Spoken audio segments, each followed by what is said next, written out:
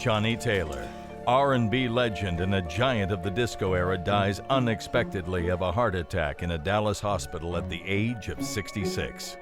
Johnny Taylor died without a will, and as such, there was no way for him to designate who would administer his estate at his death. In the wake of Taylor's death, secrets that he'd kept for over 40 years erupt. When this man ups and passes away, all of a sudden you want to come forth and say, this is my father? Old relationships are shattered. For him to do that just really shocked my world. And new evidence may turn long-held assumptions upside down. I just knew it was going to be opening Pandora's box.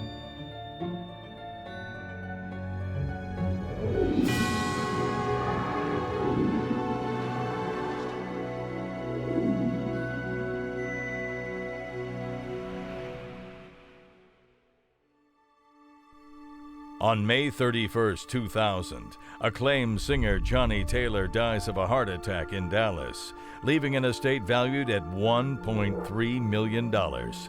Born in Arkansas in 1937, Johnny Taylor began performing in gospel groups as a teenager. His voice was so striking it caught the ear of the great Sam Cooke, and in 1957, Taylor was recruited as lead singer of the famed Soul Stirrers. His eldest son, Anthony, understands that as a black musician in that era, his father's path to stardom wasn't easy.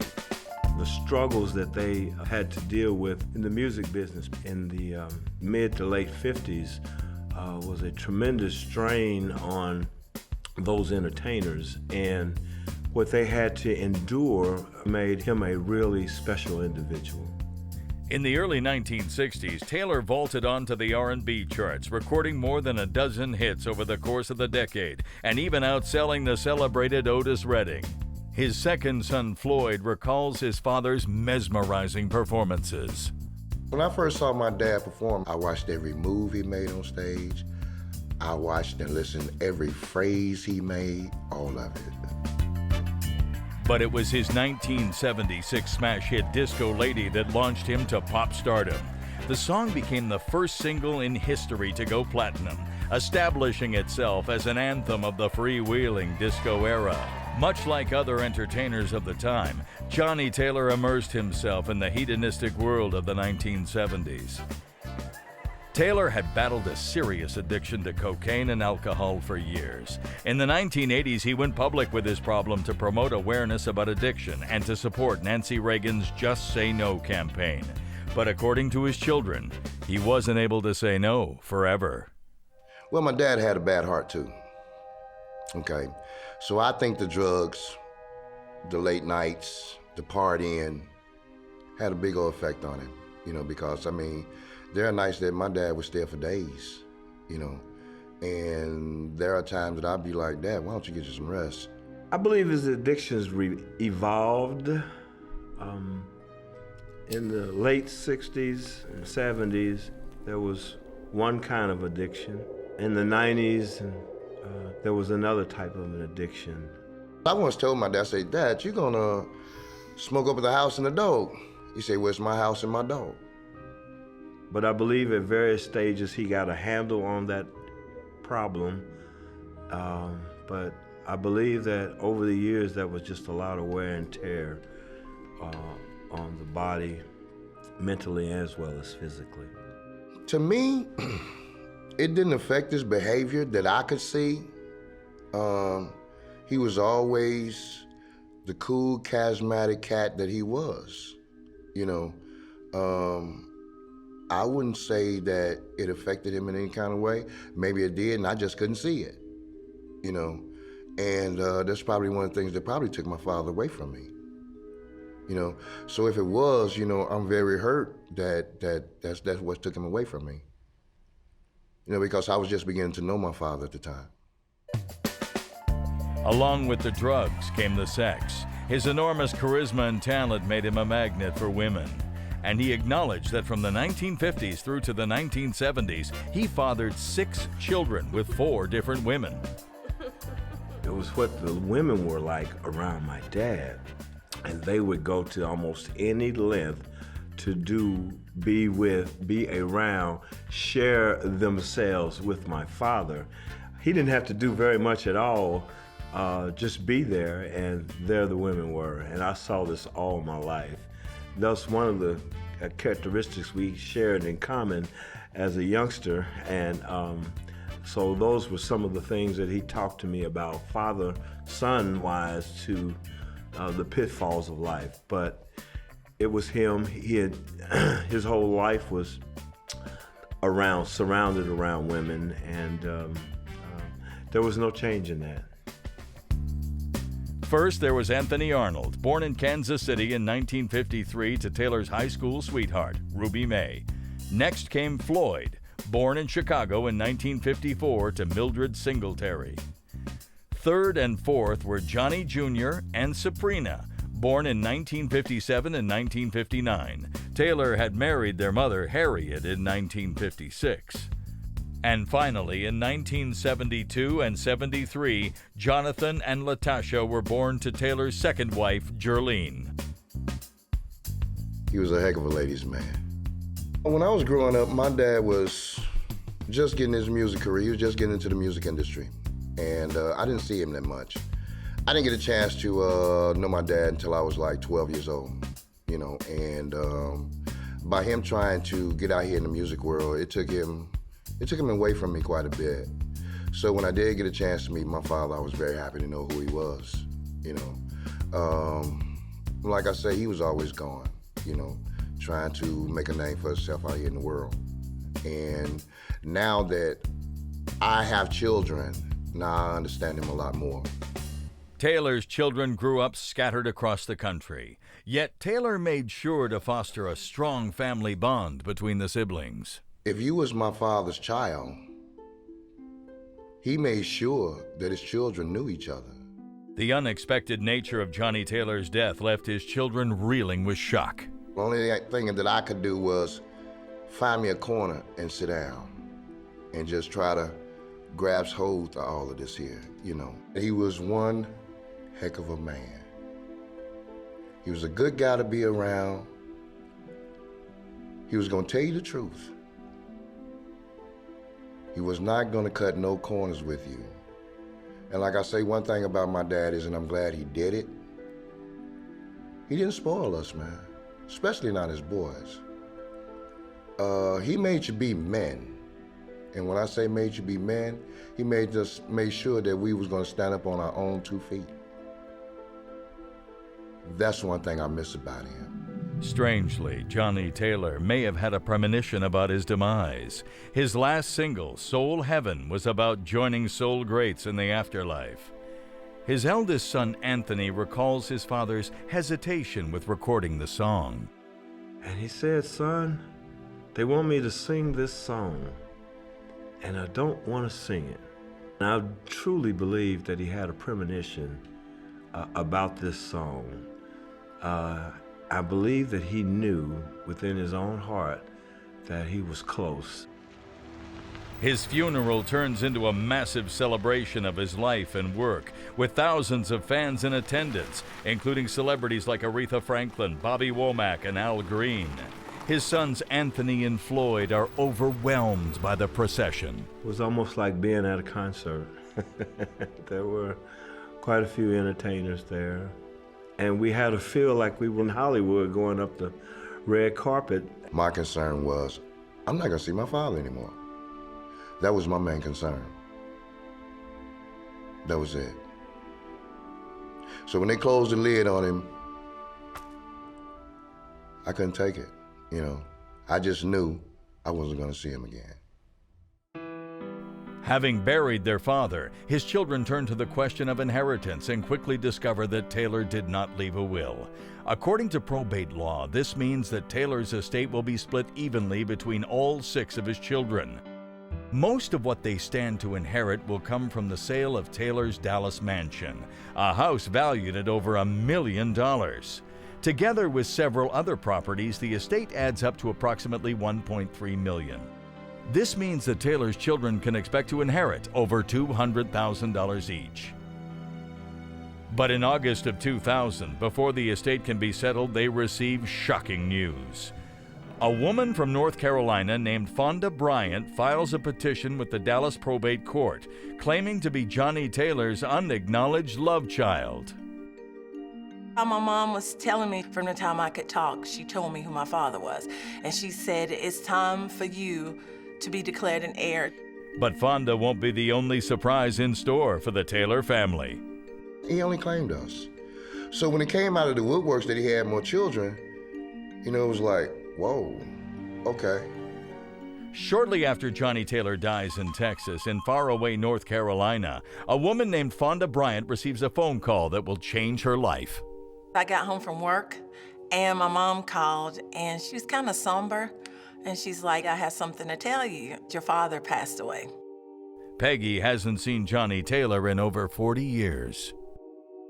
She's a lovely girl. He missed something by not knowing her. When he dies, she seizes the moment to have her daughter Fonda seek what is rightfully hers. From the time I could talk, she told me who my father was. And she said, it's time for you to be declared an heir. He never did anything for you when you were living, but maybe now you can get some funds and it'll sort of help you have closure. He was like 21 when he met my mother. So yeah, I give him a little bit of degree of being young and dumb, but you still should be responsible. Having sex and not protecting yourself. And even back then, you knew the consequences of having sex with somebody, you could get them pregnant. Therefore, you should man up and take responsibilities for your actions. He took no responsibility whatsoever. But how did Fonda's mother know the famed philosopher of soul? When she was just 14, Peggy met Johnny Taylor at a gospel show in Gastonia. At the time, he had recently joined the Soul Stirrers. He came to town. I was around 14. He was a charmer. He was handsome and fascinating. And we struck up a conversation, and I was fascinated by him. He had traveled and been places, and I loved to hear him tell the stories about the places he had been. Once, I was sitting under the tree, a mimosa tree, and he had his head in my lap, and he sang "I Love You, Porgy" to me from Porgy and Bess. But he was very kind up until the time I told him I was pregnant. And then things changed. His whole personality did a 360, and he went away. I didn't see him again for about 2 years. And I remember he said, but it only happened once. I said, don't you know that once is all it takes? I remember that. I think he wasn't around because he was just selfish. He was a nice-looking man. His career had started taking off, and that was the most important thing to him. So therefore, he didn't care about anybody but Johnny Taylor. The death of a father she never really knew brings up painful memories for Fonda from when she was 14.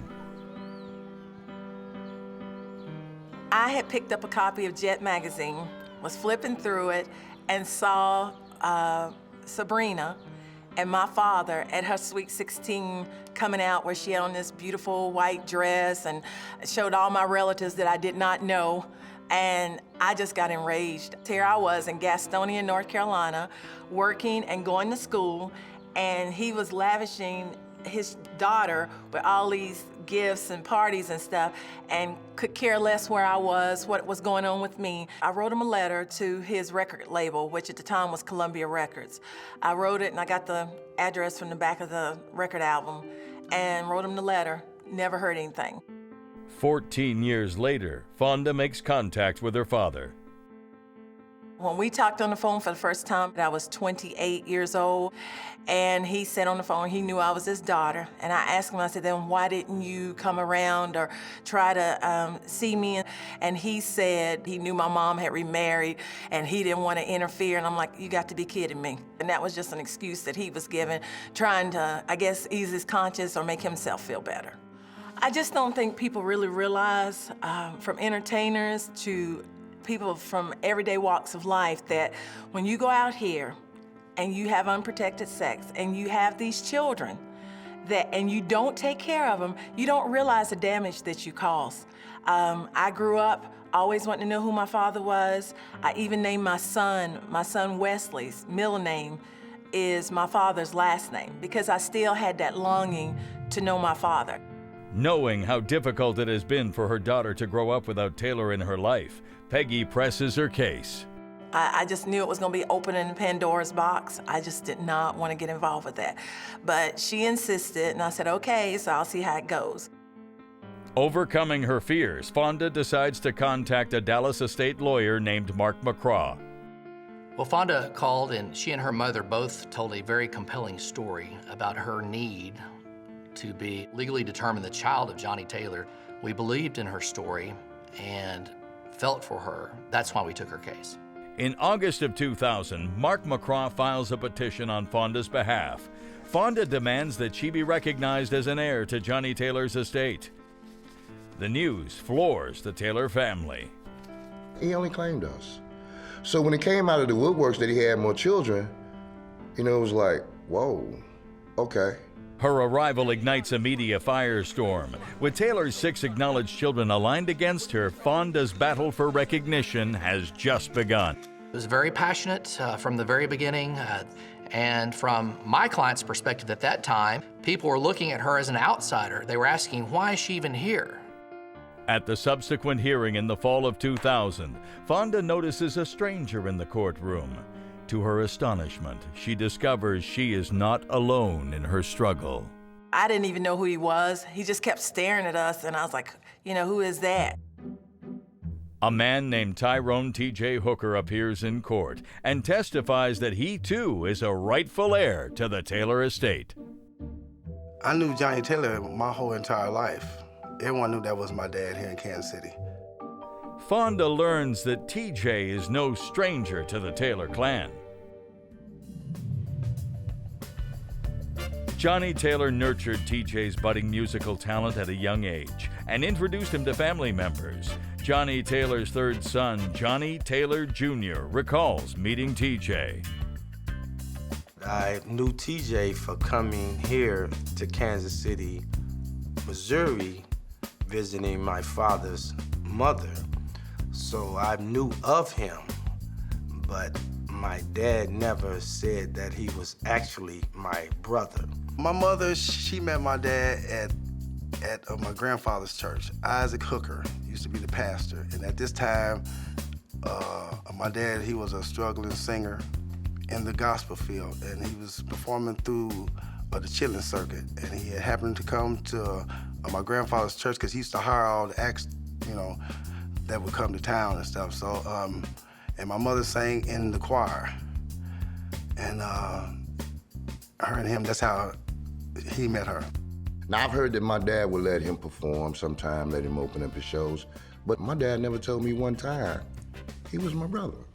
When they meet at the courthouse, an instant bond forms between Fonda and T.J. He seemed very genuine and very sweet. When I looked at T.J., I saw my father's eyes.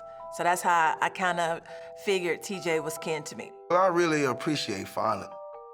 He didn't have an attorney himself, so he asked me would I be okay with Mark representing him, and I told him sure. And at the time, I didn't know about Chiffon, though. Shortly after Fonda and T.J. join forces, still another revelation throws the proceedings into disarray. A woman named Chiffon Brown comes forward with the claim that she is yet another of Johnny Taylor's secret children.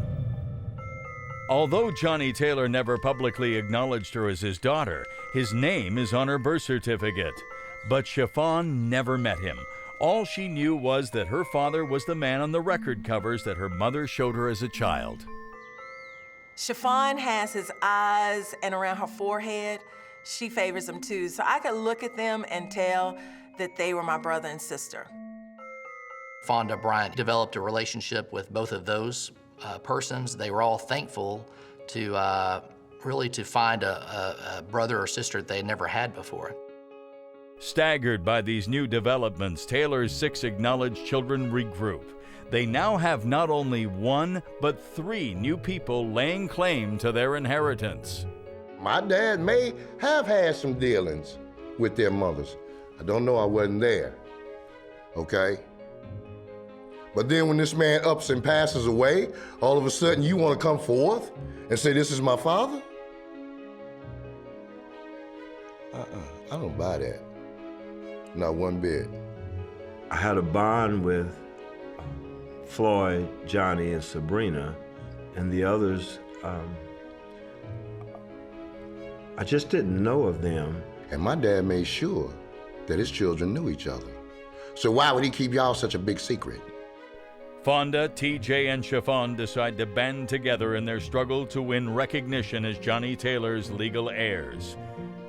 Fonda Bryant was born in North Carolina in 1961. Tyrone T.J. Hooker was born in Kansas City in 1963. That same year, Chiffon Brown was born in Louisiana. Their mothers all claim that Johnny Taylor was the father. Mark McCraw is convinced that the two new claimants are telling the truth about their extraordinary parentage. He agrees to represent TJ and Chiffon, as well as Fonda. The question is, can they prove that they truly are the secret children of the philosopher of soul? Each person told a compelling story. Each person's story was believable, but we needed concrete evidence to prove our case. We didn't have any witnesses that could come forth and say, yes, I know that 30 years ago or 20 years ago that Johnny Taylor was the father of any particular child. Although the case is challenging, the outlines are clear. It's a legal struggle between his clients Fonda, TJ, and Chiffon versus Taylor's 6 acknowledged children. But as McCraw begins his research, he discovers that there is yet another player vying for a share of Johnny Taylor's estate. Shortly prior to his death, Johnny Taylor had gotten a divorce, and that caused another complication in this matter. Johnny Taylor had married his second wife, Jerlene Taylor, in 1970, and it was Jerlene who gave birth to Taylor's 2 youngest children, Latasha and Jonathan. 26 years after their wedding, Johnny and Jerlene bitterly split in 1996. The separation was intensely hostile, and it would take another 4 years of legal wrangling to finalize their divorce in the spring of 2000. 1 month later, Taylor was dead. I saw a copy of the divorce decree. Mark sent us a copy. I have never seen a divorce that bad. My father must have really been wanting to get rid of her because he gave her anything that she wanted. In the divorce decree, Jerlene won 50% of most of Johnny's estate. That means that before Taylor's heirs can inherit the estate, it will be cut in half. Jerlene has done well for herself, but there's a hitch. By far the largest asset in Johnny Taylor's estate is his $1.2 million house. So for Jerlene to get her 50% of the estate, the house must be sold. But this can't happen until the estate has been settled, which in turn depends on the results of Fonda, TJ, and Chiffon's DNA tests. Jerlene joins forces with Taylor's eldest daughter Sabrina to try to gain control of the estate before it's too late. She was trying to do everything to get her share and her children's share, and she could care less about the rest of the heirs. And that's something the other heirs should have seen, even the ones that I didn't get along with. They should have seen that Jerlene was only interested in Jerlene and her children. Jerlene and Sabrina insist that since Johnny Taylor never publicly acknowledged Fonda, TJ, or Chiffon, they have no right to his estate. For some reason, I think that Sabrina, she never has liked me and she never has acknowledged me as a part of the Taylor family. I don't know why, but, she just won't. And to this day, she still badmouths me. TJ's relationship to the Taylor family has been complicated and uncertain from the start. Unlike his other siblings, Anthony Arnold has had a long-standing relationship with TJ. When Anthony was 22 and TJ was 12, they became friends after TJ's mother introduced Anthony as his father's son. And I met him through his mother, and who I was quite fond of, his mom. I just sort of accepted him at that point. Over the years, they developed a close bond, but the rest of Taylor's children will remain skeptical of TJ. They weren't around him because they lived in Chicago, and the communication lines were open between myself and my siblings, but not with TJ. They just did not warm up to him. Sabrina will meet TJ for the first time in 1967. She immediately rejects him as a member of her family. At my grandmother's funeral, we all came together because she had passed away. And we were on the porch, and a young lady said, "Sabrina, there goes your brother." And she said, "That's not my brother." Because Johnny Taylor never officially recognizes TJ as his son, TJ's identity remains in limbo. He is known to the family, but they see him as an outsider. And Sabrina's initial hostility towards TJ will not change over the years. Only Anthony will maintain a friendship with TJ. Well, when Dad died, and we all showed up at the hotel where everyone was staying, when we knocked on the door and she opened up the door, the first thing she said was, "Why did you bring him?"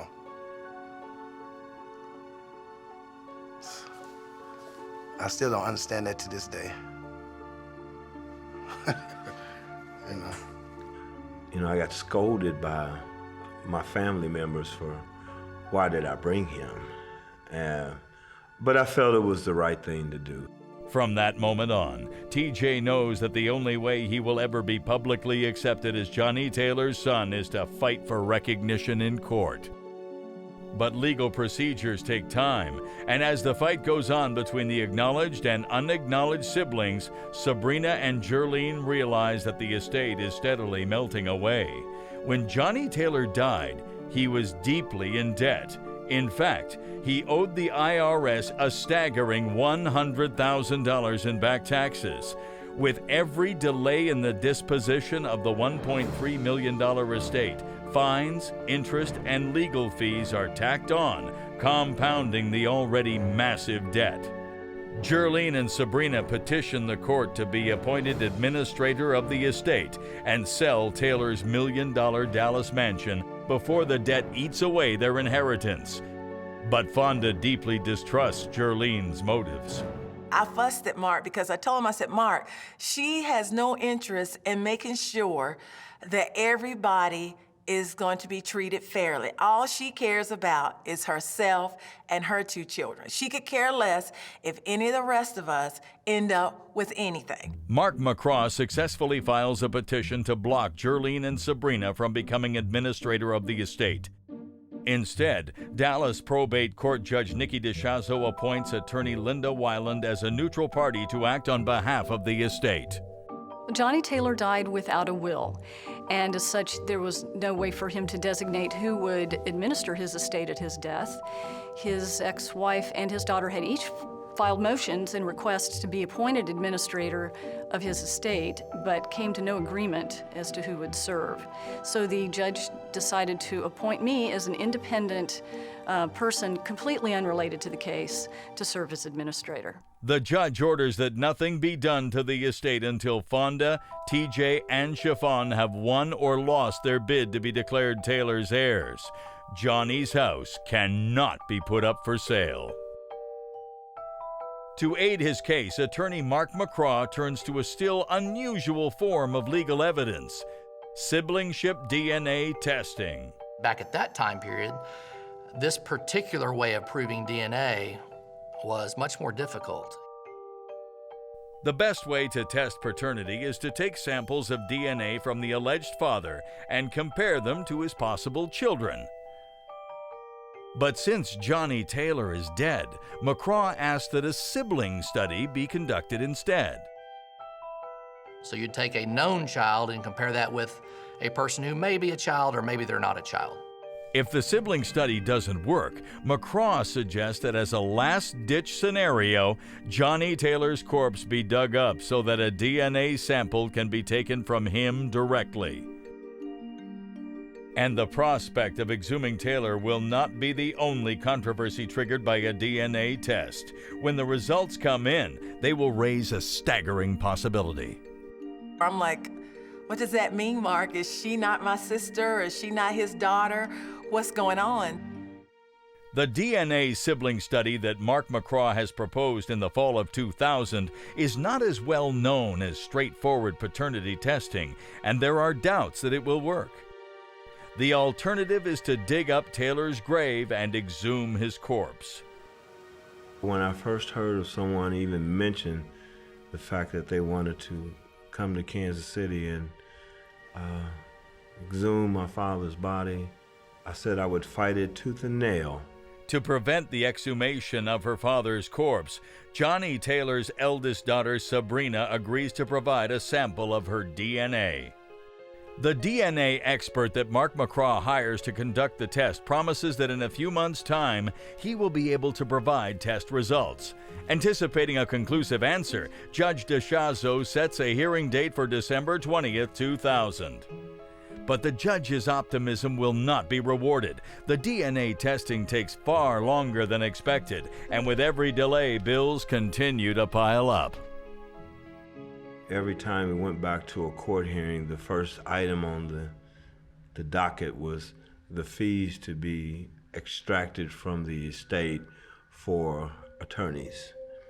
And that was very much an irritant to me. Anthony's anger is shared by his younger brother, Floyd.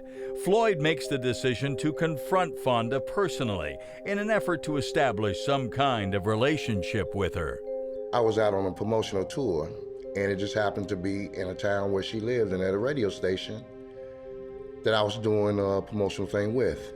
And I worked for the radio station, the front door at a club in Charlotte on Thursday nights. So I get to the club and he comes in and performs. He came over to me and started bothering me and said, "We need to go outside and talk." And I told myself, "I'm not going anywhere with you. I'm not going anywhere with you, and this is not the place to talk." So I walked over to her and asked, I said, "Hey, can we talk?" She says, "I'm working." I said, "Well, I can handle that." So I goes over and I talk to her boss, and he say, "Hey, that's no problem. Yeah, you can talk to her." And he just kept, trying to get me to go outside, and I told him no, and he just kept getting madder and madder. Meanwhile, something tells me to turn around, and I can see her waving her hands like this here. No. What do you have to hide? What do you have to hide? If you are my sister, then you need to step up to the plate. I could tell from his demeanor, it wouldn't be a good idea to go outside. You don't know how people will react or what they might do. So I was not putting myself maybe in harm's way. If she walked in this room right now, I would get up out of this chair and walk right out. Because I reached out to you. And for you to throw my reach out back into my face like that, I'm gonna be bothered with you. And as the bad blood between the two sides increases, the results of the DNA test continue to be delayed. A frustrated Jerlene demands that the DNA evidence be excluded from the proceeding. She insists that the estate be released so that she can sell Taylor's mansion and pay the massive debt that is piling higher every day. Linda Weiland, the third-party administrator, is sympathetic. There were not enough liquid assets in the estate to pay all the creditors, so it was necessary to sell property. And when Johnnie Taylor's house sells, it's his ex-wife, Jerlene, who will be the real estate agent. I was really upset because not only was she gonna get 50% now of the house that we sold, she was still living there on top of that. Jerlene Taylor was a licensed realtor, and the divorce decree gave her the authority to be that listing realtor for the sale of the property. I was livid because people were coming by, supposedly interested in the house. How did we know what they were offering with her staying there? Mark McCraw petitions Judge DeShazo to block the sale of the house until the DNA test results are in. And because of the delay, he asks for a continuance of the trial. Judge DeShazo agrees. Nothing can be done with the estate until the court decides whether or not Fonda, TJ, and Chiffon are truly Johnnie Taylor's children. Waiting on the DNA results, I was very comfortable because I knew who my father was. The way that they were fighting me and saying bad things about me and everything, I started to get some doubts. Finally, in January of 2001, 4 months after the DNA samples were first taken, the results are available. But there's a huge problem. For some reason, we weren't able to get a good test result from them. The laboratory that conducted the test detected what it called a mutation in the DNA of one of the samples, but they refused to say to whom the sample belonged. They asked for new samples to be taken, but explicitly do not ask for another sample from Sabrina. If her DNA is not matching my DNA and we have different mothers, but we have the same father, that left me thinking, well, maybe, hey, is she really his daughter? How would she know? She wasn't never there. How would she know? Oh, I know Sabrina's my sister, and she's Johnny Taylor's daughter. I know that. No question at all. We never even considered those that grew up together. One of Taylor's best-known singles includes the lyrics, "Who's making love to your old lady while you were out making love?" Was Taylor singing about his own life when he recorded this? Who's making love to your old lady while you're out making love? Oh, my. When Sabrina was not asked to give a resample, it's really unclear what that means. When a mutation is detected in a sample, it means that at least one part of the DNA is different from the sample that it's being tested against. Experts call the test inconclusive. It means that paternity has neither been proven nor disproven. Is this some truth in it? The DNA is DNA, and I'm gonna leave that alone. It was a very confusing, because here you thought automatically those DNA were gonna come back matching. And when they didn't, it just left more doubt, more confusion, and more heartache. There will be yet another interminable delay before the estate battle can be resolved. With the first DNA test, I was upset, I was confused, and then I thought, okay, are we gonna throw in the towel, Mark? What are we gonna do? I think the court should have went on and exhumed my father's body and pinched a little of his skin off or whatever they do and did it that way. Because, I mean, that's the main horse right there. The probate court in Dallas ruled out the option of exhuming the body because the body was buried in a different state. New samples must now be taken from Jerlene's children, Latasha and Jonathan, and compared to the DNA of Fonda, TJ, and Chiffon. The estate battle has already dragged on for nearly a year when Judge DeShazo sets a new date for a hearing with no idea of the consequences of her decision. September 11th, I will never forget it. Then the shocking news of a terrorist attack arrives in Dallas. Me and Anthony was together, and I got a call. And one of my girlfriends at the time said, "Do you have your TV on?" And I said, "No, what's wrong?" She said, "I can't explain it, you need to cut your TV on." We were outside the courtroom, and we were called in one by one to testify. And the bailiff came in and said something. I remember hearing something about a plane having some type of problem. I'm like, what is happening? And I had just got off a plane too, man. I'm like, oh my God. That will always stick in my heart because me and my brother were together that day. And I think that will keep me and him together always. They were standing around, and everybody was standing around, and they locked the doors. Every federal building was under heavy guard. The security was very tight. Security people running around everywhere with rifles and pistols almost in the ready position. Nobody understood what was happening. I'm like, man, this can't be happening. It can't be happening. In the United States? Amid the panic that quickly sweeps the nation, Judge DeShazo has to make a choice. Either go ahead despite the uncertainty of national security or postpone an already painstakingly scheduled hearing. Right after that, we were called into the courtroom, and the judge said, well, in lieu of what has happened in New York, we may not be able to have the hearing today. I said, oh my goodness.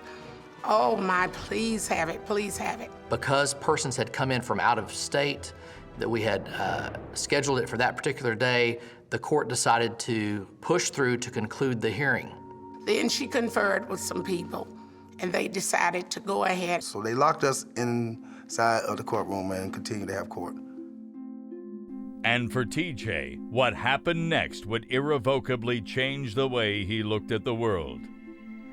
Anthony Arnold, Johnny Taylor's eldest acknowledged child, takes the stand and his testimony shocks TJ. He said that Johnny Taylor never told him that I was his son. He put his hand on the Bible. So I was shocked, and to be honest with you, that's the only thing that really hurt me out of this whole trial. I gave the court the answer that I felt was proper. I wasn't there. I have no way of knowing. Did my father accept or reject him? I was about to fall out because I had rolled down there with him, 8 hours in the car. He thought that I should have just stood up and unequivocally announced him as my father's child. Maybe I should have, I don't know, but. And then he gets to trial and gets with these people, and now he don't know me. I'd say he was bitter. Anthony was my brother. He was the link to the Taylors to me, and he was the only one that I felt comfortable being around. And for him to do that just really shocked my world. We barely acknowledged one another in the courtroom. Did I hear him call him son, as he did others? No. Well, Johnny Taylor never told me that you was his son either. But Anthony Arnold doesn't have to prove anything, nor do any of Johnny Taylor's acknowledged children. As for the mysterious results of Sabrina's DNA test, it was never brought up in court. Mark never brought it up because by law, even if you're born of the marriage but you're not that person's child, you're still considered that person's child by law. So either way, she still is an heir, even though she might not be his daughter. But for Fonda, TJ, and Chiffon, the only way to be declared heirs to Johnny Taylor's estate is to present conclusive DNA evidence. This turns out to be more difficult than Mark McCraw's clients expected. To Fonda's dismay, Judge DeShazo decides not to read the DNA evidence in court. And I'm like, you could end it right now by opening this envelope and saying, hey, here's the results of the DNA test. But I kind of think that she didn't want to open it because all of us were in there. Instead, apparently feeling that the timing is not right for the revelations contained in the envelope, Judge DeShazo brings the hearing to a close and announces that the ruling will be sent by mail. I don't know if it was because September 11th, it was because what had happened, or she just didn't feel like it was a good idea at the time because we were all in the courtroom. I was angry because I'm like, we've already gone through this ugly 2-year court battle. I guess she was maybe worried about how people were going to react if somebody might have got into it with somebody. Courts sometimes don't allow evidence in at different times of a proceeding, and in this particular matter, it took a while before the judge let the DNA evidence in. In fact, the court will end up taking a very long while to consider the DNA evidence.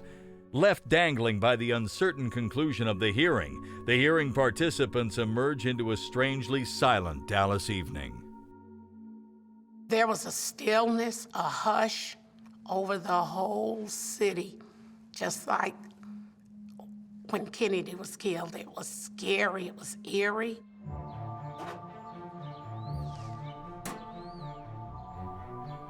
Finally, more than a year later, on October 9, 2002, Judge DeShazo issues a judgment declaring heirship. It was kind of shocking. The results put the matter beyond dispute. Fonda, TJ, and Chiffon really are the children of the legendary philosopher of soul. I felt vindicated. I felt very proud. I was very proud of my mother. I don't think she knows that. But I was very proud of my mother because she was the one who pushed me to fight. Yes, the result of the DNA testing was 99.9999% sure that TJ Hooker, Chiffon Taylor Brown, and Fonda Bryant are the children of Johnny Taylor. DNA does not lie. And we won. Ain't that nice? I felt so exalted when she was declared an heir. People always ask me, how did my mom meet my father? Because they think okay, he was famous, there was no way my mom could have met him in little old Gastonia. And I am so happy she wanted wasn't really even about the money. It was for her to know for once and for all he was her dad. It pulls at your heartstrings to think that a child would not know who his own father was or who her own father was. Mother, I am very proud of you for pushing me to do what was right. Sometimes the courts may make a wrong decision. Thankfully, in this particular case, our court made the right decision. For the courts to give us 2 more sisters and another brother, I thought was very crummy. If my father didn't say they was his children, then why should the courts give them to us? I don't think that was right. I don't think that was right at all. They did what they had to do. I would imagine if I saw one of them today that I would embrace them. Judge DeShazo rules that Fonda, TJ, and Chiffon are legal heirs to Johnny Taylor's estate. In the end, Johnny Taylor's house, originally valued at $1.2 million, ends up in Jerlene's hands after she buys out the half owned by Taylor's children.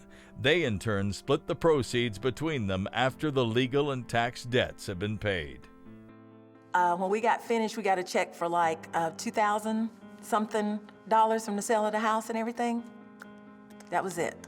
Unfortunately, the majority of the estate went to payment of creditors, including the IRS.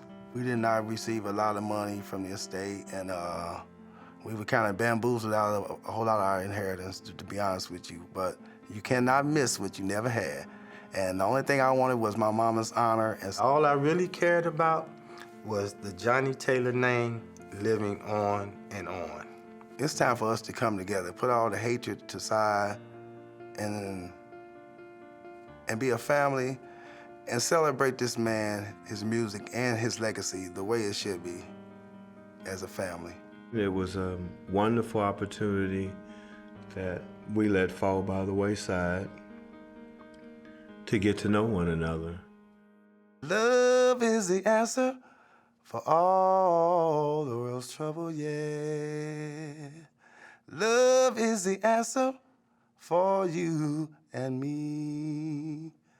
How we treat our families can be so mean. But just you remember when you had lost your way. Love was the answer. That's why you're here today. That's it.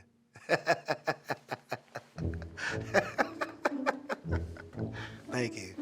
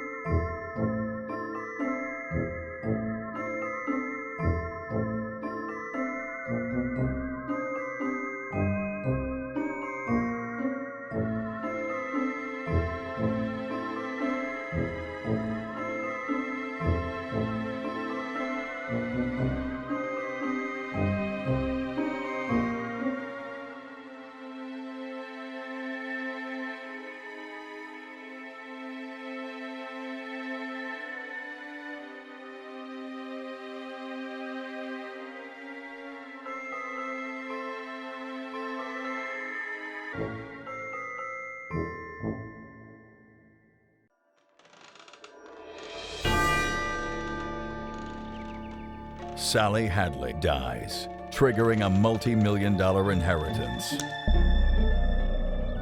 We were talking about a considerable fortune, considerable wealth here. A battle over words written a lifetime ago. He used words that expressly meant biological descendants. When it's money falling out of the sky into your lap. You just shut up and be happy. And a conflict that threatens to tear a family apart. My mother could have taken advantage of this money. It made me upset. It made me want to cry.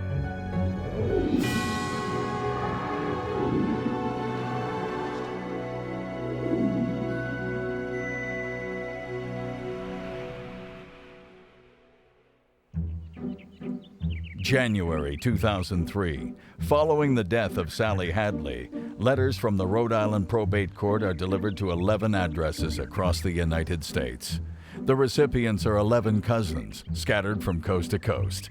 In Seattle, Washington, Suzanne Bayer is surprised to hear that she might inherit some money from a long-dead great-uncle, Art Hadley. It was actually quite a big package, and I opened it and read. First sentence, it said, "You have been determined to be an heir at law of Art Hadley." And I thought, oh my gosh, and I think at that point I called upstairs to my husband Don saying, "We're gonna be rich." Suzanne's cousin Wilma in Wisconsin also learns of the potential windfall. When I first found out that we were possible heirs to this inheritance, the first thought is like, what? I can't believe this, that there's this possibility of this money there that you just didn't even know anything about. Wilma's sister Wendy Gay receives the news in western Colorado. Good fortune like that doesn't fall upon me. You know, it's like a world of make-believe. You just don't believe that this could be true. Just something falling out of the sky into your lap. Art Hadley is now the name on everybody's lips. Pastor Ronald Gay, Wendy and Wilma's brother, heard stories about his great-uncle's accomplishments. I had some awareness of him, that he was an inventor. I had some knowledge of our family history, you know. Some of the specifics I didn't, but I knew who he was. And I knew that there was a lot of money there. I didn't know how much, but I knew it was a lot. Art was inventive and entrepreneurial, and Rhode Island was the perfect place to put his talents to good use and make some money. At that time, Providence was the United States capital of the jewelry world. He was very fortunate. He became a tool maker, and after that he started his own jewelry manufacturing company in Providence called Hadley Jewelry Company, and that was in 1905. When my mom died in 1982, I reached into her jewelry box and I pulled out an expansion bracelet, and it was gold and it was very simple and it really suited my jewelry taste. And my dad just happened to say, "You know, Suze, your great uncle Artie invented that."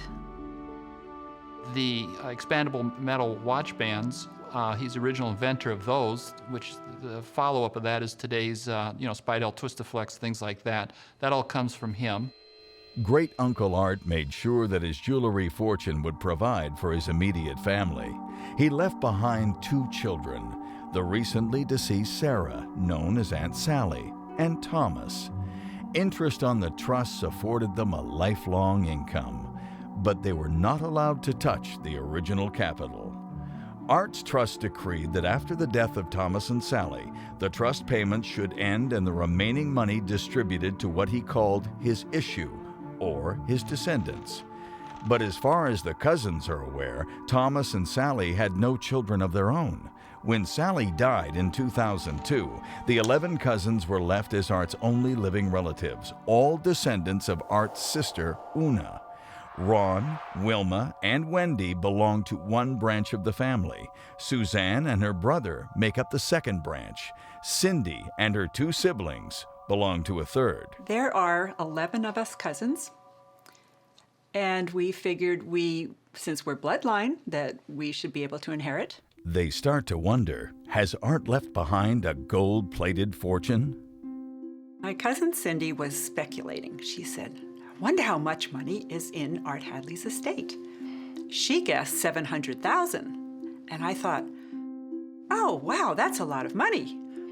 But when we hung up the phone that day, I thought, oh, no way, it's not $700,000. It's a lot more that we're talking about. But it's not long before another letter puts a damper on their enthusiasm. And about a month later, we got a letter that said, it is unlikely that you will be inheriting.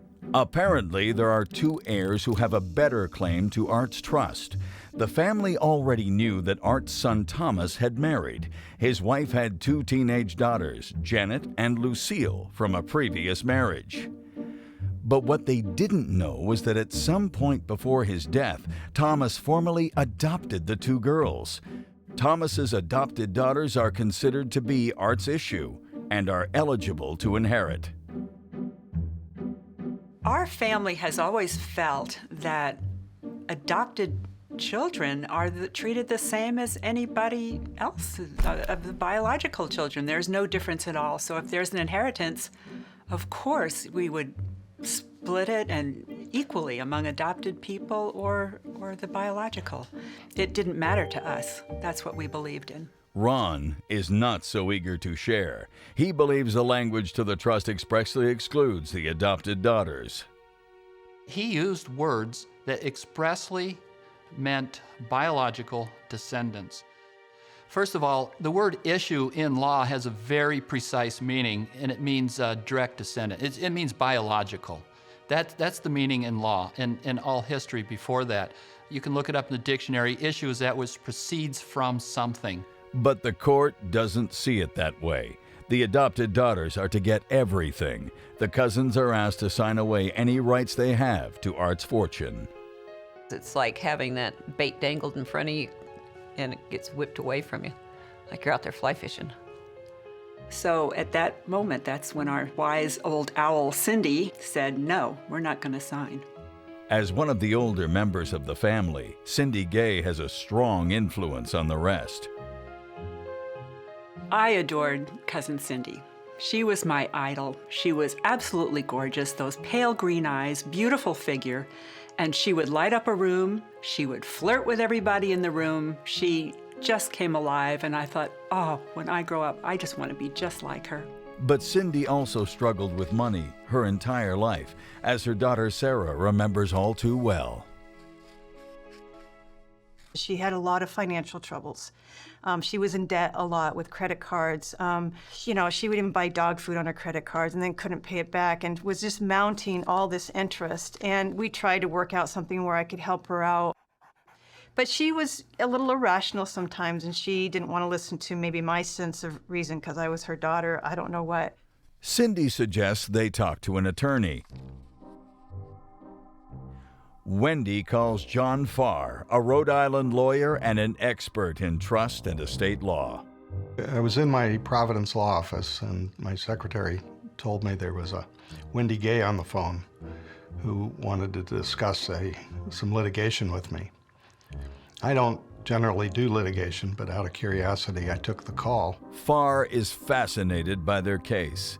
Buried within the report from the court official are more details about Thomas's adopted daughters. He comes across one crucial factor: their age.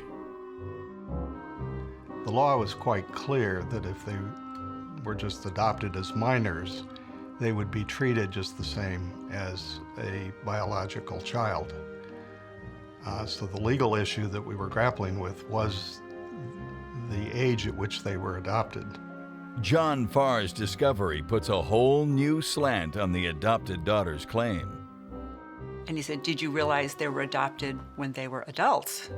You've got to be kidding me. I had no idea that was happening. Tommy had been married for 13 years when he adopted the girls. By that time, they were in their 30s and already had families of their own. Why adopt adult women? That doesn't make sense to me. For the cousins, the adoptees' entitlement to Art's fortune is dubious. I don't think they should have been entitled to anything. If they were adopted when they were children, that would have been a whole different story. There's no way, this doesn't seem right, that they should be able to inherit this money when they have nothing to do with the Hadleys. Like, do they have all the photographs I have? Do they have heirlooms? Do they even care? It's not even their bloodline. The biggest thing is they were adopted so late in their lives versus all of us who grew up in the family. To come back as an adult and be adopted as a child, it's really a stretch. typically adult adoptions only occur where there's a lot of money. Their suspicion only increases when they find out the value of Art's inheritance. Considerable fortune, considerable wealth here. The cousins believe they deserve a share. We were all in agreement, all 11 of us wanted to fight for this because we were indeed the bloodline of Art Hadley. Their lawyer, John Farr, informs the cousins that the trust is worth an incredible $7 million. I think nobody could believe that, because how could somebody during the Depression make that kind of money?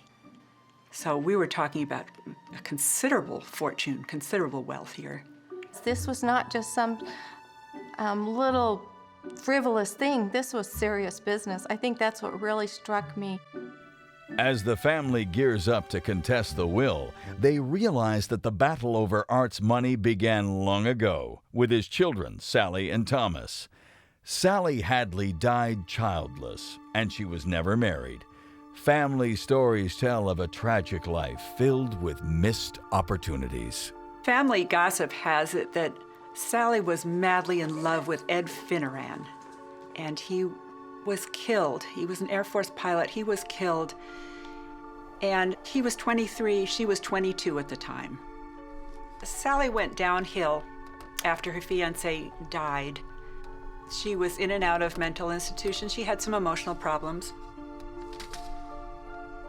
She has a great smile, a great smile. You can tell, you can kind of see the fire in her eyes. There's very beautiful woman, very beautiful woman. It's kind of sad what's happened to her, actually. Of all the cousins, only Cindy kept in touch with Aunt Sally and witnessed her slow decline.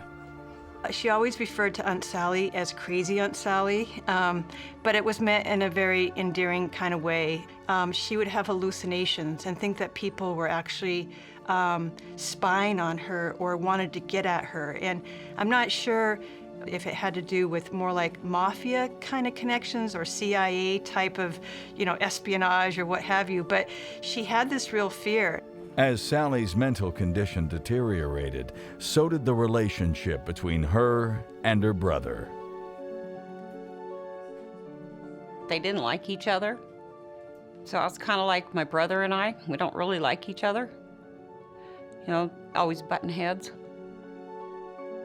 Sally was a very generous person. She was kind and she was sweet.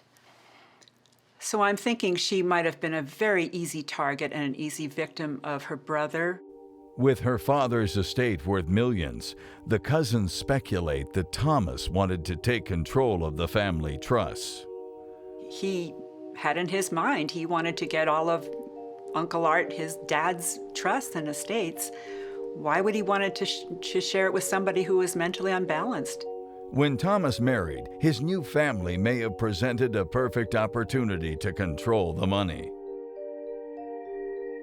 I think Tommy adopted the two girls because I think he wanted to keep all of his side of Art's fortune with his family, the two girls. Would there have been an adoption if there had been no trust to inherit? I seriously doubt so. There seemed to be absolutely no rationale for that adoption other than to try to make them heirs at law of Art Hadley. The negative feelings between Thomas and Sally were mutual. She goes to great lengths to make sure he will not inherit from her personal estate. Let me just read the 7th point. It is intentional and not the result of mistake or negligence that I have omitted any provision for the benefit of my brother, Thomas P. Hadley. He was, quote, a badass brother. So obviously there was problems with their relationship. But Sally did not have much money of her own. The real wealth is locked away in her father's trust. The cousins are resolved to fight for a share of this $7 million inheritance. But brother and sister Ron and Wilma are reluctant to join the rest. There was this big push to, gotta hurry up and do something. But my brother Ron would just say, study the issue out and get to know the facts, but nothing has to be done right now. This is just a notice. Each one of us should read the trust for ourselves, come to our own opinion, read the laws of Rhode Island for ourselves, and come up with an overall strategy. He would encourage me to read this stuff, get educated, to read the trust. Every time you read something, your understanding grows more and more. Attorney John Farr is willing to take this case on a contingency basis. If he succeeds, he will receive 30% of the cousin's inheritance. And I got to think, that's just way too much. You know, nobody's worth that much money. At that point, decided I would go it alone. And it wasn't an act of disrespect or anything like that. It was a very carefully thought out decision. I knew it was the right choice for me to go alone. It's just as well. John Farr believes they would be more trouble than they're worth. One of my conditions is that I would take on the rest of the family, but I would not represent Ron and Wilma. He told me the first time that he had spoke to Ron, he didn't want him on as a client, and I said, personally, I can't say as I blame you, because I wouldn't want to. I just sensed that he was not going to be willing to take my advice. I sensed that eventually down the line there would be a conflict between Ron and Wilma on the one hand and the other family members. John Farr turns to the task at hand, winning an inheritance for his other 9 clients. The 2 adopted daughters have hired Rhode Island attorney John Harpootchian to represent them. On their first meeting, Harpootchian insists that the 2 women are Art's legitimate heirs. I asked him whether he was interested in discussing some sort of settlement of the case. And he made it clear that he emphatically was not interested and that there was no reason to discuss giving up anything that he expected his clients to inherit. It was a very brief conversation. Harpootchian's confidence comes from a previous Supreme Court decision in Rhode Island. They made it clear that adopted children should be treated exactly the same as biological children. Farr is not optimistic about his client's chances. I felt they would lose the case, but I also felt they shouldn't lose the case. That the law that the Supreme Court had imposed in this area was just wrong. But the circumstances of the 2 cases were different. In the first, an elderly woman had made a choice to adopt an adult man. In the Hadley case, Art Hadley did not make a choice to adopt 2 granddaughters. He was long dead at the time of the adoption. And a long-standing law in Rhode Island prevents adult adoptees from inheriting from a trust when the trust maker has already died before the adoption takes place. They carved out an exception which was critical to this case. Under his will, these 2 adult adopted daughters were absolutely forbidden from taking. You have to follow it just word by word, comma by comma. But I could see quite quickly that these people completely fulfilled every categorical exclusion by the law from being heirs. John Farr believes that to win the case, the Supreme Court will have to reverse their own decision, something that almost never happens. So Farr has to persuade the court that the Hadley case concerns a different issue, the potential for abuse of the system when adults are adopted. So my pitch to the Supreme Court was that you haven't decided this yet. And it turned out to be pivotal. It changed the whole case. I had this clear sense that I wasn't really representing my 9 clients, that my client was Art Hadley, and that I was arguing for his position of how he wanted this case to be resolved. Farr decides to write a fantasy brief with fictional court cases as examples, showing the dangers of adult adoption. And one of the cases I made up was that the Supreme Court of the state of X had permitted a son to adopt his wife as a child and thereby inherit from his father. Farr's long nights in the library pay off. He finds dozens of cases from other states that clearly show that adult adoption can be used to manipulate an inheritance. I began getting into this research and immediately found a case in Kentucky where a man had adopted his wife as his daughter to inherit from his father. I decided to embark on a 50-state survey to find out every single case in the country that had dealt with this issue. The overwhelming majority of the courts in those states had decided the issue in favor of my clients. Farr sends his brief to the opposition lawyer and hopes his theory of the case will make them think twice. I have to assume that he did change his mind and change it quite dramatically.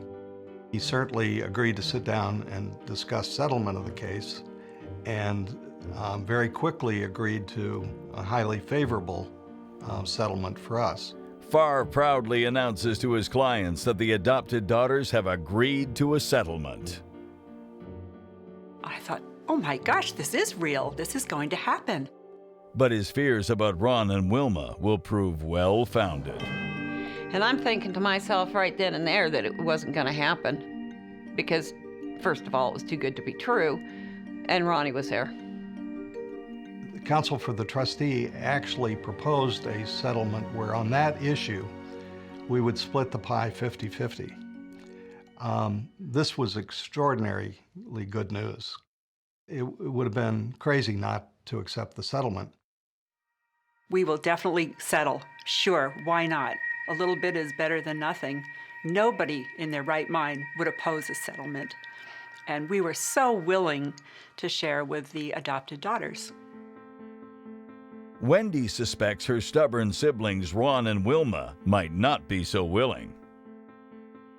There was the but. He didn't know if Ronnie and Wilma would accept it. And I'm thinking to myself right then and there that it wasn't going to happen. David Strackman, who represented Ron and Wilma, was very quiet.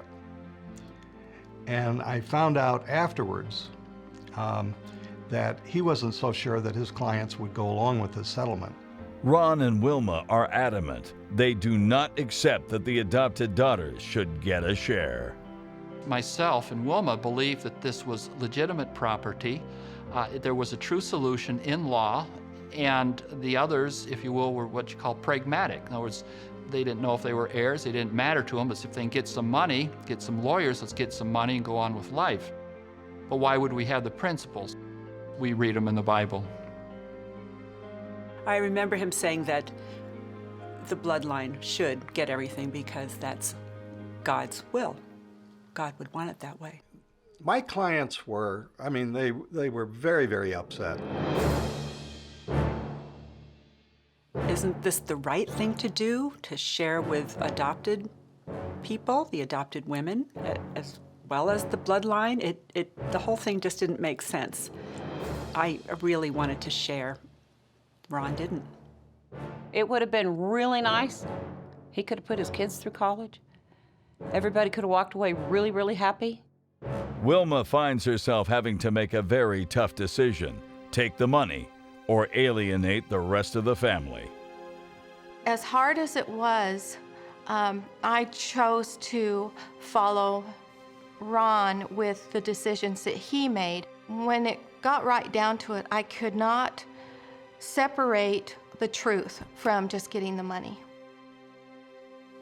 Wilma was somebody that was hard to figure out, and I never could really come to a conclusion whether she was blindly following her brother or whether she was genuinely convinced of the rightness of their position and she was holding out for that reason. I don't know why Wilma chose to follow the way that she does, because she doesn't strike me as a greedy person at all. But she still does what Ronnie says. Of course, that was through our whole childhood, too. Whatever Ronnie said, Wilma did. He would yell, "Hey, slave," or "Hey, hound dog," and Wilma'd be right there. He'd tell her to go do something, she'd go do it. And, she's a loyal follower of Ronnie.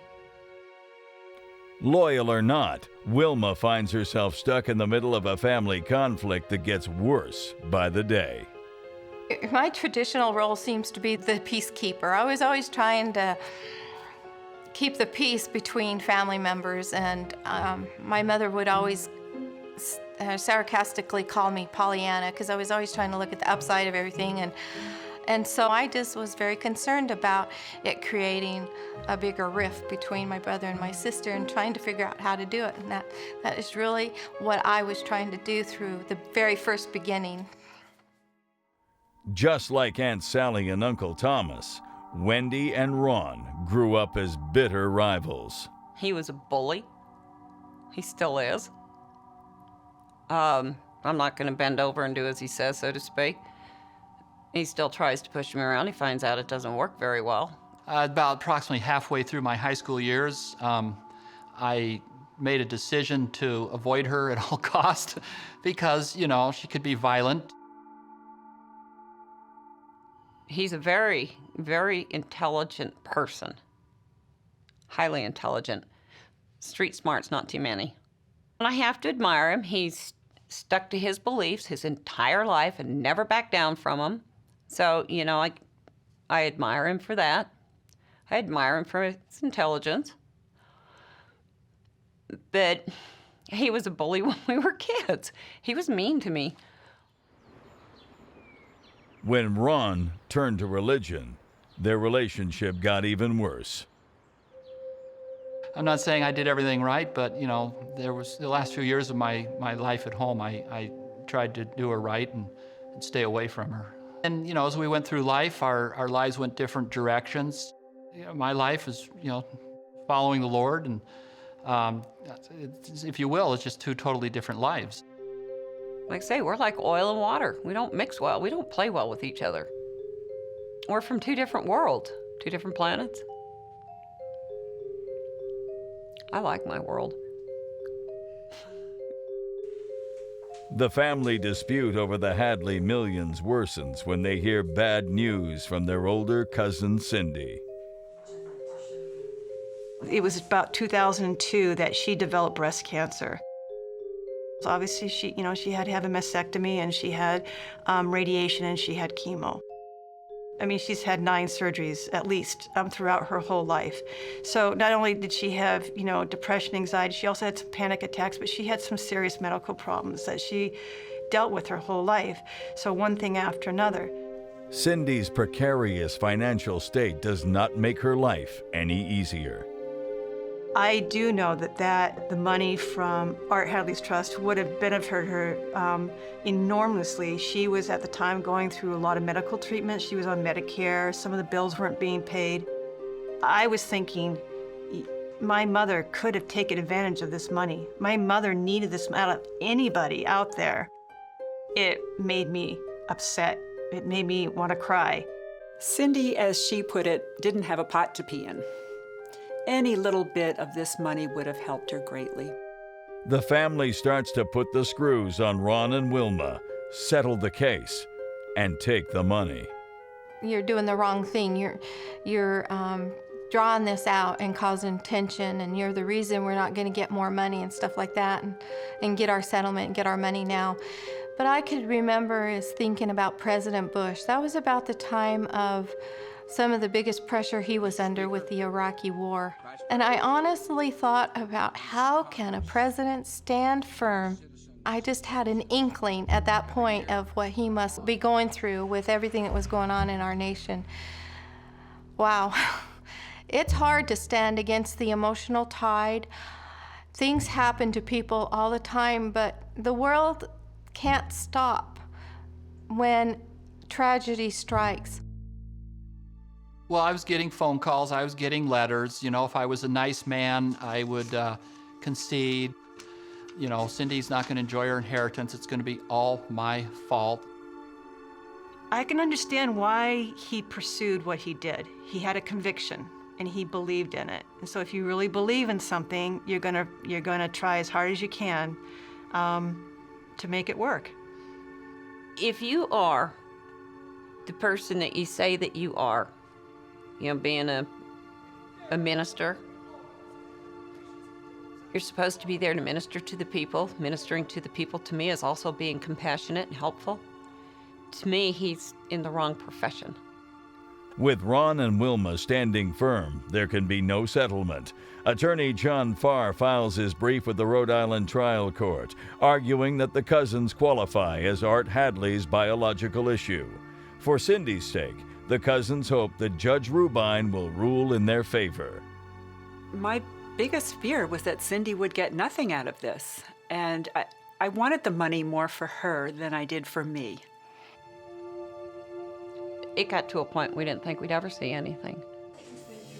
Now, all of the family's hopes are in the hands of the court as they wait for a decision. In March 2005, attorney John Farr hears the decision. I sent them all an email, and up in the subject it said bad news. Judge Rubine rules in favor of the two adopted daughters. He says they should be treated exactly the same as biological children and inherit the entire fortune. When the girls won the case, I figured, well, okay, that was fun, that's over. But Farr knows that the real test is yet to come. I announced to them that the judge had ruled against them, but I also said that doesn't matter. It would have been nice, but we all knew, all of the counsel involved in this case knew, that this case would ultimately be decided by the Rhode Island Supreme Court. Meanwhile, the value of the trust is diminishing as the vultures start to circle. The money just kept dwindling year after year after year. And it wasn't just because of Ron and Wilma, it was because the trustees took money. And there were some incredible charges per hour. I don't want to quote what it is, but it's more than a couple $1,000s, let's put it that way, per hour. I have a feeling that if that was all probed, it's very possible that some inappropriate behavior might be uncovered. The case goes to appeal, but before the justices at the Rhode Island Supreme Court could hear the case, they insist on another attempt at mediation. John Farr hopes the mediator, Justice Weisberger, will persuade Ron and Wilma to settle. I felt that if they saw that this was a well-thought-out resolution, that it had the backing of a judge, that would change their mind. Ron is frustrated at the lack of progress. He fires his lawyer and decides to represent himself. It became, if you will, an understanding in my heart that I would like to represent myself. I felt that I should. But too many people just sign everything over to the lawyers, and they put their name on a piece of paper, and when the money comes in, then they're happy, and that's all they know about their cases. Wilma is left with no lawyer and little time for preparation. And my brother had already been studying all this stuff and already been doing a lot of writing and working. That's his personality. So he was prepared for what was coming, but I was totally unprepared for what was going to come. It was kind of hard to see Wilma get thrown to the fray, but sometimes we have to make the choice we know is right for us. To Wilma's credit, she got tromped initially, but she rose to the occasion. Attorney John Farr is impressed by their performance. They were extremely bright, courteous. They asked very astute questions, and it wasn't very far into the case that I thought these two would make great lawyers. It was a little bit intimidating, but in what I had going for me is I knew my issue. But the cousins are still at a stalemate. Ron is not moving an inch. His sister Wilma tries to change his mind. And I kept asking him, I said, Ronnie, if it's money that's falling out of the sky into your lap. This is how the phone conversations were. I had to go into the bedroom and in the closet so that John wouldn't overhear the conversations because it made him mad. One of the greatest griefs of me in this whole thing is I was not able to sit down and rationally talk with any of my family. This is what I believe, this is why I believe it, because the very minute I tried to explain to them what I saw in it, the conversation was basically over. I'm very good at hanging up on people. It works well. During this course of time, I honestly couldn't really talk to her because I was not able to deal with the conflicts that we had. It was just a little too volatile, so I would avoid it. I like to avoid conflict. But even then, there were times I just had to listen to her, and then I'd get off the phone and I would just cry because I was so torn between what I was doing and what they wanted me to do. They tried everything. If I was a good Christian, I would do what they wanted. If I was a nice man, I would do what they wanted. If I had any brains, I would listen to the lawyers, and a lot of, implications that I'm, some kind of a bizarre moron. It's just floating out there in space, and I got it all, yeah. I say he's a very smart man. But some things just don't balance out right in his eyes. As John Farr prepares to take the case to the Supreme Court, Cindy receives some bad news. Scans have revealed a large tumor on her spine.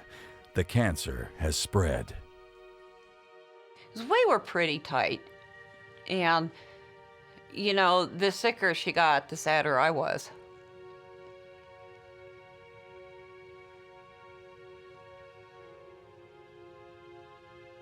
She was a tremendously marvelous person. Sense of humor that just never stopped. She was ready to fight this cancer, go through the chemo, because she was told she was going to have to go through more aggressive chemo again. And then, unfortunately, within less than a month, she had passed away. On October 11, 2006, Cindy Gay dies of a heart attack. Attorney John Farr meets his clients for the first time at the memorial service in Vermont. Ron and Wilma do not attend. I felt bad, but there was nothing I could do about it. I knew what I was doing. I knew it was right. It was the right thing for me. I did feel bad, but, I couldn't, other than feel bad, what more can you do? It's unfortunate people die, but they do. As the mediation continues, Ron continues to defend his position. But after 6 months, as the lawyers have a last-ditch effort to break the deadlock, there's a surprising shift in allegiance. With $7 million at stake, Wilma is feeling the pressure to share the Hadley inheritance and take the money. I'm not going to deny that I didn't dream. What would I do with this money if I inherited this money? I had a dream to pay off my daughter's college debt. I had dreams of donating some money to a place in Africa so they could drill a well. I had lots of dreams, getting my husband and I out of debt, and then we could enjoy life. Surprising everyone, Wilma deserts her brother Ron and joins the rest of the cousins. There were some tears. Wilma then announced that she wanted to settle. Ron publicly announced to the group that she was free to make whatever decision was best for her. At that point in time, I did not know the issues well enough to have a logical argument for why I was doing what I was doing, but I also was very overpowered by all the setting and everything, and very unsure of myself. I knew she got blown away by the lawyers. I knew she wasn't prepared. So I felt bad, I was disappointed, but it didn't bother me that I was on my own. But Wilma's change of heart is short-lived. When we left Rhode Island, the biggest emotion I had was just how I had let myself down. I sat down in my seat and I just started to cry. And literally all I could think about is how Peter felt after he betrayed Jesus at the crucifixion, how utterly sad inside because he didn't do what he said he was going to do. I'll never leave you. And I was feeling like I had done that with myself. I had let myself down. Wilma informs the lawyers that she rejects the settlement. She joins Ron in the Herculean task of preparing their case for a Supreme Court hearing. The workload is intense. I'm not a lawyer. When I first became aware of this, I didn't even know what a trust was. I had to study the law word by word. I had to study the trust word by word. I had to study the arguments of the lawyers word by word. I had to understand what their arguments were. You know, get all the fluff and obfuscation out of the arguments to just break them down as what is this guy really saying?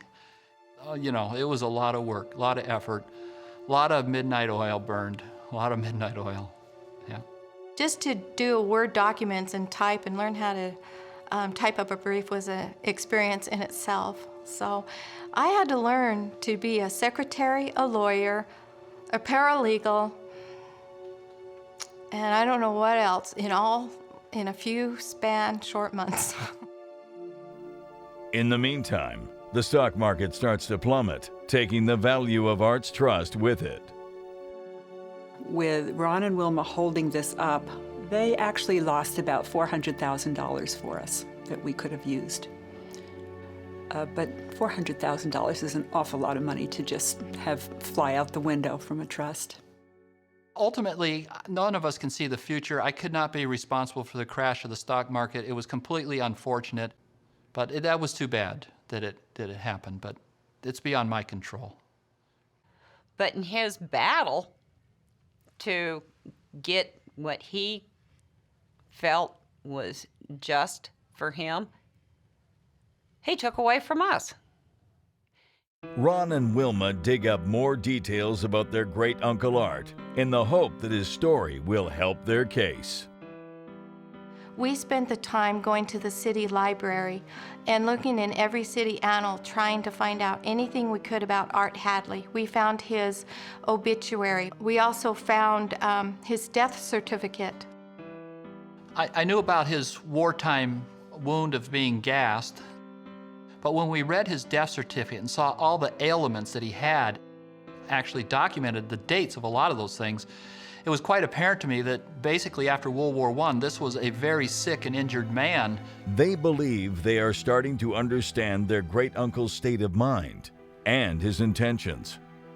He knew he didn't have much time left.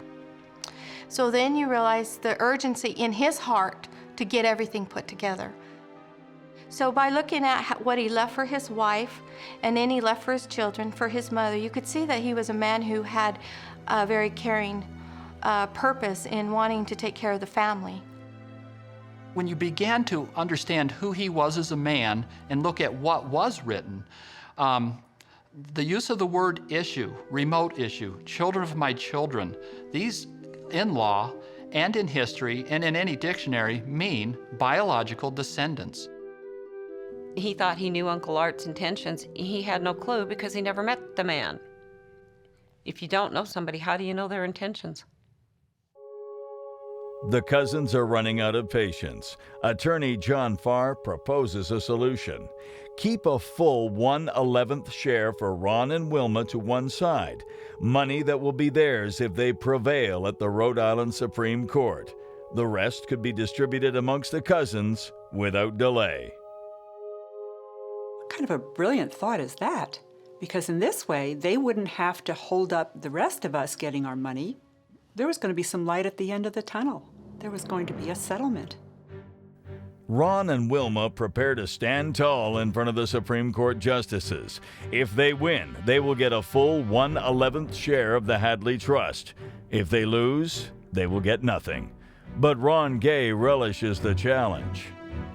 I've used to be a United States Marine. I grew up in Idaho, and I've done a lot of hard things in my life. So, if you will, I do hard things. I'm attracted to hard things. Maybe it's the best thing, but if it's hard, it seems like either it finds me or I find it. But it was kind of exciting to me. I really enjoyed the process. I loved the ride, yeah. John Farr offers them the brief that he's already written, carefully crafted to persuade the court that the two adoptees should be barred from inheriting. But Ron and Wilma decide against using it. They write their own. The briefs took on a personality of their own that probably a little bit out of the ordinary for what a lot of lawyers would write, but still addressed all the issues of law, language, logic, congruency, and all of that.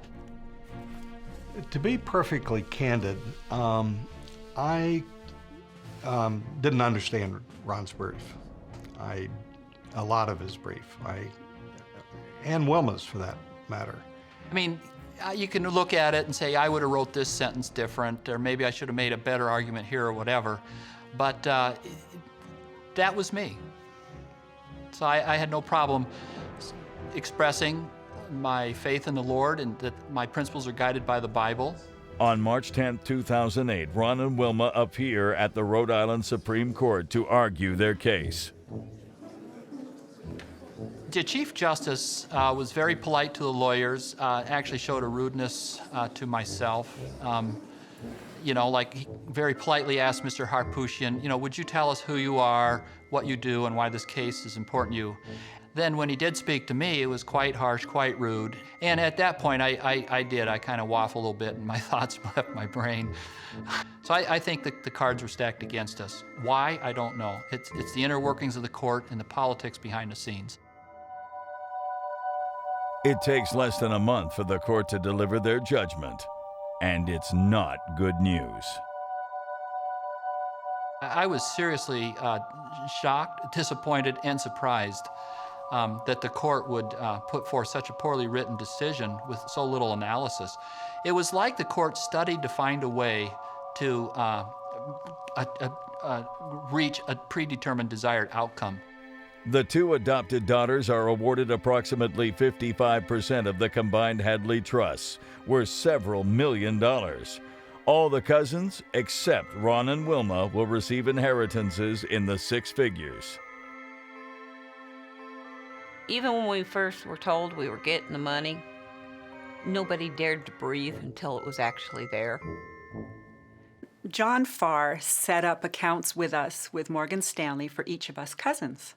And we could go online. So every day I'd go online and I'd look at my Morgan Stanley account and the balance was zero. But one day I went on the account and the balance was not zero. The balance had six figures in it. I think I screamed.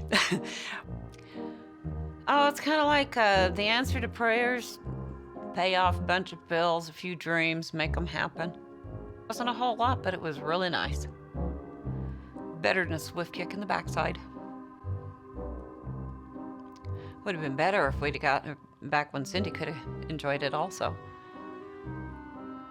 But apparently it wasn't to be at that point in time.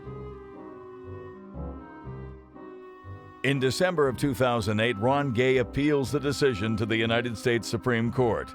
The appeal is swiftly rejected. To me, it's just ABC. But how the courts can obfuscate the obvious is just an incredible mystery to me. You know, it's over with. It's done. You know, signed, sealed, and delivered. But he hasn't let it go yet. But it bugs him because he lost. Like that kid in the sandbox who got his toy taken away from him. He can't play anymore because somebody stole his little scoop shovel thingy that goes with his little bucket. He lost that part of the argument. Obviously, you know, we can look back and say, you know, I could have made this case better, that case better, maybe brought forth this better, that better, a little different approach here and there. But as far as the journey, the path that I walked, I don't regret it at all. I am a much richer person because I had to draw from the deepest parts of my wells to figure out who I am and what I could do through this. Did I mean it to be a personal journey? No, but it turned out to be that. All Art Hadley wanted was to provide for a happy and harmonious future for his family. Instead, this ill-fated fortune tore two generations of Hadleys apart.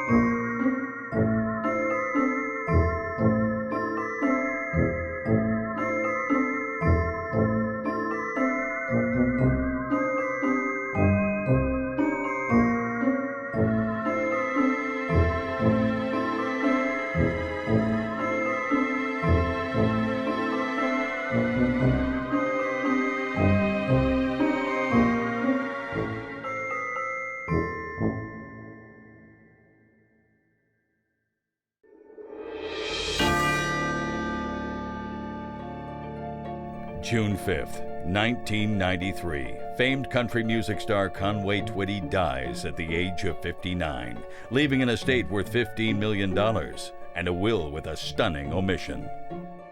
Conway died without having changed his will to include Dee, his widow. Old wounds are reopened. We thought, there is no way. You know, that is so out of character for our father. And to be involved with a woman that had been a friend of mine. A family's private life is put up for sale. We couldn't believe it. Everything, our baby pictures, Mother and Daddy's love letters, Mother and Daddy's divorce papers. And a 15-year legal war begins. It did not surprise me that they campaigned so actively to contest how the estate was divided, because that's all they have.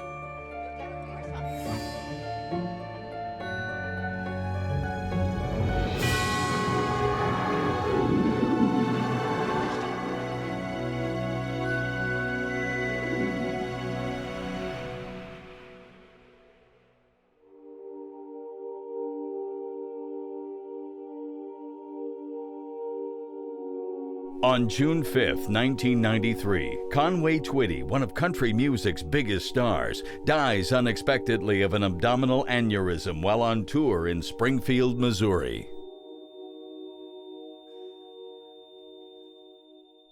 His tour bus driver, an old friend, Bill Parks, helped get Conway to the hospital. We went in the waiting room, and the surgeon came out and said, Mr. Twitty's in trouble. The surgeon explains that Conway Twitty has suffered an abdominal aortal aneurysm. One of the major blood vessels in his body has ruptured. The condition is almost always a death sentence. I looked outside the window there, I saw a priest drive up, and I saw him walk down the sidewalk. I'm thinking, if this priest comes in here, this is serious. Well, the priest did walk in. Doctors do their best to save the singer, but to no avail. He never knew anything after surgery. I think it's 7:51 a.m. in the morning, the machine flatlined.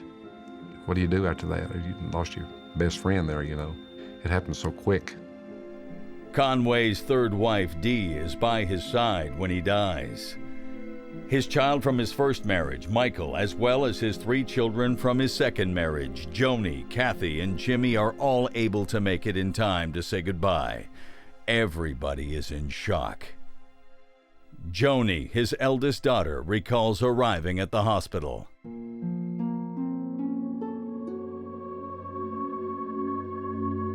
We were able to get there about an hour before his death. And I think he was waiting on us. You know, I think he waited throughout the night for his heart to stop so that we could all be there. Conway's friend, music critic Robert Orman, is stunned by the news. He'd quit smoking. He was exercising again. He was really healthier than he'd been in years at the time he died. In fact, Twitty had performed on stage that very day. I didn't know how serious it was, because he did a show at 3 o'clock in the afternoon. He signed autographs and everything was great. The man was a stand-up singing fool. I mean, he just could sing his face off. There's only a handful of those people. You know, there's Tom Jones and Elvis and these voices that just stand towering above other people, and he's one of them. The man who would become the legendary singer began life in Arkansas in 1933 with a very different name. He was born Harold Lloyd Jenkins, and his father piloted a ferry boat across the Mississippi River. Conway was musical, loved hillbilly music, real country music, even as a teenager. Music wasn't Twitty's only passion. He might have had a completely different career had circumstances been different. Conway was a good enough baseball player to attract the attention of the Philadelphia Phillies. But instead of batting homers in the major leagues, Twitty ended up in the Army. He went into the service during the Korean War, and when he got out, he heard Elvis Presley, and that changed everything. The young Harold Jenkins became Conway Twitty at the very start of his music career. The story goes that he felt that Harold Lloyd Jenkins, which was his real name, was not show busy enough or memorable enough. And he chose the names of 2 towns, Conway, Arkansas, and Twitty, Texas, and adopted it as his name, Conway Twitty. And you gotta admit, it's catchy. It was clear from the beginning that he had talent to burn. I mean, he just tore the house down. I mean, those early rockabilly years in the 50s, you just did not follow him. By the time he did It's Only Make Believe, that was it. Early on, Conway Twitty established himself as a rockabilly sensation, but rock and roll was not where his heart lay. Conway had lived the life of the rock and roll teen idol, and at some point his heart just went out of it. He wanted to get back to being who he really was, which was a country music lover. Beginning in the early 1960s with singles like Hello Darlin', Twitty quickly established himself as a country music superstar. We're talking about somebody who had hits for 5 decades. I mean, at the time of his death, he had more #1 records than anybody in country music. But the enormous success Twitty knew in his lifetime would do nothing to forestall the controversy that was about to erupt. On June 14, 1993, 9 days after Conway's death, a meeting of his 4 children and their stepmother Dee is convened at the house Dee shared with Conway outside of Nashville. Brenda Clark, who would eventually become counsel for Conway's children, explains. When the estate was filed, the will directed that 2 men be named the co-executors of the estate. The executors' names are Hugh Carden and Don Garris. Mr. Carden was a business manager for Conway Twitty for many years, and Don Garris was a certified public accountant.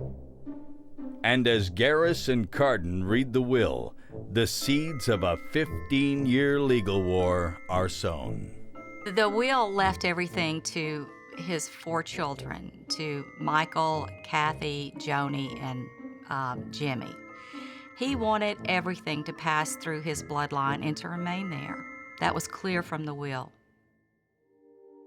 As for Dee, although she inherits the valuable mansion she shared with Twitty, as well as a generous portion of his life insurance policy, Conway's last will and testament does not even mention her. Conway died without having changed his will to include Dee, his widow, because they had not been married long. And who thinks you're going to die at 59?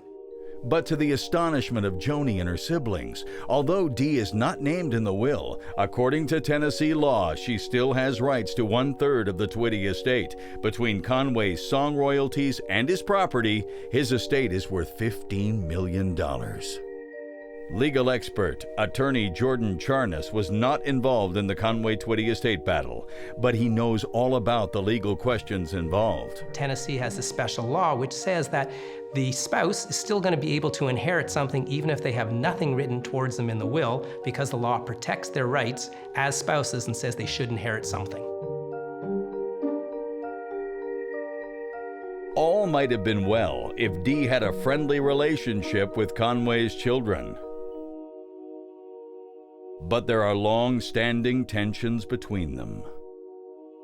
Conway's daughter Joni recalls the beginning of Dee's relationship with her father in the mid-1980s. Dee and I were friends way before they ever had a relationship. We hung out together when we were teenagers. She was just 3 years older than me. You know, it made me a little uncomfortable why she would be interested in my father, why she in particular, especially after our friendship, would do that to our family. So, you know, there was a lot of bitter feelings. And those bitter feelings are about to flare up. I didn't want to hate Dee. I didn't want to get to this place with her.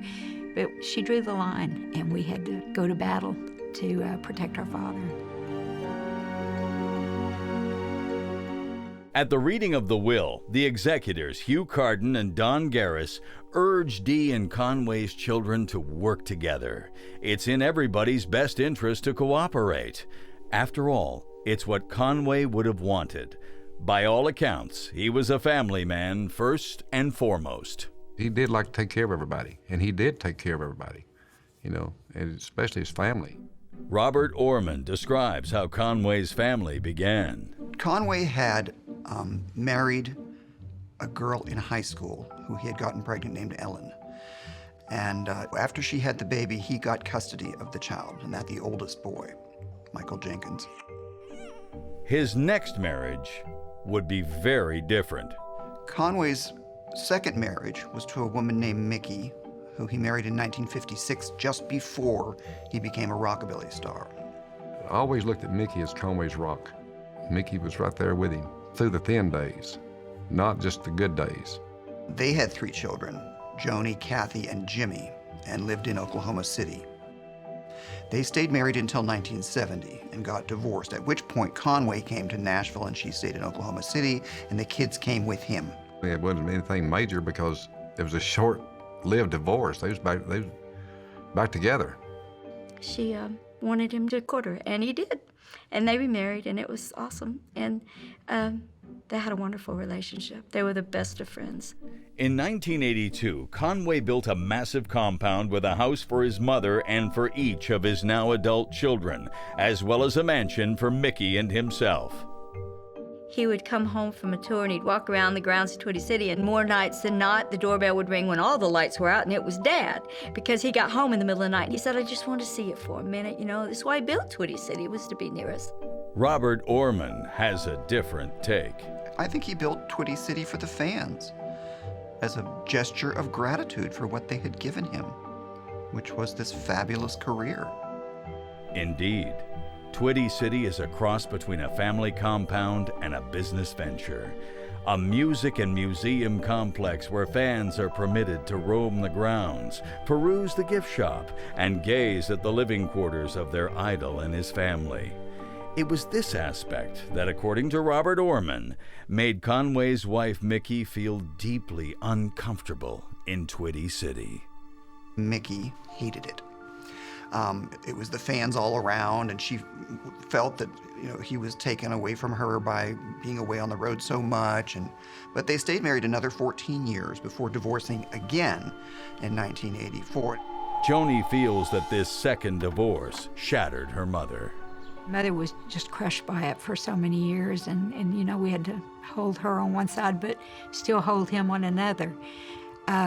And it's hard not to let those feelings enter into your love for your father, but we loved him that much that okay, Dad, you know, you made a bad choice here, but we're gonna support you. Robert Orman feels that Conway's star status was the root cause of the divorce. My understanding is that she was uncomfortable being the wife of a superstar, felt that she lacked an identity because he was so much adored and so much surrounded by adulation, and she was just faded in the background. For Bill, the divorce stemmed from a drastic shift in Conway's personality, a shift that began with a fall. In 1981, when he fell and hit his head against the steps of the bus, after that's when his personality changed almost 100%, I'd say. When Dad hit his head on the back of the bus step, John Huey, who worked for Dad at the time, he said it was like a gunshot had gone off. It was that loud. He hit his head so hard. Dad slipped and hit his head, and then we witnessed his personality changes. He just wasn't himself anymore. It was like he couldn't think straight. He'd get so frustrated because he couldn't finish a sentence. And one time he picked up the remote control and tried to dial a phone number on it. Thought it was a phone. One time he tried to sharpen a pencil in a can opener. I mean, he was totally not himself. Robert Orman is unaware of Conway's fall, and while he agrees that Conway changed in the early 1980s, he thinks the change was for the better. At this point, Conway really throws open the gates to Twitty City and has Christmas displays there, and really opens up for the first time in his life to having the fans just inundate him at Twitty City. It was also in the 1980s that Conway would divorce Mickey and marry 33-year-old Dee Henry. Dee had first entered Conway's life in the late 1970s. In 1974, I lived at a certain point with my uncle and his wife, Evelyn, and Dee was coming out on the weekends and staying with them at that time. It was before she came to work for our father. So I got to know her, and we became friends. In 1977, Dee began working for Conway as an office assistant. But by the mid-1980s, she had taken on a much larger role, becoming one of Conway's producers and a liaison with the music industry. She would eventually accompany him on his tours, and they would rarely be seen apart. Dee was everything to Conway. She was his production assistant. She was his right-hand person in all things. It wasn't like she told the band what to play or what notes to play. She didn't know anything about music. She'd say, well, it sounds funny right there. Well, okay, is it flat or sharp, you know? I'd go over to the studio where they were recording, and she'd be taking notes and making sure that every person who was on the session was notated, and who played steel, who played drums, who did the guitar work, who sang the backup vocal.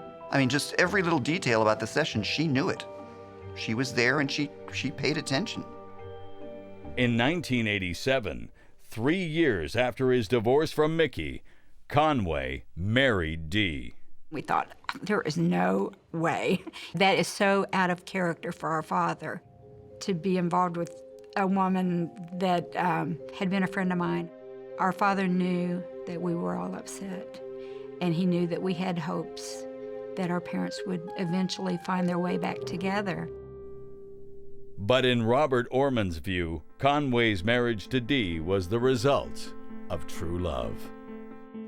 I know that Conway did love Dee. I mean, that you can't be with somebody 24/7 as they were and not be totally into each other. You never saw one without the other. It truly was the love of his life, I believe. Despite their wounded feelings, Conway's children come to accept the new marriage. I wrote him a letter, and it was very personal, but I told him that how much I loved him, and that if he loved her, there's certainly some place that I could find to love her. Now, in the wake of Conway's death, this uneasy truce begins to crack. The executors, Hugh Carden and Don Garris, halt the regular salaries that Conway had doled out to his children while he was alive. Hugh Carden said your dad didn't have any money. We don't have any money to pay anybody anything. And I said, you're lying. You're lying to me. And he said, no. And so I just went home and collapsed into a pile of tears. The executors explain that Twitty City has no cash with which to pay Conway's children, and they say that to pay them out of the estate funds would mean distributing their inheritance before the estate is settled. Meanwhile, the executors hired Dee as a consultant to carry on negotiations with record companies on behalf of the estate. Dee Jenkins knows her way around the country music business, and that's always the way she came off to me, as a real, true music business professional. But Conway's children struggle to understand the new working relationship between Dee and the executors. Hugh Carden and Dee Henry did not even speak. I mean, it was very, very strained, their relationship. And now they were sitting side by side. Conway's children feel increasingly excluded from the process of settling their father's estate. They prepare to fight back. Dad said, you know, in my will there's a provision that if the majority of my heirs want to remove the executors, you will have the power and you will replace them. The understanding between Dee and Conway's children is coming undone. Citing lack of funds, the executors have halted the salaries that Conway paid his children when he was alive. Kathy attempts to challenge the executors' decision, but to no avail. Hugh Carden looked at me and said, you don't have any control here. I'm the executor. And I'm like, okay. And so I said, well, okay. And that was my first little inkling of, uh-oh. Joni, Conway's eldest daughter, is stunned by this development, given Hugh Carden's past with Conway. When Dad was a child, around 10 years old, I'm thinking, in Arkansas, He had a classmate named Hugh Carden that was real tiny, and everybody would pick on him. And Dad took Hugh Carden under his wing and took him to dances and made sure he got dates, you know. Don Garris, the other executor, has also been associated with Conway for years. He totally trusted them. He really felt strongly that they would protect us. Didn't end up to be true, but that's what he felt. The executor has a duty not to the heirs, but the executor's duty is to the deceased, to make sure that what Conway Twitty had written down in his will would happen, and of course that the law of Tennessee would be respected. At around the same time that the executors cut Conway's children off from their incomes, they hired Dee to work as a consultant for the estate. Things went on between Dad and Carden that came to our attention after his death that showed that he had a debt to Dad. Dee said that debt was forgiven. Mr. Carden's debt to Conway Twitty was about $100,000. And the widow testified to the court that Conway Twitty had verbally forgiven that debt. As Kathy's frustrations grow over what she sees as an alliance between Dee and the executors, she remembers a conversation with her father. I'd known Carden all my life, and Dad had known him most of his. And he said, "Don't you trust him?" And I said, "I don't know that I do, Dad." And he said, "In my will, there's a provision that if you, the majority of my heirs, want to remove the executors, you will have the power." Kathy decides that the time has come to use that power. A few months after Dad's death, I filed through the courts to have the executors removed. Conway Twitty's children were very insistent that the will be followed to the letter because it left everything to them and left nothing to Dee. But at the same time, they didn't like the way the executors were following the law because the law said that Dee was allowed to inherit. So they wanted to ignore the part of the will which appointed the executors, but at the same time say, no, that will is very important and you've got to follow every word of it. When it went to a court, the judge didn't agree and said the executors get to stay. In February of 1994, the probate court rejects the motion to dismiss Carden and Garris. They will remain as executors of the estate. And frustration continues to build. In April of 1994, nearly a year after Twitty's death, Dee opens the newspaper The Tennessean and is flabbergasted by what she sees. Kathy has gone to the press. In a newspaper article about the estate, Kathy says that Dee should be satisfied with what she already has, including the $1.8 million home she shared with Conway, as well as $900,000 in life insurance benefits. We jumped up and bopped him in the nose. We refused to just lay down. We refused to stop. There was no way that Dee could have continued negotiating with Kathy after she read what Kathy had said. From a negotiating standpoint, the position was very clear because he only wanted to negotiate with somebody who's actually negotiating back in good faith. In fact, Dee is so incensed by the article that she immediately informs the executors that she is breaking off all negotiations concerning the division of the estate with Conway's children. She wants the estate to be liquidated immediately. But selling the estate of a major star is easier said than done. The executors made the decision to make the auction because really that was the only way they could evaluate these items because everything was intangible. A glove may be worth $10. Conway Twitty's glove may be worth way more to their fans. So the only way to really make a fair distribution was to sell it, then you know exactly what it was worth, and you divide up the proceeds. Since Dee refuses to negotiate, the executors feel they have no choice but to agree to her demand. In June of 1994, the courts agree and order an auction to liquidate Conway Twitty's estate. To help prepare for the auction, the executors hire Dee to help them catalog the items that are to be put up for sale.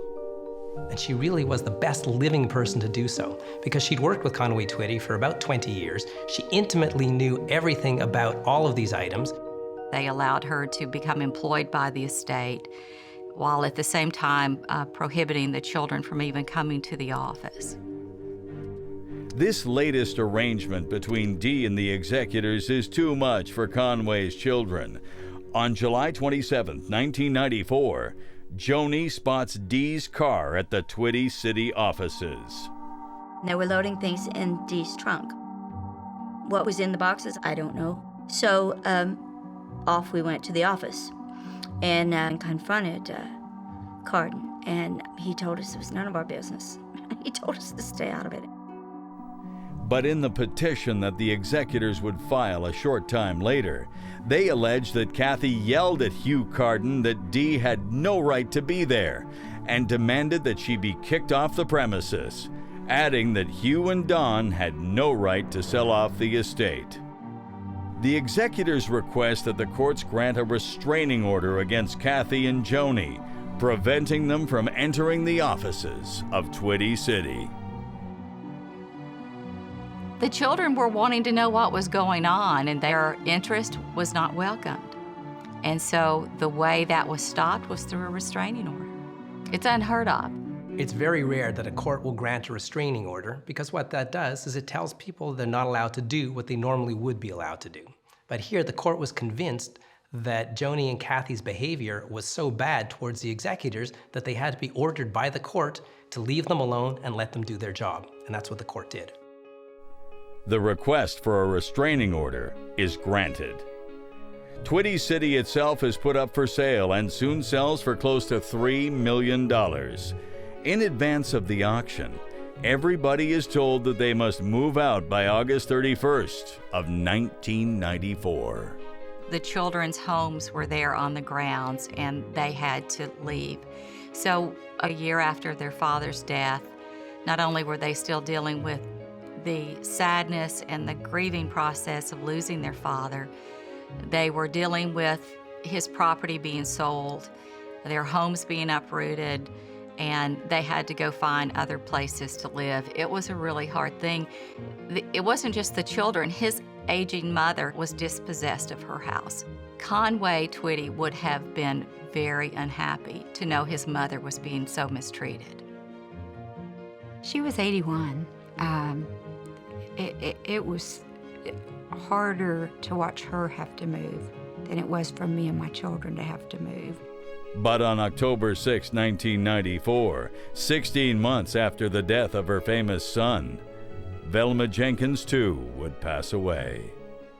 2 weeks after she was told she had to leave from Twitty City, I got the call in the middle of the night, and they said, Mama's in trouble. She's not going to make it. And I drove through the night, and by the time I got there, she was already gone. I didn't make it in time. Overwhelmed by the simultaneous loss of her grandmother and her home, Joni moves to a suburb of Nashville. Here, she makes a new and valuable friend. My first home outside of Twitty City was right next door to Brenda. Had no idea who she was. I lived next door to Joni after they were forced to leave Twitty City when that was sold. Joni moved in next door to me. I would get up at night, 2 or 3 o'clock in the morning, and I would see her sitting at her kitchen table crying. But it would be years before Brenda would end up representing Joni and Kathy. In the meantime, Kathy and Joni continue to battle the executors every inch of the way. We were fighting to stop the auction. My sister and I laid down $100,000 plus to stop the auction, and we were determined.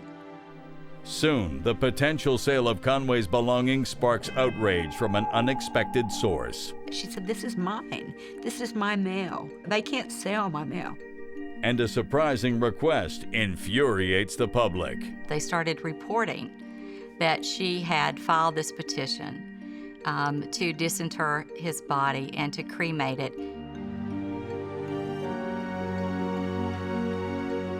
Conway Twitty's daughters, Kathy and Joni, spend a small fortune trying to stop the auction from taking place, but all their efforts come to nothing. Kathy and I, we fought up until the day of the auction trying to stop it, and it finally came to us that this wasn't going to stop. It was going to take place. Finally, in October of 1994, Everything has been cataloged. We couldn't believe it. Everything, our baby pictures, Mother and Daddy's love letters, Mother and Daddy's divorce papers, Daddy's, our gifts from the band, gifts from us. Over the course of 3 days, fans show up for the auction at Twitty City to bid on everything from canceled checks, gold records, and vintage guitars to a 1956 celery green Thunderbird and Conway's rhinestone-studded suits. It was almost as hard as losing our dad again. These things that were a picture of his life. The executors tried to be nice guys and thought that perhaps the kids and Dee might actually have certain memorabilia that they wanted.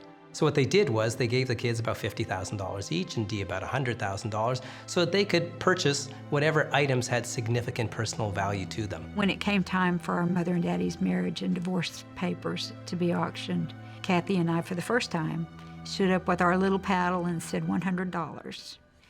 And to the credit of the auctioneer, he said sold. He didn't give anyone else a chance to say a word. And there are others who are sympathetic to Joni and Kathy's cause. This good friend of ours, Jay Jackson, came up and he laid 3 $100 bills in my hand. And he said, there's no way you're gonna buy that. That belongs to you. It meant a lot to us that somebody cared that much for Dad, that they would see to it, that his children were suffering so much. I'm sorry, it's a really emotional thing. But it was a hard day. It felt like Daddy dying again. Joni and Kathy aren't the only ones trying to preserve what they can of their parents' relationship. Their mother, Mickey, has also made an appearance. Nobody is more surprised than her to see some of the items up for auction. Mickey saw that the love letters that Conway had written to her were there at the auction. She said, that's my mail. How can they sell my mail? And she went over there and she started lifting the glass and pulling out her things and saying, these are mine. The police officers who were there doing a job, off duty, they came and surrounded Mom and said, Miss Jenkins, please don't make us do that. And she was forced to return them so they could be sold. At the end of the 3-day auction, nearly everything has been auctioned off, netting roughly $1 million. In the wake of the auction, the relationship between Dee and Conway's children is at a record low. Yet it will soon get worse as a new controversy erupts 2 years later in 1996. The children were trying to get the medical records from the hospital in Missouri to help them understand why their father died 3 weeks after he had passed a multi-million-dollar insurance policy physical. In February, Dee makes a surprising request to the court concerning Conway's body. On Valentine's Day, Dee Henry filed a petition under seal with the Chancery Court of Sumner County asking for permission to disinter his body and cremate it. The headstone over Conway's grave also had Dee's name on it, on which insulting graffiti had been scrawled. Dee was horrified when she saw that the gravestone had been defaced, and she wanted to have this taken care of. She wanted Conway Twitty's remains removed and taken out from where they were, cremated, and put somewhere else where it would be safe. Daddy didn't want to be cremated. We weren't going to have his precious body destroyed. Enough of him had been destroyed. Leave him alone. The public response was very negative toward the widow, and she dismissed her petition. But the negativity is about to go into overdrive. In March of 1996, the National Enquirer publishes an article that claims Joni and Kathy believe $80 million are missing from Conway's estate. The article states that Conway stashed tens of millions of dollars in offshore accounts, but now those accounts were empty and nobody knew where the money had gone. It would seem that the Enquirer article had an unexpectedly wide readership. The IRS did step in to investigate, and they ordered the executors to find out if these assets existed, and if so, of course, then the estate would have to pay taxes on them. On the 28th of June, 1996, the executors receive a letter from the IRS asking if indeed there are $80 million unaccounted for by the estate. And they're not the only ones who hear from the tax collectors. Somebody rang my doorbell, and this woman and man were standing there at the front door, and she said, "Hi, my name is so-and-so, and I'm with the Internal Revenue Service." This is like the nightmare everybody fears, you know. But these people were serious, and they deposed me for like 10 hours. So I was under the gun for a long time. And since the Inquirer article implies that Kathy and Joni are the information sources, the executors demand through the courts that the two women bring forward any information that they might have about the alleged offshore accounts. The executors had to find out whether this hidden money actually existed. So, in order to do their job properly, the executors had to ask Kathy and Joni to come forward and say where that money is and if it existed. And as the allegations swirl, the IRS continues to investigate the whereabouts of Conway's missing millions. Everybody knows the IRS goes out there and gets money you don't want to give them. They have a duty to do that. That's their job, and they do it to the best of their ability. As the IRS ratchets up the pressure, Joni and Kathy soon find themselves in the hot seat. someone had said that there was foreign bank accounts. I mean, they kept reporting, you know, that the estate was $50 million. It was... The last year of Dad's life, he made $3 million. Where was that? Where was all that money?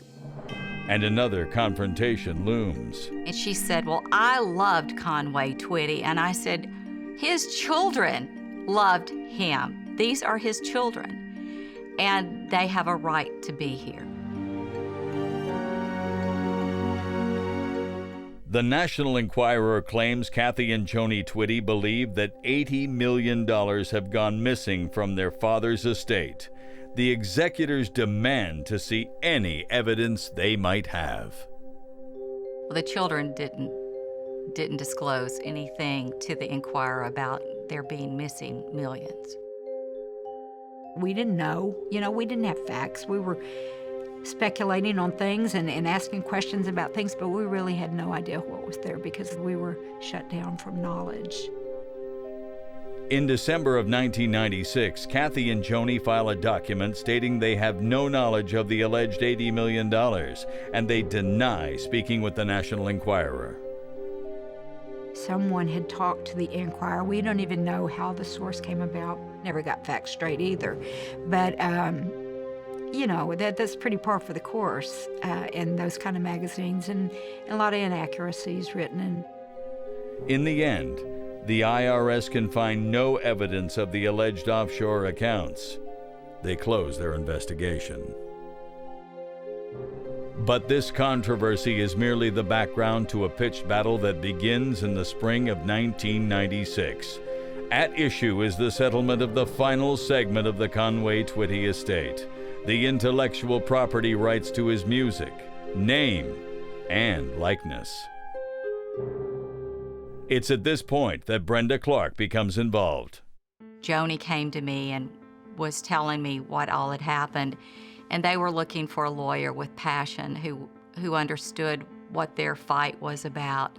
And so I got involved because I saw what I thought was an injustice occurring in the estate.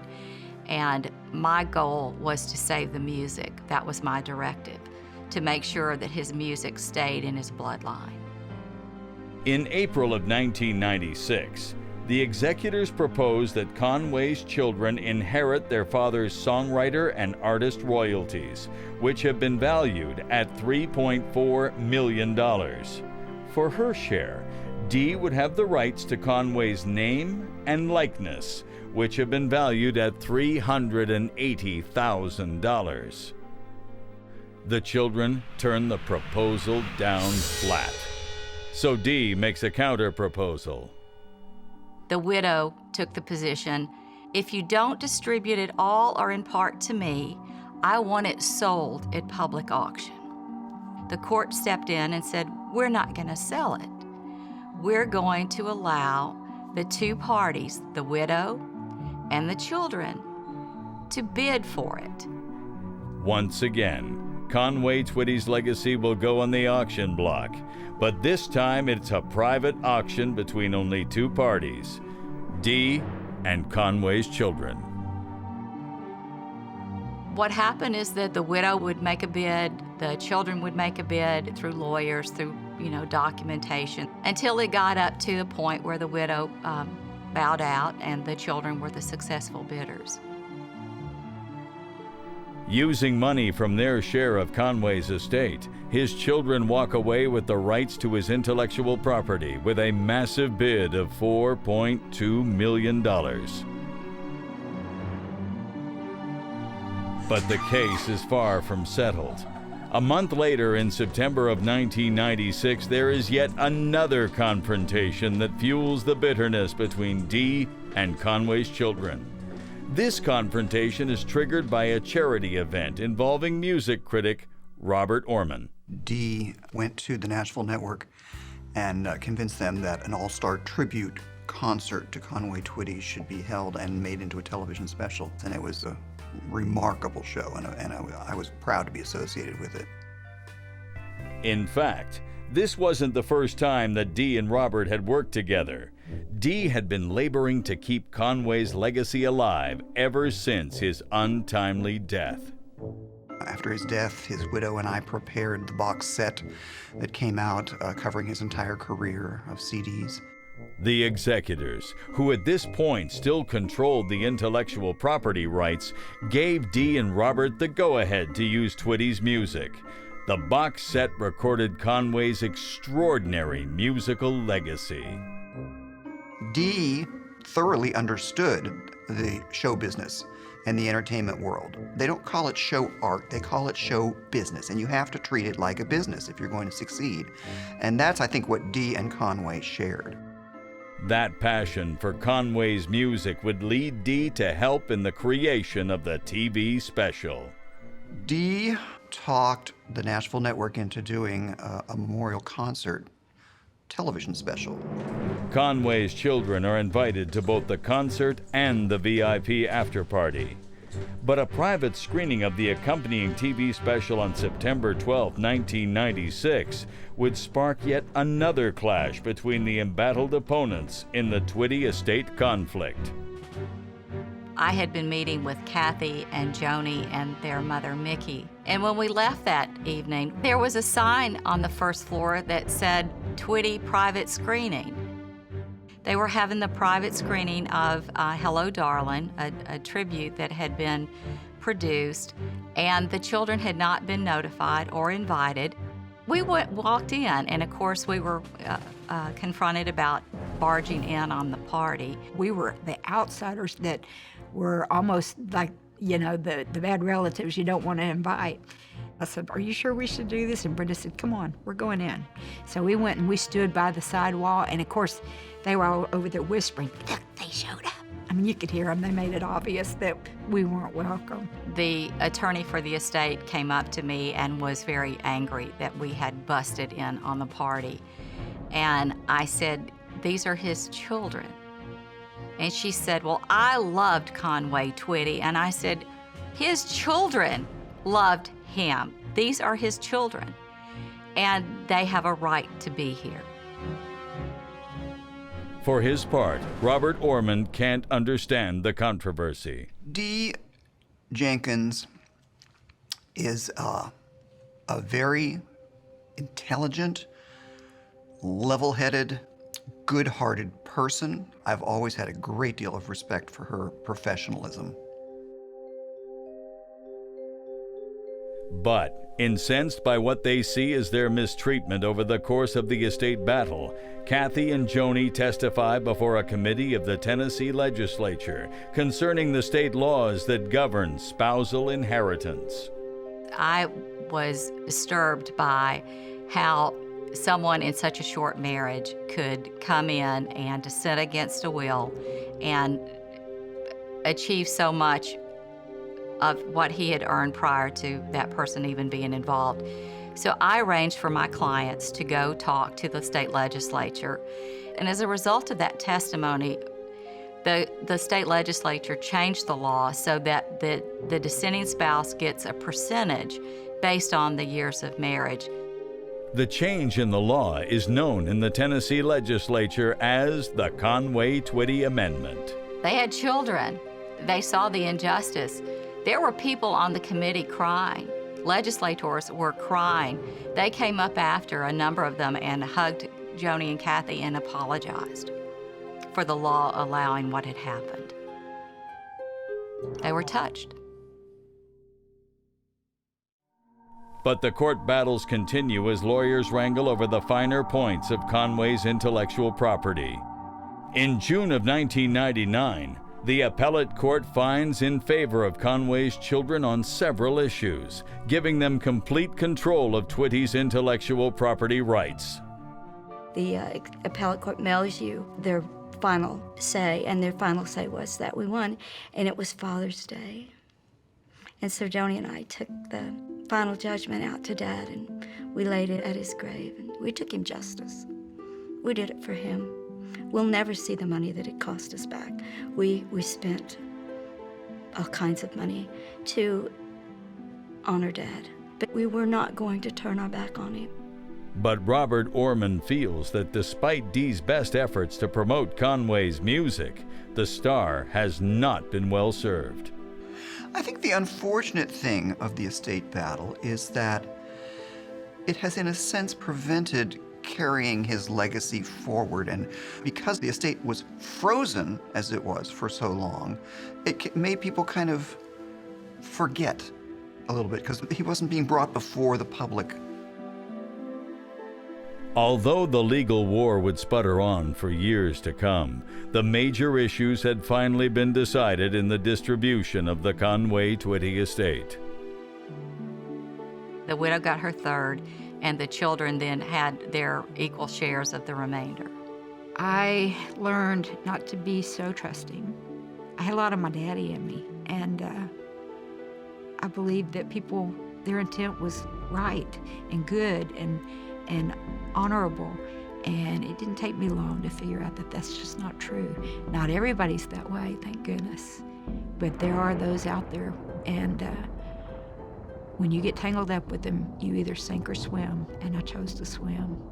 We're very protective of that which we fought for, because to us it's Dad. It's Dad. It's his life's energy, and we respect it just like it was him walking the earth. I'm sure that if Conway-Twitty saw something like this happening to his estate, that he would be mortified that it was all being played out in courts and such, because he was so private. He would have been upset how that was handled. If he came back and handled it, he'd handle it real well. When he got through, there wouldn't be about 3 or 4 people standing around, I don't think. He would have cleaned house, big time.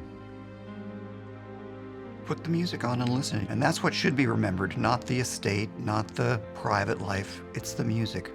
And that's what it's always been about.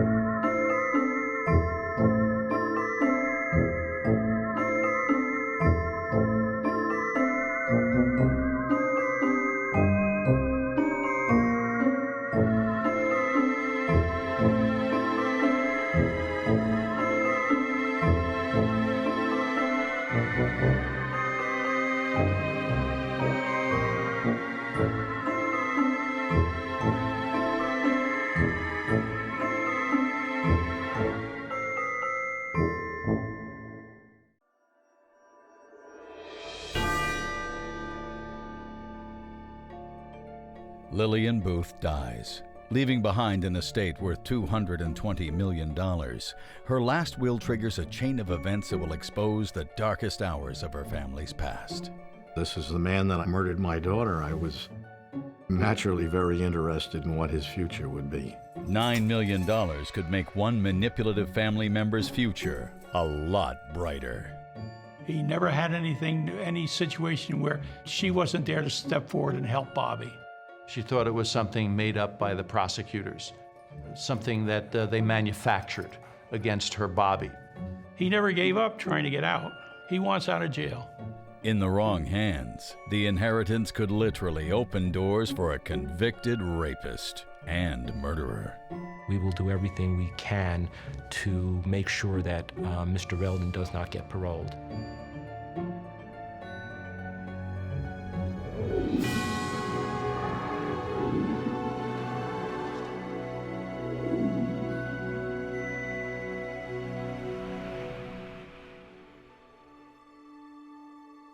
November 22, 2007, former Broadway actress Lillian Garris Booth dies in her Alpine, New Jersey mansion at the age of 92.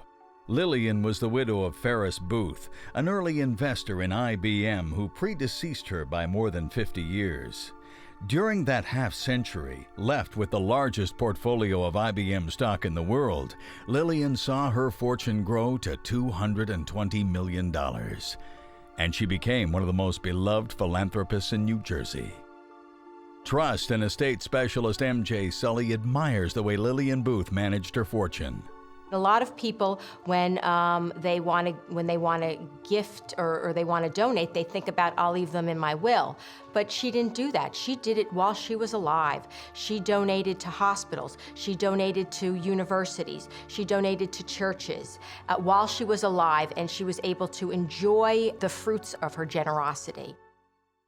Lillian, who had no children of her own, also enjoyed providing for her siblings and their families, as well as for the man who became her life partner after her husband's death, Misha Dabbich. Misha Dabbich was a very charismatic man. I know that he was a performer. Perhaps that's what drew them together, because she was an actress. He was a singer, a musician, a comedian. It was a very happy relationship, and he was devoted to her. But for this man, who spent 51 years by Lillian's side, her will is full of surprises. Ultimately, you read the will and you learn that she did not leave him as a beneficiary in the will. Although Misha and Lillian never married, friends and family described them as soulmates, still deeply in love even in the last moments of her life. He was well-liked, and I think they were surprised. But even more startling than Misha's exclusion from Lillian's will is who she has included. Lillian, whose siblings have all predeceased her, dictates that her entire estate is to be divided among her 12 nieces and nephews. This means that a trust fund totaling nearly $9 million will go to her nephew, Robert Reldon, a man who is serving a life sentence in prison for a double murder. Son of Lillian's sister Marie, Robert Reldon grows up basking under the umbrella of his aunt's immense wealth and benevolence. Through his research for his book The Charmer, Richard Muti gained insight into Reldon's relationship with his Aunt Lillian. She had no children of her own, and she lavished attention on not only her own siblings, but also her nieces and nephews. And among her favorites was Robert Reldon, whom she called Bobby. She favored him with gifts, with $1,000 checks at Christmas time. Robert Reldon grows up to become a handsome, well-educated, upper-class young man. Lillian foots the bill while he travels to Europe, goes on scuba diving expeditions, and takes flying lessons. But despite his privileged circumstances, young Robert soon falls into a life of crime. He is charged and convicted for car theft and burglary, and eventually graduates to more serious crimes, including armed robbery and rape. But as prosecutor Charles Buckley recalls, his Aunt Lillian never turns her back on Reldon, instead supporting him with the best defense money can buy. She always was there. She always provided for him. He never had any situation where it seemed she wasn't there to step forward and help Bobby. By his mid-30s, Reldon is a repeat offender who's been in and out of jail for most of his adult life. That is until he is convicted for his most serious crime of all, the murder of 2 young New Jersey women.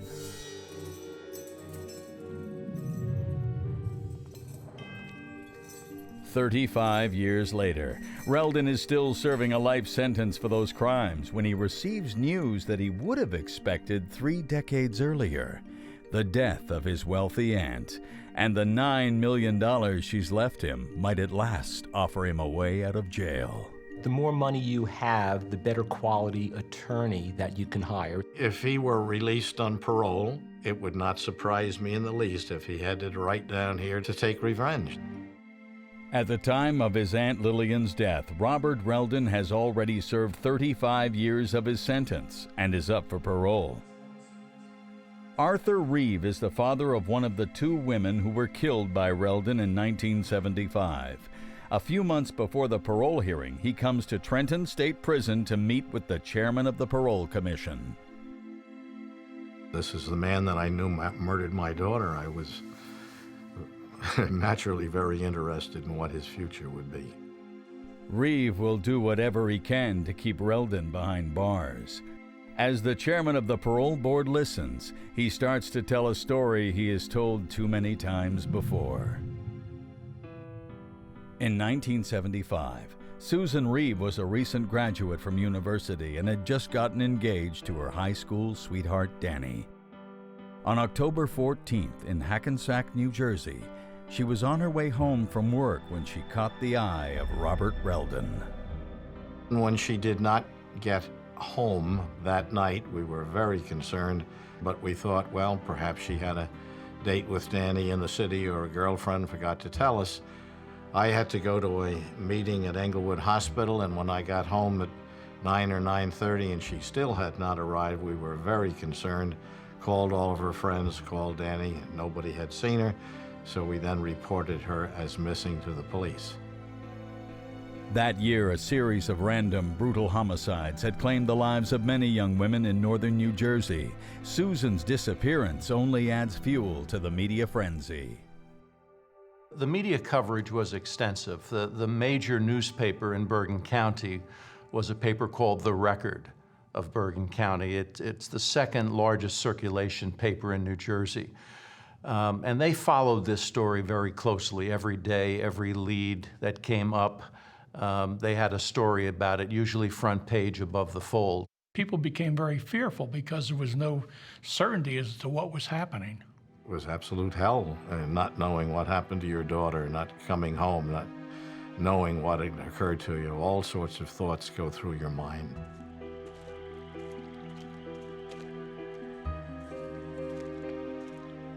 Less than 2 weeks later, Susan's body is found in a wooded area of Tallman State Park, New York.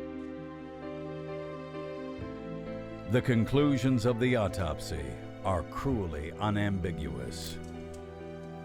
That's devastating to think of.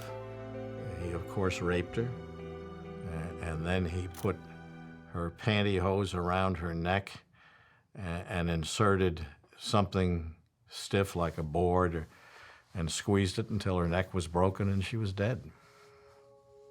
Susan Reeve's body is found less than 24 hours after that of another missing woman, Susan Haynes, who has been killed the exact same horrific way.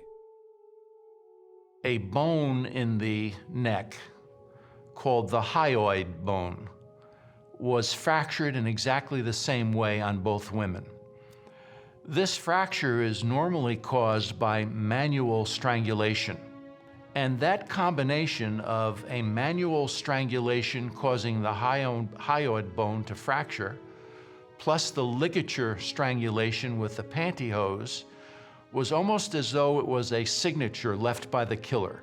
At least it gave some insight into who the police were dealing with in an attempt to capture the killer. I mean, there's two murders of two young women.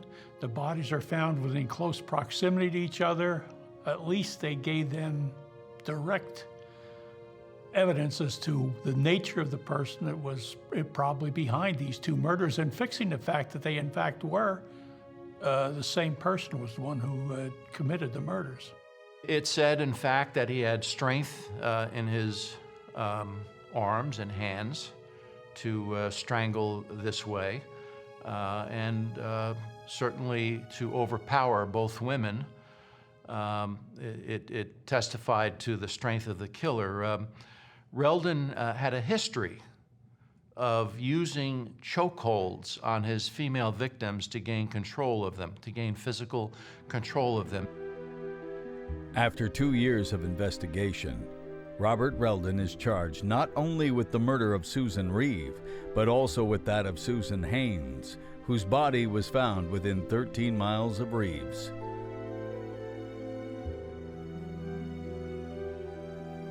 But at the trial, the medical examiner testifies that the victims were not killed where their bodies were found. In fact, police investigators find traces of the victims' bodies in the last place one would expect, in a garage belonging to Lillian Booth. They brought in dogs who could tell the smell or the aroma of the bodies they were looking for, and they found the dogs were indicative that both bodies, that both people had been there for an unknown period of time. So that's what led the police to the house. It was a house that the aunt owned but was just used for storage. She gave the police absolute permission to look in the premises, so I assumed she was thinking that he had nothing to do with it. But she did give the permission to look at the house when the police requested it. Investigators note that the garage has been regularly used by Lillian's nephew, adding one more entry into a long list of strikes against Reldon. But Lillian refuses to believe that her beloved nephew could have committed such horrible crimes. Imagine having somebody that you consider to be your son that turned out a rapist and a murderer. It's very hard to believe if you don't want to believe it. I don't think she ever admitted to herself that he was as bad as he was. After an epic 10-year legal battle, Robert Reldon is convicted on 2 counts of murder and is sentenced to life in prison. But under New Jersey law, life in prison doesn't necessarily mean life in prison. And now that Reldon has reached his 70s, the authorities are preparing for his upcoming parole hearing. I told them that I was there because I could do nothing for my daughter, but that if they looked at the record, they could see that he wouldn't be harmless at 71. And with his tendencies, he might not be harmless at 81. After 36 years in prison, can Robert Reldon convince the parole board to let him out so he can quietly live out his days enjoying the millions he's about to inherit? Certainly in the past, Reldon has had great success manipulating people in the system. Before his conviction for murder, Robert Reldon repeatedly convinced the parole board into releasing him. Mr. Buckley and I have co-authored a book about the Reldon case that we've titled The Charmer, and that title is based on the strange ability of Robert Reldon to charm or to put at ease, to put off guard his potential victims. Not only his potential victims, but potential advocates for him. According to prosecutor Charles Buckley, Reldon's charming ways may be the exact reason why it took the justice system close to 10 years to convict him. During Reldon's first murder trial, a female juror just couldn't believe the evidence brought up by the state. The prosecutor did an excellent job But this one woman became enamored with Reldon, and her position was, I am not going to convict this man. She didn't want to consider the evidence, and she just felt this nice-looking young man couldn't possibly have committed these two horrible crimes, and she didn't want to hear anything else. He was a clean-cut young man, dressed impeccably in a suit, and she would not vote for guilty, no matter what the evidence was. The rest of the jury was unanimous for conviction. So she refused to convict, and that ended in a hung jury, and that was the end of that trial. This was not the first hung jury that Robert Reldon achieved in his criminal career. It was the third hung jury he achieved. It is rare for any criminal defendant to even achieve one hung jury in a long criminal career. This was the third that Reldon had achieved. He had been tried by the state 4 times, and 3 times he convinced at least one juror that he could not be guilty of the crimes charged. One of Reldon's most valuable advocates in the past was sex therapist William Prendergast from the Adult Diagnostic and Treatment Center at the Department of Corrections of New Jersey. Years before he was charged for the murders of the 2 Susans, Robert Reldon was serving a sentence for rape when he volunteered to participate in the prison's rehabilitation program for sex offenders. He was counseled by this therapist. The man's name is William Prendergast. And Mr. Prendergast became a strong advocate that Reldon had been rehabilitated. Reldon studied all the psychiatric principles, was able to answer all of the questions, and a lot of these people that are deviates or who are in prison are not dumb. They know how to study. They have nothing to do but study, and they can handle those situations, and unfortunately he was able to do that.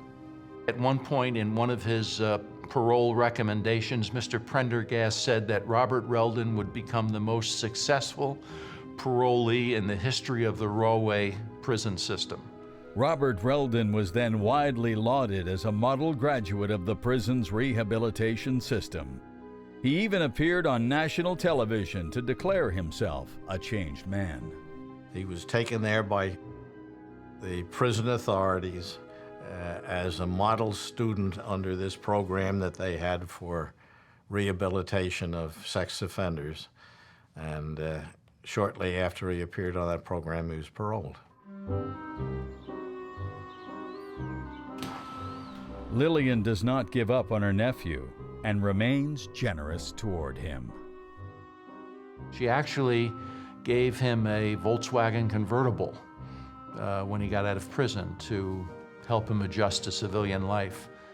She was susceptible to his charms, too. But not long after Reldon was paroled in 1975, the bodies of Susan Reeve and Susan Haynes were found.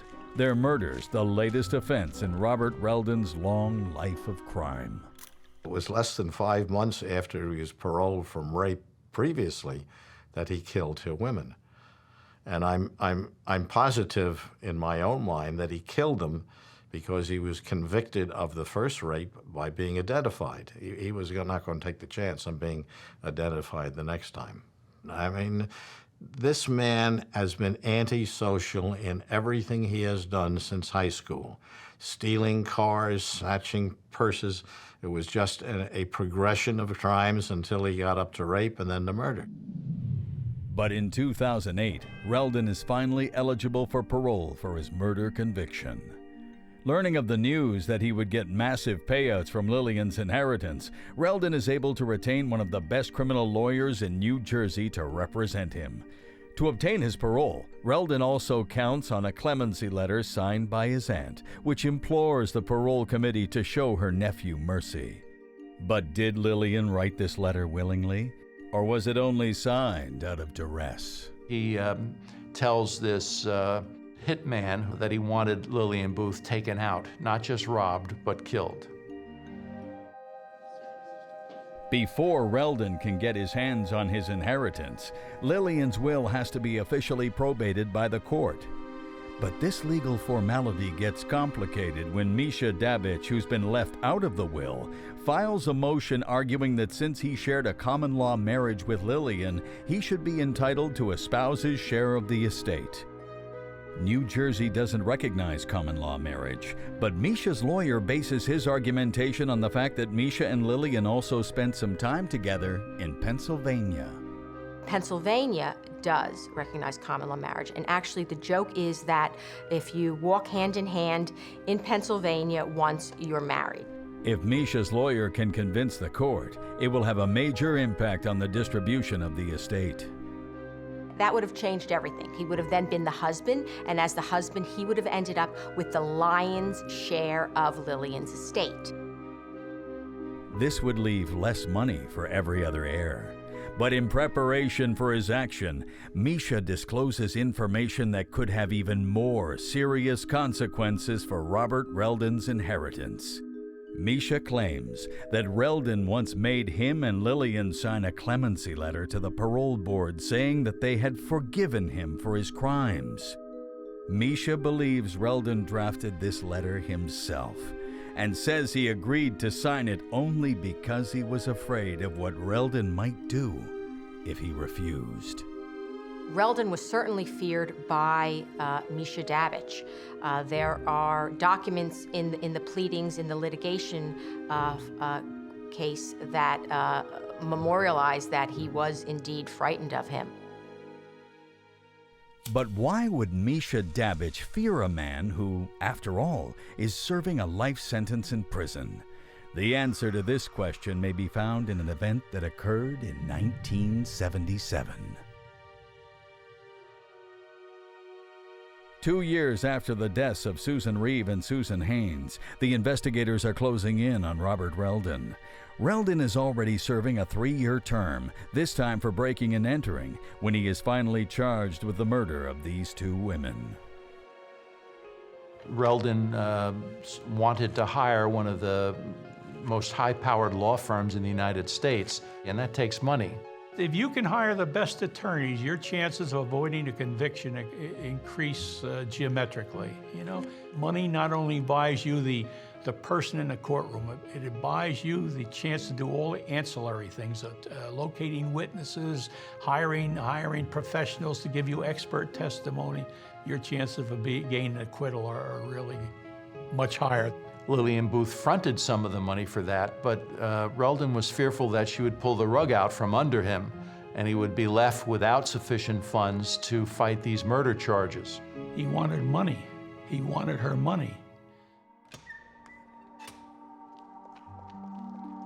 On March 23rd, Robert Reldon receives a visitor at Rahway State Prison. This man, whom Reldon has learned about from other inmates, is there at Reldon's request. A request that has to do with his particular line of work. He tells this hitman that he wanted Lillian Booth taken out, not just robbed, but killed. Reldon, who strongly suspected he was included in Lillian's will, had decided to cash in his inheritance ahead of time. And he was not interested in splitting the estate with her common-law husband. It was a double murder plot. Both Lillian Booth and her partner, Misha Dabich, were to be taken out. Fortunately, the hitman Reldon had hired was in fact an undercover cop. A snitch had tipped off police that Reldon was trying to order a hit from inside. So just before his double murder trial, Reldon was tried for conspiracy to commit murder. Incredibly, Lillian Booth was so convinced her nephew couldn't have plotted to kill her that she testified in his defense. But undercover detective Nicholas Gallo had secretly recorded his conversation with Reldon. He's caught on tape saying some of the most vile things about Lillian Booth that one could imagine. They played the tape for her to convince her that your nephew has tried to kill you. Listening to the tape, Lillian and the jury can hear Reldon instruct Gallo about how to get to Lillian's house, which is located on a heavily wooded street. When you pull in, he tells Gallo, you got them right in the car. They can't even get out. Run. Nothing. Bang. Right through the window of the car. But Lillian has her doubts. Her loyalty was so strong toward Robert Reldon and her family that she refused to believe it was even his voice on the tape. She thought it was something made up by the prosecutors, something that they manufactured against her Bobby. But the jury disagrees and finds Reldon guilty of conspiring to kill Lillian Booth and Misha Dabbich. Some 30 years later, Reldon pulls out a letter in which Lillian, just prior to her death, reiterates what she once said in court. I did not believe at the time my nephew would hurt me, nor do I today. But Lillian's companion, Misha Dabbich, now divulges that he believes this letter was written by Reldon himself. There was some question as to the circumstances under which this request for clemency letter had been prepared and submitted to the New Jersey Parole Board, and that maybe Lillian did not forgive Robert, and that maybe Lillian did not want to have Robert inherit under the will. Attorney Joshua Cohn represented one of the parties involved in the estate. When he learns that Misha Dabbich believes Reldon drafted the letter himself, Cohn files a motion to have Reldon equitably disinherited by the court. There's a law in New Jersey. It's called the Slayer Statute. And it says if somebody actually kills the person from whom they were going to inherit, they are statutorily not allowed to inherit. Even though Reldon did not succeed in his plan to kill his aunt, Cohn asked the court to consider the Slayer Statute and rule him out of Lillian's will. I probably would have done some more investigation with Mr. Dabbich. I would have taken his deposition. I would have asked him if he wrote the letter. And I thought that maybe if that came to light, that might support this equitable disinheritance theory. But seeing no indication that Lillian wanted to disinherit Reldon after his conspiracy for murder conviction, the court denies Cohn's motion. If she wanted to disinherit him, she certainly could have done that in the privacy of her attorney's office without anybody knowing. There's attorney-client privilege, and she didn't do that. And as I said, I think that speaks volumes to her affection for him. Misha Dabbich will never testify in this court about the nature of Lillian's relationship with her nephew in the years prior to her death. Having come to a settlement with Lillian's estate, his attorney withdraws the motion claiming that Misha should inherit a spouse's share from Lillian's assets. The settlement allowed him the Duck Road Pond property, which was worth about $2 million, and it also created a $5.4 million trust for his benefit for his life. So I think that even though, in my opinion, his case going forward in Pennsylvania may not have been successful, I think that it was, he teed up. I think it was a good way to handle it, because he teed up this settlement. With no further obstacles between him and his inheritance, can Robert Reldon buy his way out of jail? The parents of his last victim are adamant not to let that happen. We did not carry on this lawsuit to get money. That was the last thing we wanted. We wanted to keep him in prison. But before long, Reldon takes the law into his own hands, ensuring his own release. The officer falls to the ground. Reldon jumps out of a third-story window in the courthouse and runs off. It would not surprise me in the least if he headed right down here to take revenge. Arthur Reeve is the father of one of the women murdered by Reldon in 1975, Susan Reeve. In 2008, he is on his way back from a meeting with the chairman of Reldon's parole committee when an old friend informs him of Reldon's newfound wealth. He informed me that Reldon had inherited the income from $9 million. Reeve immediately contacts attorney Robert Zeller. He told me that he was very concerned that Mr. Reldon could use this inheritance to hire legal counsel in an effort to try to get paroled. Indeed. Zeller soon learns that Reldon is now represented by one of the preeminent criminal attorneys in the state of New Jersey. The more money you have, the better quality attorney that you can hire. It's unfortunate, but that's the truth. That's when we decided we had to do something. Zeller persuades the court to halt distribution of Lillian's estate, while Reeve files a lawsuit for pain and suffering against Reldon on behalf of his daughter's estate. This whole battle that my wife and I have had through Bob Zeller against him has been motivated by keeping him in prison for the rest of his life.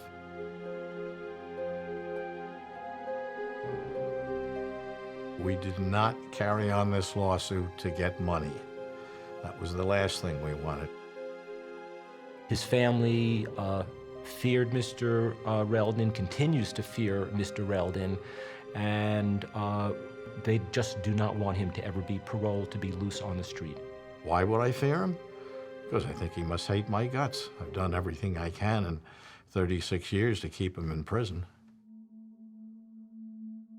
If he were released on parole, it would not surprise me in the least if he headed right down here to take revenge. But why would Reeve believe Reldon, who is approaching his 70s and still behind bars, poses a threat to his family? Perhaps because Robert Reldon proved in the past to be quite ingenious at escaping custody.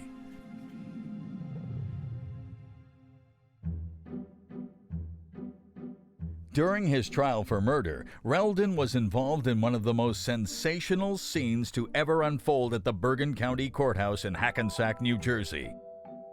Charles Buckley is the prosecutor who finally got Reldon convicted on 2 counts of murder after an epic legal battle that lasted 10 years. In 1979, he was not yet involved in the case, but he was already closely following Reldon's startling trial.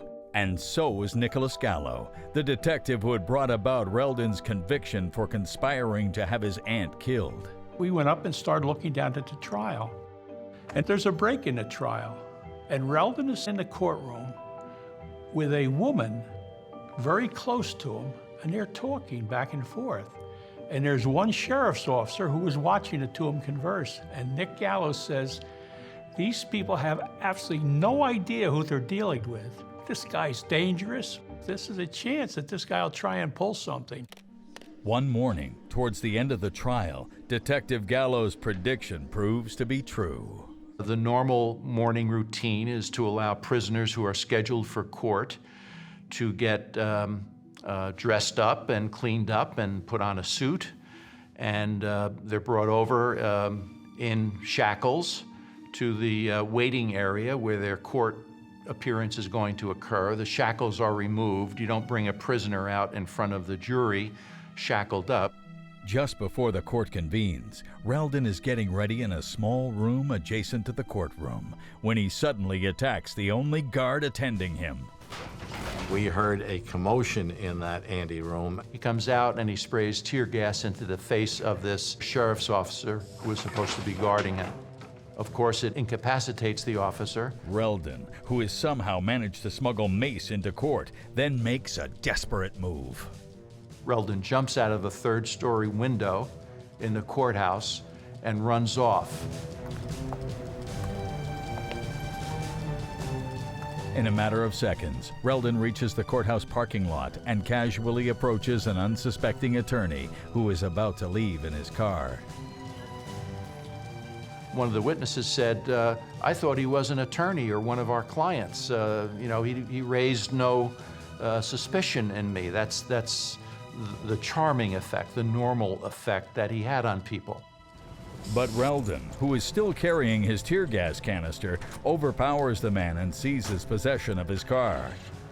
Before anybody can react, Reldon has fled the scene, racing down the highway heading north. Ironically, toward Rockland County, where Susan Reeves' body had been found years earlier. He paused along the way to rob a woman in a shopping center because he realized he needed money for gas and food, if he was going to make good his escape.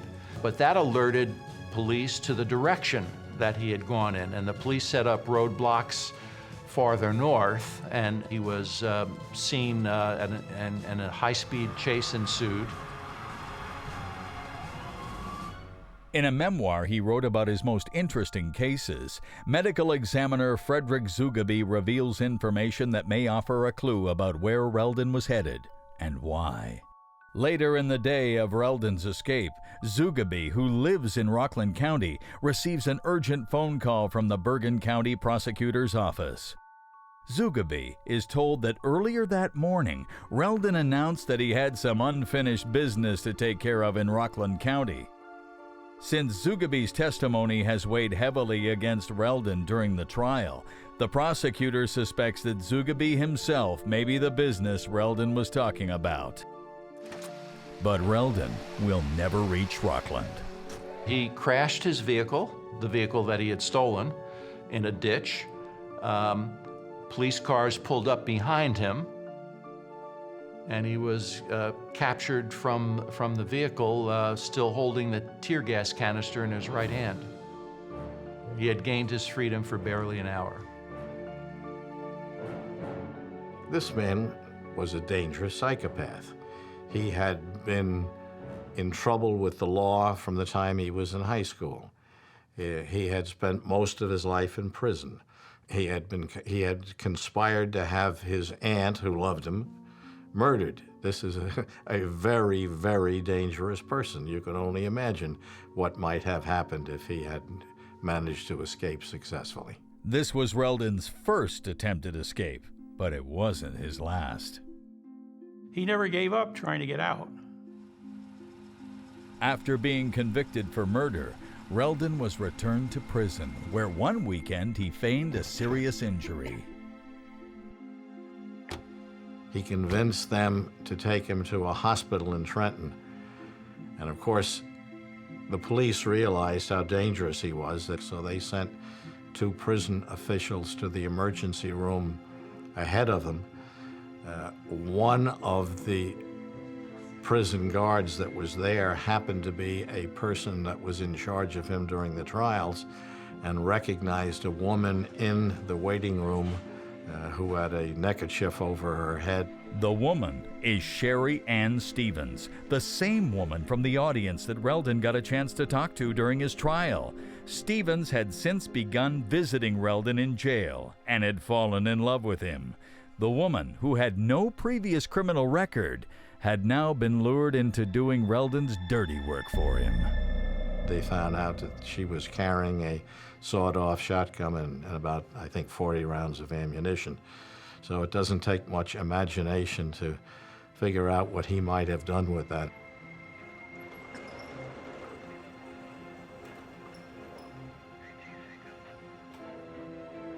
Given Reldon's past manipulations and escape efforts, Arthur Reeve is now determined to limit the assets at his disposal. By suing his daughter's murderer for pain and suffering, he hopes he can prevent Reldon from ever getting his hands on the millions he stands to inherit. But his attorney, Robert Zeller, soon encounters a major obstacle.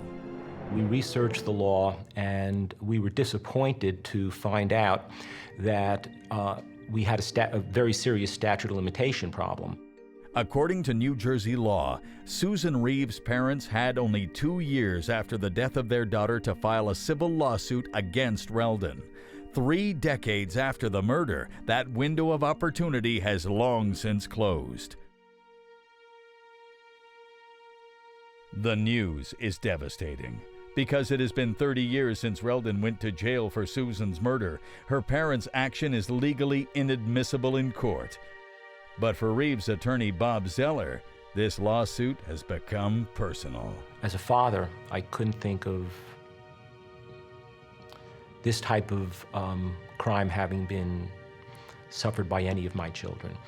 And I found it just very difficult to believe that someone who had had a child taken in this manner could continue even a semblance of normality for the rest of that person's life. And Art did, and he kept his family together. He kept his marriage together. He and Barbara are, after 60 years of marriage, are just still in love like they were the day that they met, even after going through this horrific tragedy. So I felt as if I could not let Reldon get away with anything. We had to keep him from getting his money, and we had to do everything possible to keep him in prison and keep him from being paroled.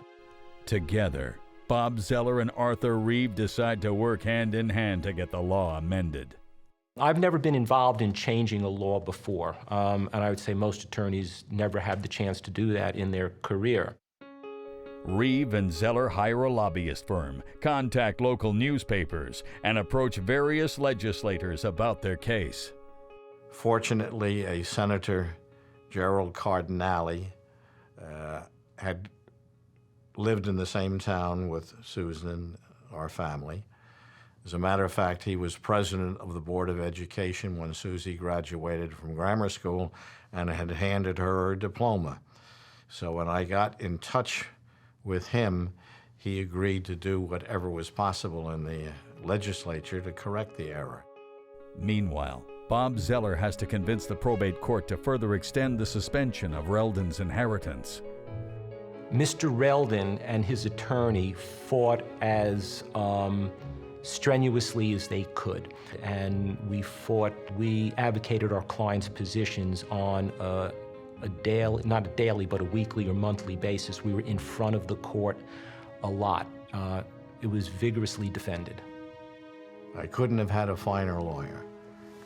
He's developed into a friend. He put not only an immense amount of legal skill into this case, he also devoted his personal life to it.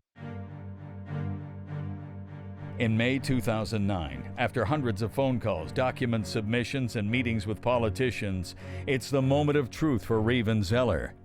Senator Gerald Cardinale and Assemblyman David Russo introduce a bill proposing an exception to the statute on survivor suits in cases involving homicide. If it is rejected, Robert Reldon will have $9 million to dedicate to his efforts to free himself. But if it passes, Susan Reeve's estate will be able to sue Robert Reldon for every penny he inherited. The vote passed the Senate unanimously, and the Assembly passed it unanimously. With the agreement of both chambers, the law is amended. Changing the law made all the difference in our case. There was no lawsuit if they weren't able to get around the statute of limitation thing. So once that was removed, he had a wonderful case. We immediately filed an application for with the court for what's called summary judgment as to liability. That's a determination that the party you are suing, in fact, as a matter of law, owes you some money. And then the case continues thereafter for a determination of what damages are you entitled to. And once we got that, we served on Mr. Reldon information from our experts. And at the same time, Mr. Reldon served on us an offer of judgment saying that he would give us $1 million to end the case, and we rejected that. We then took Mr. Reldon's deposition at Trenton State Prison and put him in a position where anything he would testify to at trial would have been found by the jury to be incredible and not believable. If you had seen his body language when he was speaking to his attorney after completion of his deposition, I think you also would have no doubt that this man has a bad heart, a bad soul, and he's vicious. He was a very smart man, and when I saw the change in his personality and his demeanor from what it was during his deposition into to what it was when he was talking business with his attorney, so to speak, in my opinion, he's a chameleon. He can change his personality to suit whatever the circumstances are to allow him to accomplish whatever he wants. And as soon as we were done with his deposition, Mr. Reldon's attorney and I, outside of Trenton State Prison, spoke for about an hour to talk about a resolution of the case. Realizing he has no further grounds to counter the Reeves action, Robert Reldon agrees to pay the Susan Reeve estate a trust fund totaling $9 million, the exact amount Reldon inherited from his aunt. Arthur Reeves' attorney, Bob Zeller, did a masterful job. I mean, what he accomplished was tremendous. Satisfied at last that they have achieved justice for their daughter, the Reeves now devote themselves to honoring her memory. We want to perpetuate our daughter's life. She has no tombstone. When we got this judgment against Reldon, we sat down, Barbara and I, and figured, well, the best thing to do will be to contribute to the scholarship fund we had set up in her memory. In an act of charity that Lillian Booth herself might have applauded, the Reeves donate the entire sum awarded to them to Susan's alma mater, Hollins University in Virginia. At his parole hearing, Robert Reldon fails to impress the committee. The parole board denies his application. The parole board cited his dangerous tendencies and his ongoing attempts to minimize his responsibility for the deaths of Susan Haynes and Susan Reeve. I was proud of what the parole board did this time. Had I done it the previous time, my daughter would still be alive. Art's main concern, as it pertains to Reldon, is to make sure that Reldon never gets paroled.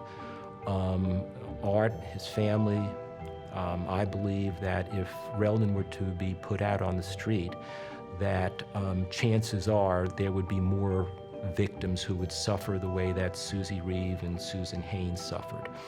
And I undertook, and my firm undertook with Art, that as long as we're practicing law and we're around, we will do everything we can to make sure that Mr. Reldon does not get paroled. I think on the loose, he would be a threat to any woman he encountered. We wanted to keep him in prison, and the sooner he dies, the better. He's contributed nothing to society since the day of his birth. I hope the more I can keep the drum beating, the more people will realize what these people are like, not only Reldon, but all of his ilk. And as the public becomes more conscious of it, maybe they'll be more likely to keep these people in jail or even reinstitute the death procedure so that you get rid of them. Why Lillian Booth chose to leave a fortune to a man who tried to have her killed, whether or not she forgave her nephew or was simply naive, we will never know. Lillian Booth took these answers with her to her grave. Perhaps it was still a misguided loyalty to family. Perhaps she still believed him to be innocent. Or there may be the fact that if she wrote him out of her will and she was still alive and he gained freedom on parole, she might be at risk. Robert Reldon continues to serve out his life sentence in Trenton State Prison, writing dark poetry about the miseries of life on the inside. At age 71, he has now been in prison for half his life. It remains to be seen whether the parole board will ever decide that Reldon has served his time or is no longer a threat to society. But it is quite possible that he will never step outside Trenton State Prison again.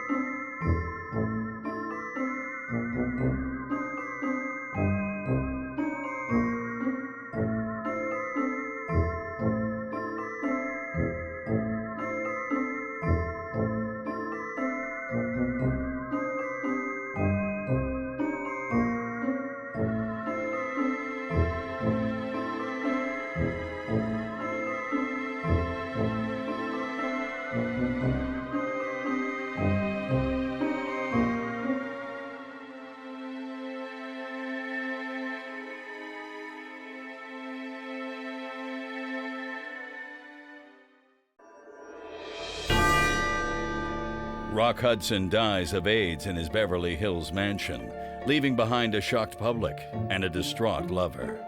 Unlike now, that was pretty much a death sentence if you got HIV. His death sparks a fierce legal battle and extraordinary revelations. It wouldn't have made any difference what I had offered. He wasn't there to negotiate. That was when the big threats came out. So I'm going to go to the world and tell the world that Rock Hudson's a fairy. I'm going to tell the world Rock Hudson's gay. At stake is a multi-million-dollar payout and the legacy of a matinee idol.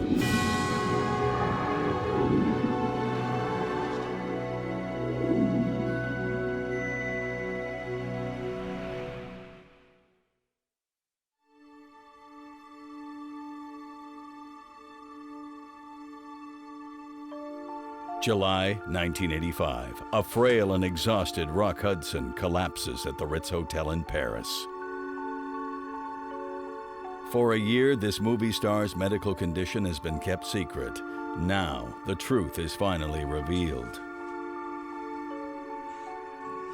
Rock Hudson has full-blown AIDS, diagnosed in the United States more than a year ago. The news is a terrible shock to his friends, including Susan Stafford, a former hostess on the TV game show Wheel of Fortune. Stafford remembers the scene at Hudson's Beverly Hills home. There was so much panic. There was so much judgment. It was such a circus up there. It was so, people were so scared. It sends tremors far beyond Tinseltown. Rock Hudson, a handsome Hollywood leading man, is not what he seems. There was a huge secret.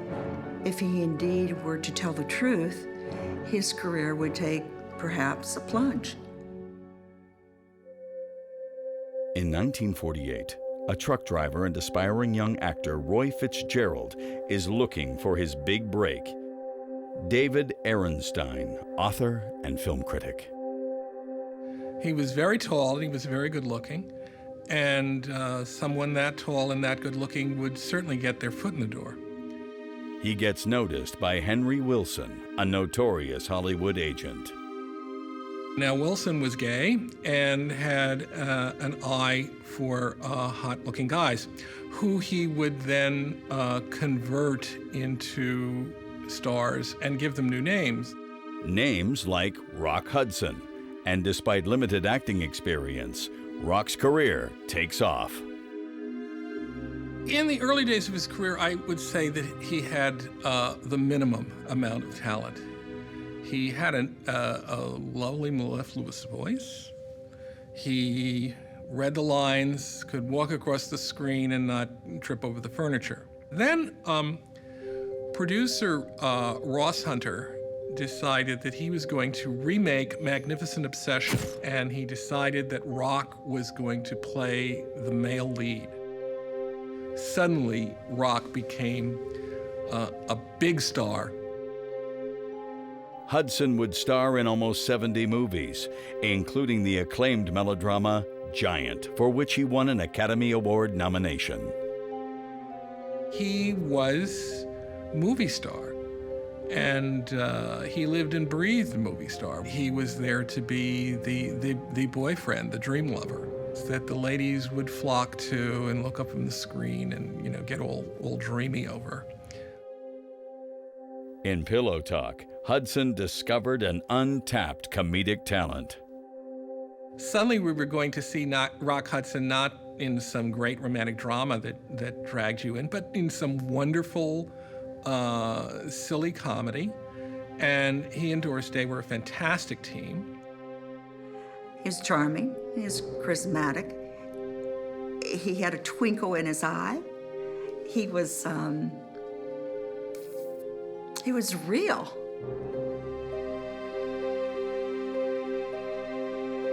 Like most gay actors at the time, Rock remains firmly in the closet.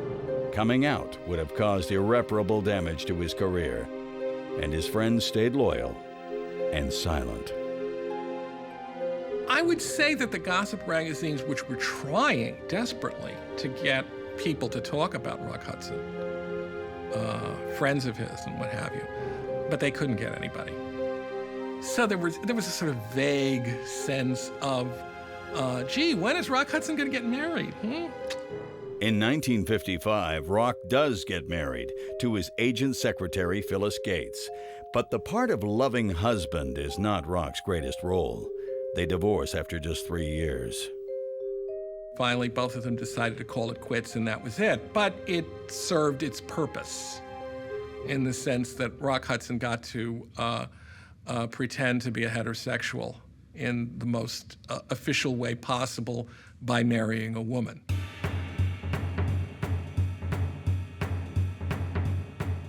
By the 1970s, Rock is a homebody, but what a home it is. He lives in a lavish mansion overlooking Beverly Hills. Rock calls his home the Castle, and it becomes a lively epicenter of social activity. Susan Stafford met Hudson through mutual friends. Rock always brought the best out of you. And it's a real compliment to him because not a lot of people can do that, especially a star. And you felt like when you arrived at the castle, you could let it rip. It was fun. Susan attended a memorable 50th birthday party for Rock. He put on such a show. The finest moment was Rock Hudson coming down the stairs. He had on a huge diaper with huge safety pins. I mean, gigantic safety pins, one on each side, and he had a little hat on and it said 5-0, and he said, "Happy birthday to me." I mean, it was so cute, and that's how willing he was to make fun of himself and have fun, because he wanted you to have fun. Martin Flaherty was hired as an assistant gardener and handyman at the age of 17. Marty soon becomes a member of the household and a part of the extended family. I was never treated as an outsider. I was welcomed in every situation. It was actually a very class act up at that home. Yet, though so casual, it was classy.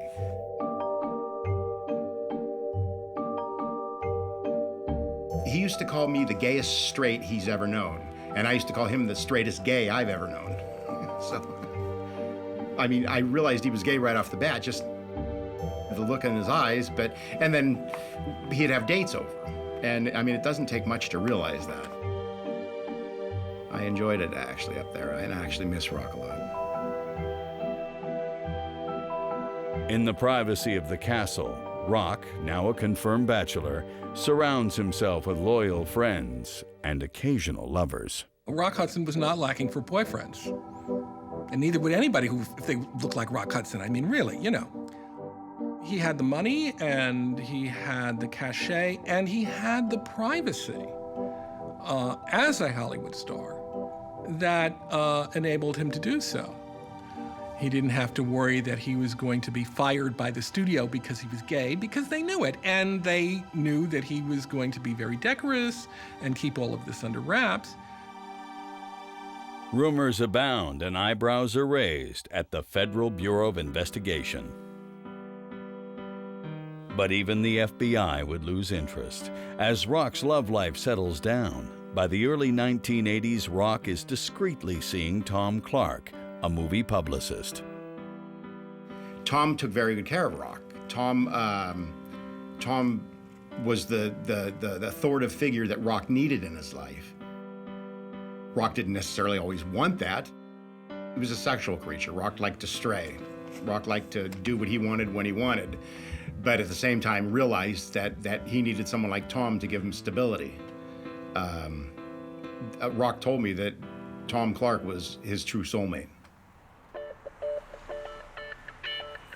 Tom Clark is a fixture in the Hudson household. That is, until a new love interest appears on the scene. 29-year-old Mark Christian. Martin Flaherty sees that the 57-year-old Rock is immediately attracted to him.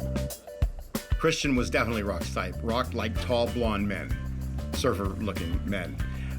Christian was a good-looking man. Brent Beckwith later became Mark Christian's partner for 9 years. I met him when he was 46, but he was still very good looking. Seeing pictures of him when he was young, he was just drop dead gorgeous. I mean, 6'1", blonde hair, just, the kind of guy that walked into a room and people were just in awe of how good looking he was. Mark Christian dabbles in music and audio engineering, but does not appear to have a real job. Marty becomes suspicious of his motives. Christian was the angel. He played the angel, but because Rock was so giddy and smitten with Christian, just for that reason alone, I would never give my 2 cents worth. Love is blind, and the person has to be able to see for themselves. I wish Rock would have seen it a lot sooner.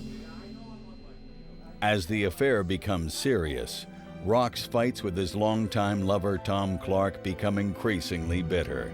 By November 1983, Clark is out and Christian is in. Tom and Rock were in a little tiff. Tom had moved into the New York apartment for a while.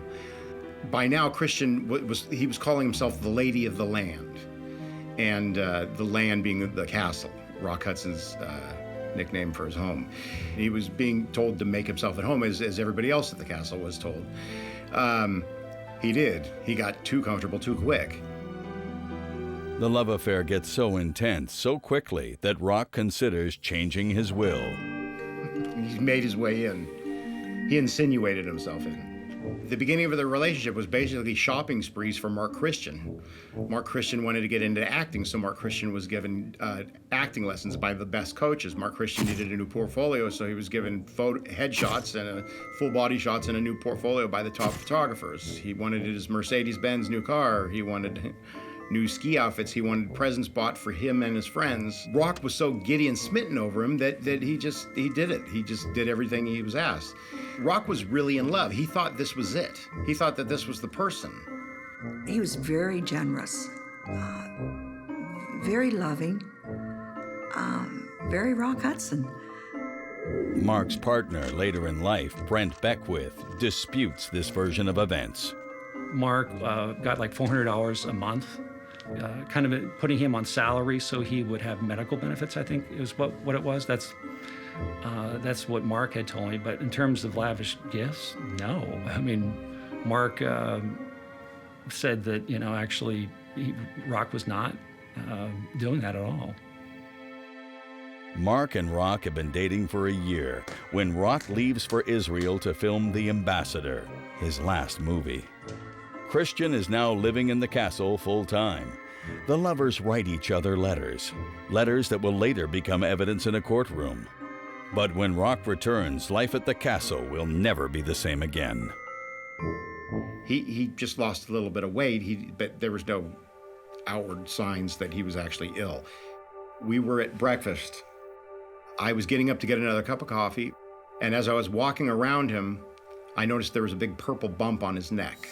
Because, we always do like to keep things light. I said, Rock, have you just been to Asia? And he looked up at me in question and he said, why? I said, because it looks like you brought home Mount Everest. What is that thing on your neck? The sore is diagnosed as Kaposi's sarcoma, a cancer that causes lesions to grow under the skin, and one of the most common symptoms of a new disease afflicting mostly gay men. The disease is called Acquired Immunity Deficiency Syndrome, and in 1984, AIDS is a death sentence. Suddenly there was this disease. Gay men were getting it, and they were dying. Nobody knew what it was, how it was contracted, and of course there was absolutely no question of any treatment or cure. There was nothing. Do I think Rock knew he was going to die? Absolutely. Was he a great fighter, a trooper? Absolutely. Very few people are informed. Rock tells his secretary, Mark Miller, and 2 of his longtime friends. But Tom Clark is not told, nor is Mark Christian, who's been living with Rock for more than 7 months. Secretly, Hudson flies to Paris for experimental treatment with an antiviral medication, HPA-23. But Rock's dire prognosis forces him to rethink his estate planning. The current will leaves millions of dollars worth of cars, property, and movie memorabilia to his former lover, Tom Clark. Tom was in the will for over a decade. Tom was the heir to Rock's estate.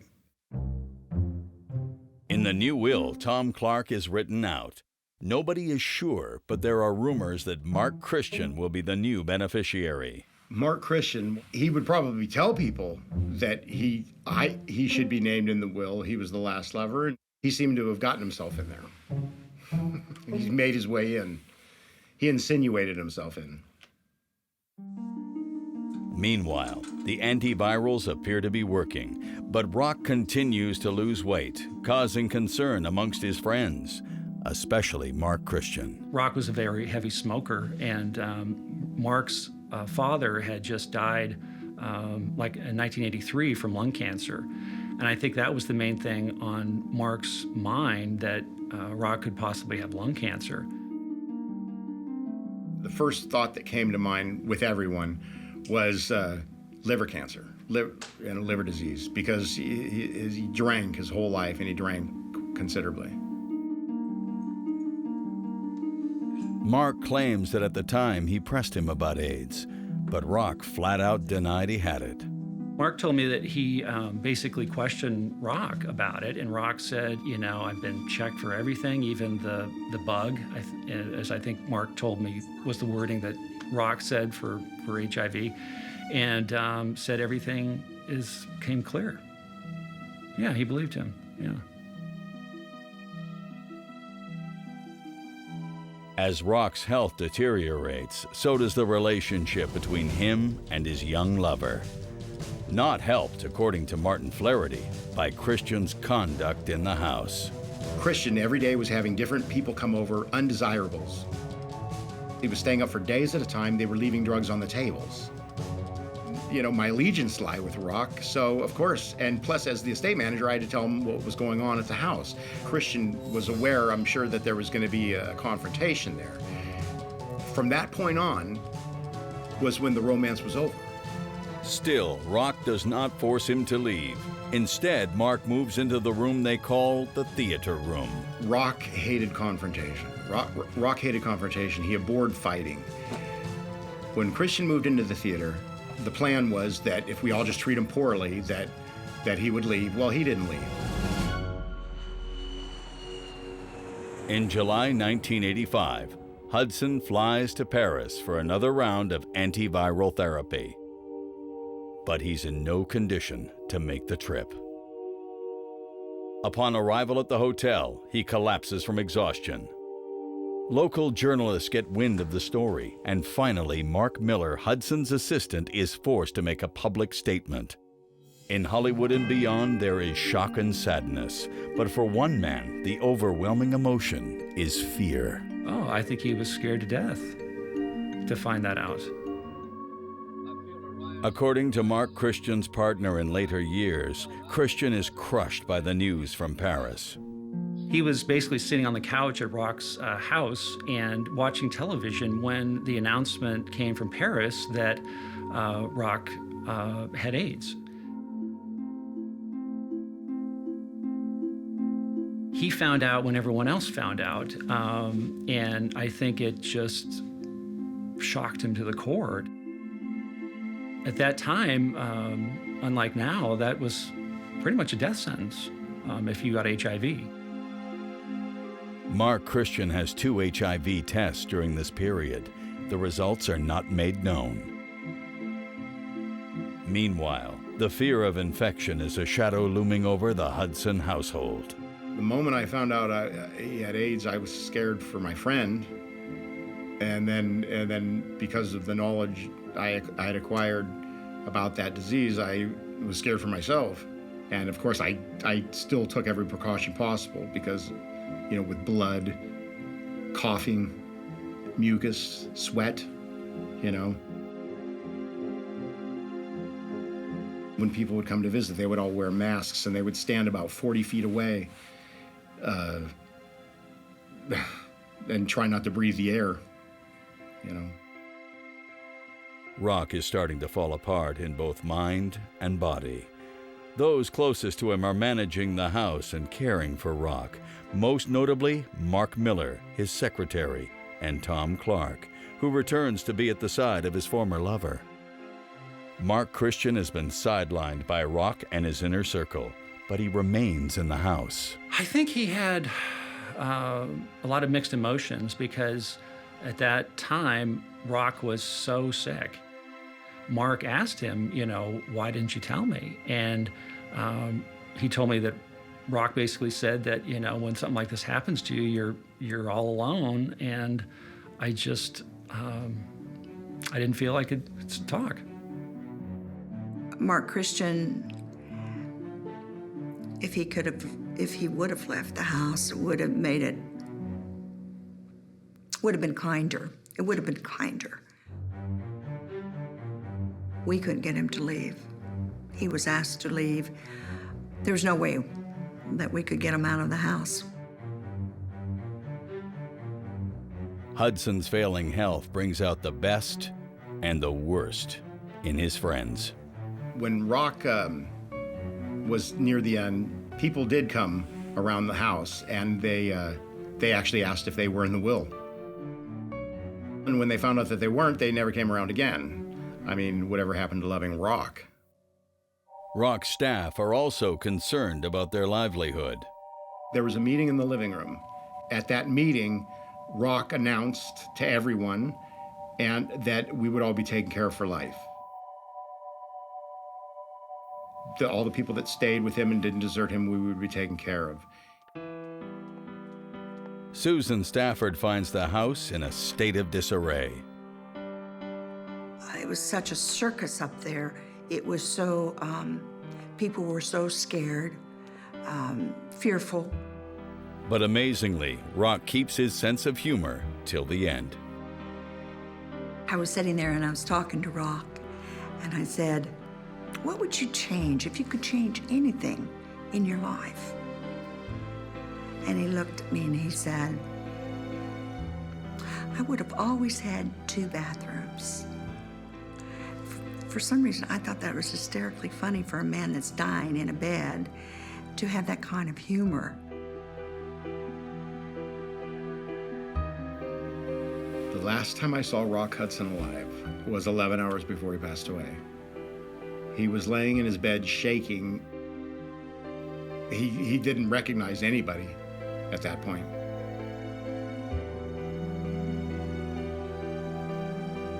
On October 2nd, 1985, Rock Hudson dies. He is 59 years old. When he was passing, I was so grateful he wasn't going to be suffering. One of his favorite things was to take his own yacht out through the Catalina Channel and out to the islands, the Channel Islands, and take all his friends, even the ones that weren't boat people. He would insist that they went. His wishes were that he was to be cremated immediately and then buried at sea. Tom Clark scatters Rock's ashes on the water.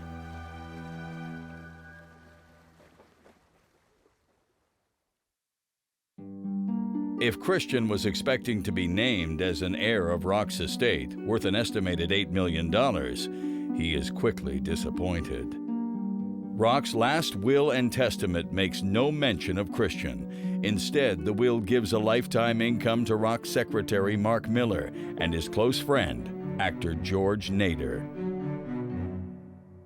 But Christian is not planning to just walk away. I think it was a time of many emotions. Rock had passed away. He lost someone he was close to.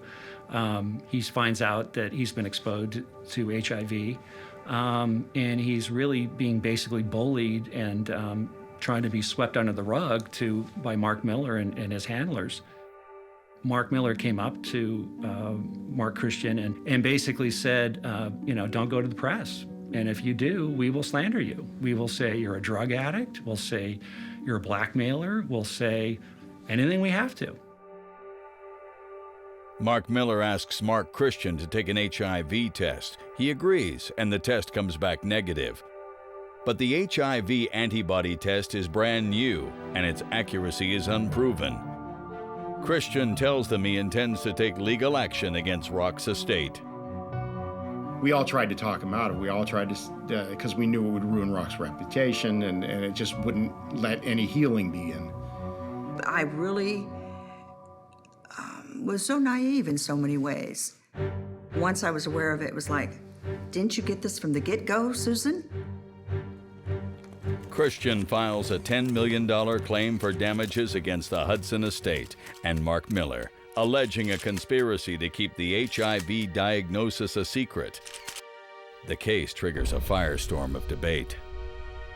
The reaction to the lawsuit was controversial. There was a mixture of, oh, and a certain kind of horror. And a lot of, really? And, well, maybe, and, well, what's the story? Let me read this. People wanted to know. There was a story there. Did Rock Hudson put Mark Christian in danger? What really happened? I think there was a feeling of it's taboo to potentially file a case against someone with AIDS or the estate of someone with AIDS. And then the other part was basically the gay community was, it's none of your business, what I do in my private life. I don't have to tell someone that I'm HIV positive.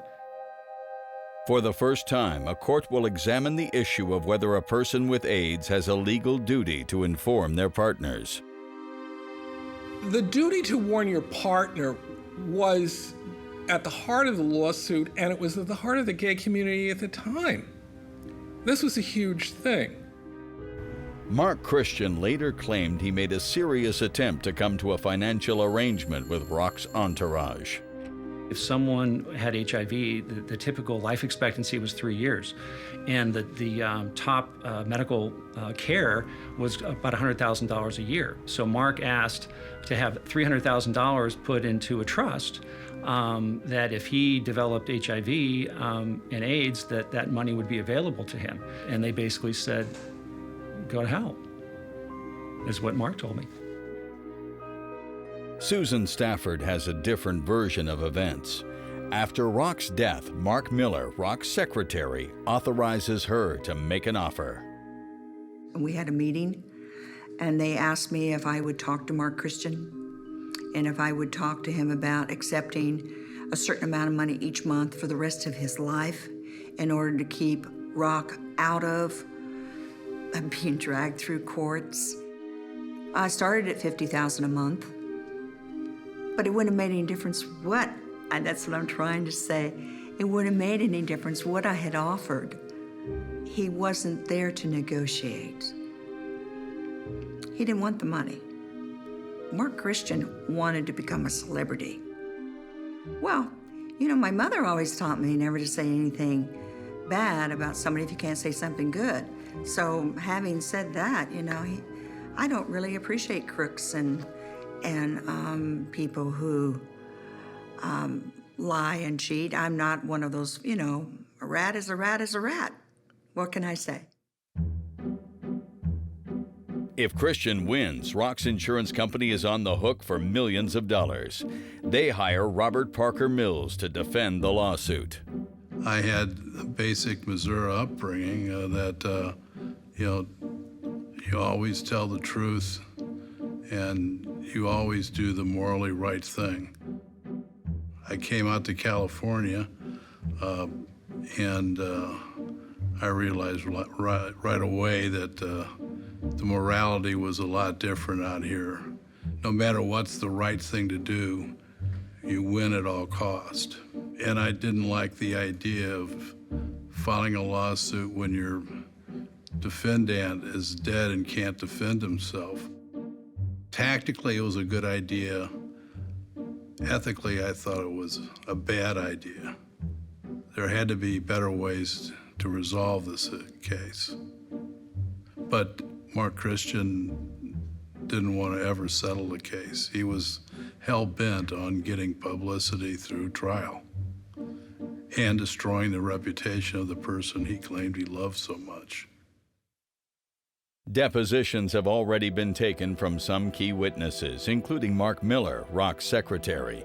Mills comes across a surprising admission. The thing that concerned me the most was Mark Miller was allowed to testify that Rock Hudson told him not to tell Mark Christian that he'd been diagnosed with AIDS. He testified openly that Rock told him not to tell, quote, the kid. Will Miller's testimony prove that there was a conspiracy of silence in the Hudson household? We were all asked at the estate to not say anything. Or will the defense manage to cast doubt on Christian's character? What he was claiming was totally inconsistent with the facts. In the fall of 1988, a sensational trial begins at the Los Angeles Superior Court. Mark Christian versus the estate of Rock Hudson. Rock's former lover alleges that Hudson put his life in danger by keeping his AIDS diagnosis a secret. Martin Flaherty, the estate manager, says he received orders to keep Christian in the dark, but for good reason. We were all asked at the estate to not say anything, but as far as keeping the information from Mark Christian, you know, that would be like saying, well, I'll keep the information. Let's not tell John Doe down the street. I mean, why do they need to know? Mark didn't really even need to know for any reason because he wasn't having active sexual relations with Rock. And that's the crucial point that the estate needs to prove, that the relationship was over by the time Rock was diagnosed with AIDS. The estate hires 25-year-old Paul Cohen, a Los Angeles private investigator. The question was Mark Christian, the plaintiff, telling the truth about his relationship and the number of sexual contacts he had with Rock Hudson? And what he was claiming was totally inconsistent with the facts. Mark Christian claims that before moving into the castle, he and Hudson had numerous romantic encounters at LA motels. Cohen begins to put those claims to the test.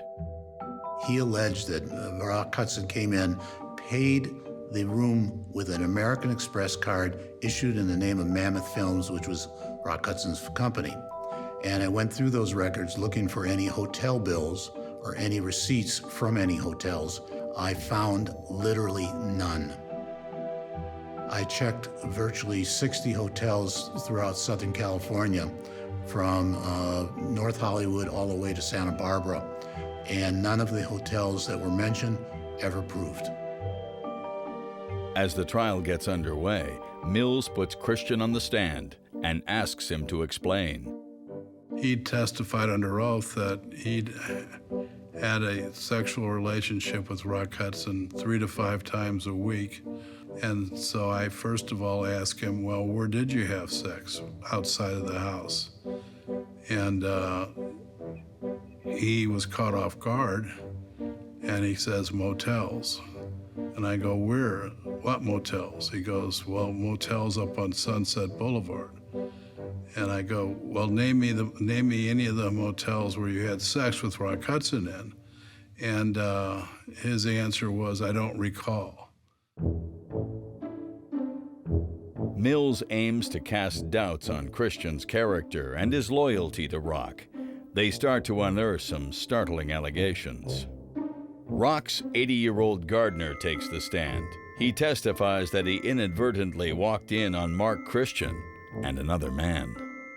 He came in and he saw a gentleman kneeling down in front of the plaintiff. He did not see the sexual act, but he saw the people in the position that they were in. He immediately excused himself and left. I thought that nobody would not believe an 80-year-old gardener, Japanese gardener.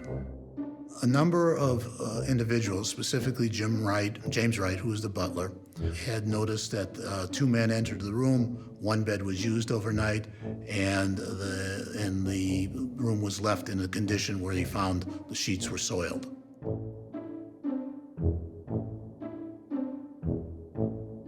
Accusations continue to be leveled at Mark Christian.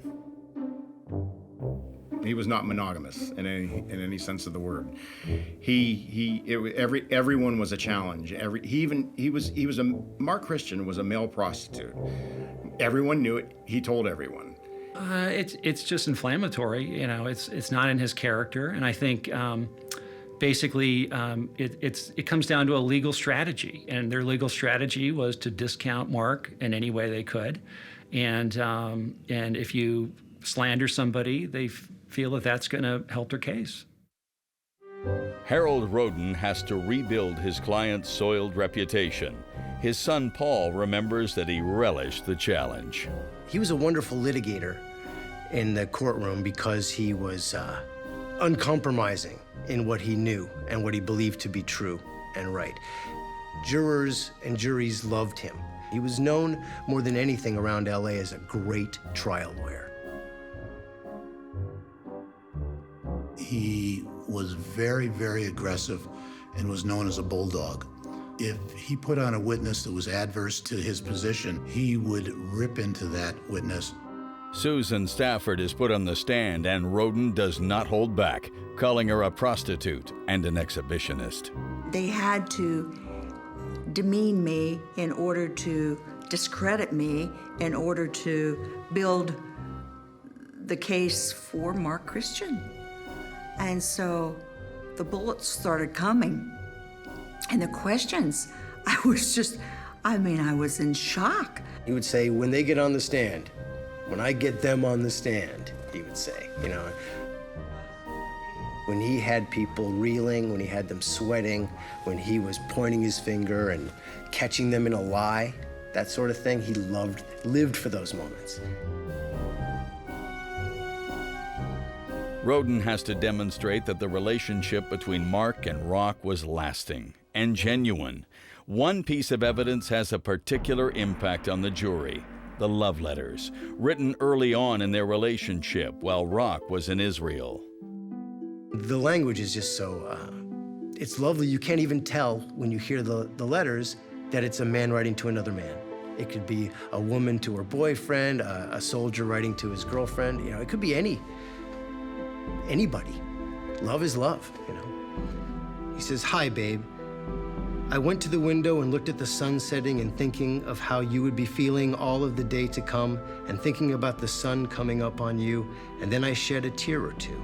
Would you by any chance be looking at the sunrise? I love you so much, baby. The countdown is now 20 more days to go and they are dragging like you can't believe. I love you, I love you, I love you." And when he read them for the jury, they were able to hear this was not manipulation, this was not lies. These are the most beautiful love letters anyone could want to receive. I always thought that these were just kept for blackmailing purposes.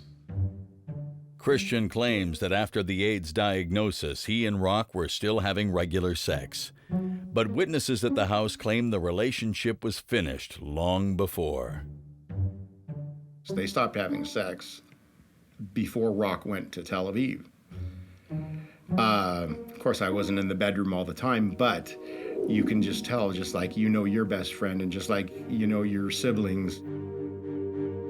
Rock didn't speak to him, didn't say hi, didn't ask him anything, and basically he was non-existent.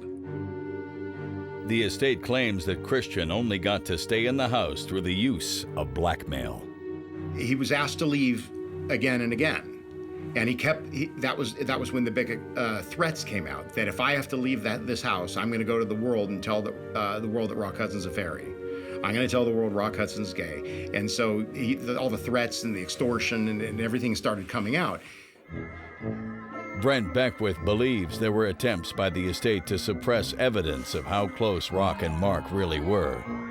There was a birthday party that Rock gave Mark, and they basically tried to say that it never happened, and that it's a complete fabrication. But there was a picture that basically showed the party with a cake with Rock and a birthday cake with Mark. Kind of showed the extent of their misrepresentations. But Mark Christian's lawyer, Harold Roden, found his client to be truthful, a solid witness, and a likable guy. In spite of himself, he found himself very drawn to Mark Christian. Mark Christian changed my father's attitudes about gay people. So here he was spending a great deal of time with this gay man and would come home and talk about how charmed he was by him, how impressed he was. Paul Roden would later meet Mark for himself. He was the most genuine type of person, kind, sincere, gentle man. The other thing that was striking was his great love and affection for Rock Hudson. He loved that man. Their relationship was a true love affair. Meanwhile, there's a vital question of fact that might turn the jury against Mark Christian. It would be a statistical impossibility for him not to have contracted the virus. And a work of fiction that casts further doubt on his story. It was a roadmap of the case against the estate of Rock Hudson. Christian and his lawyer, Harold Roden, charm the press and expertly spin the story. The bottom line is the press takes an angle, and that's what they follow, and their angle was David versus Goliath. Rich, wealthy movie star takes advantage of quote, poor, innocent 35-year-old man. The media took Mark Christian's word from day one. He portrayed himself very well. He always was well-dressed, well-mannered, and put the best foot forward to the press, which he did on numerous occasions. He liked the camera. Mark Christian needs to prove he is in fear for his life, but he has a problem. If he and Rock were having sex for months after the AIDS diagnosis, why did he not contract the virus? You can prove it statistically. If an individual is infected with the virus, and if he had sex with Rock Hudson over 150 times, the experts, the medical experts, indicated and testified to that it would be a statistical impossibility for him not to have contracted the virus. And we ran 35 different tests. He's the most tested man that I'm aware of in the world. Mills insists that Mark Christian's actions show he is not a man in fear of his life. After hearing the news report from Paris, Christian claims to have visited a doctor to ask about AIDS. We got the name of the doctor, and I went to visit the doctor. The doctor turned out to be a chiropractor, and the records showed that he came to visit to determine how he could bulk up for a weightlifting class that he was taking. There was absolutely no mention of any fear of contracting the AIDS virus. In court, Mark Christian maintains he is still at risk. So at that time, even though he tested negative, we really didn't know scientifically what the incubation was. It was good news, but it was also a feeling of, well, what about the future? One of the things that he was trying to prove that he was in such fear of contracting the AIDS virus, and he was also in fear of disseminating that virus if he had a sexual partner with anybody else. That's why it became so important to find individuals who had been intimate with Mr. Christian during the window of time that he claimed that he was celibate. I found 5 individuals. 4 of them admitted to having sex with the plaintiff during the window in time in which the plaintiff said he was celibate. Christian's lawyer, Harold Roden, ducks these body blows and distills his message into a simple, persuasive legal argument. He told how he was sitting in his den, listening to Madame Butterfly and thinking about the case with his legal pad and having had one too many brandies. And sitting up there in his room at his chair, and the words just came to him. The duty to warn. And when he got that idea, the duty to warn, that was it opened for him. And that became his fight, that became his cause, and that became the point of law that he wanted to drill home. And at a time when AIDS was new, terrifying, and mysterious, his message struck a chord. The jury reacted really well to Mark. They reacted really well to my father. He was having a ball in the courtroom every day from opening argument. I think he knew this was his case. He controlled it. He ran the show. The other lawyers reacted to what he did.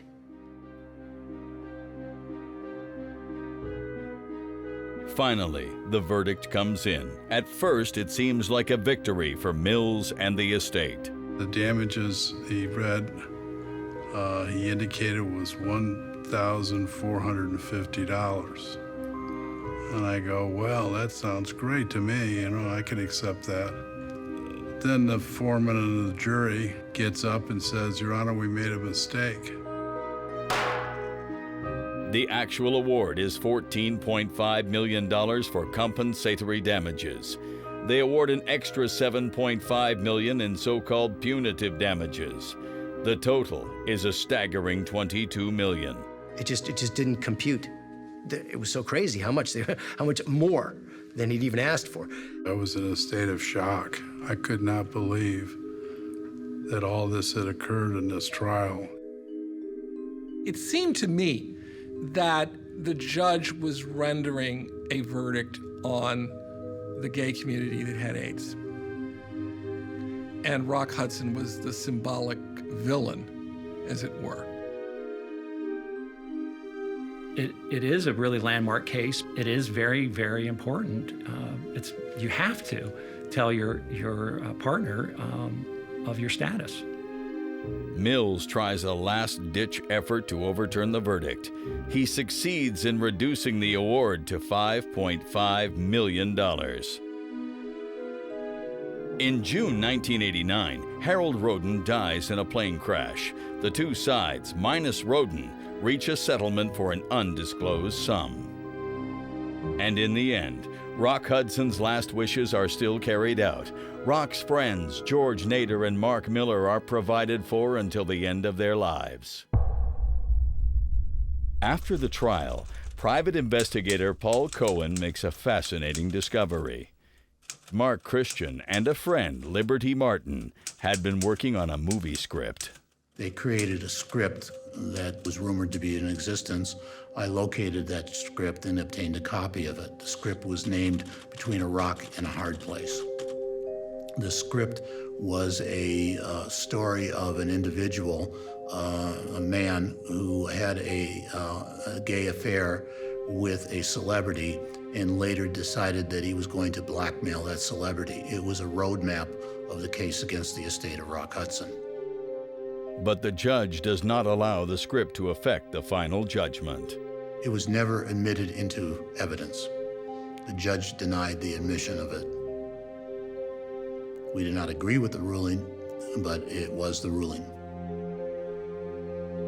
On June 2, 2009, Mark Christian dies of pulmonary problems related to smoking.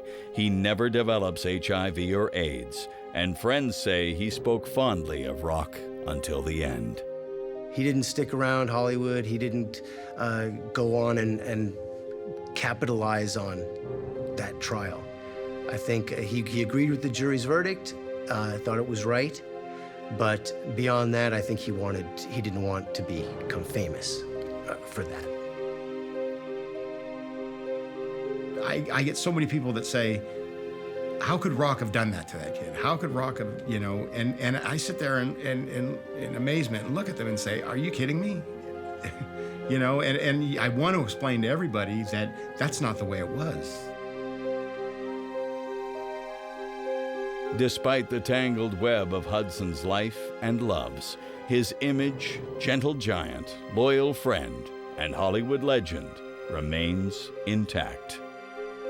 He made so many people happy, so many good films in his life, and let alone he was such a good person. That's what he should be remembered by, not by the stigma that this lawsuit caused. That's not how Rock Hudson should be remembered.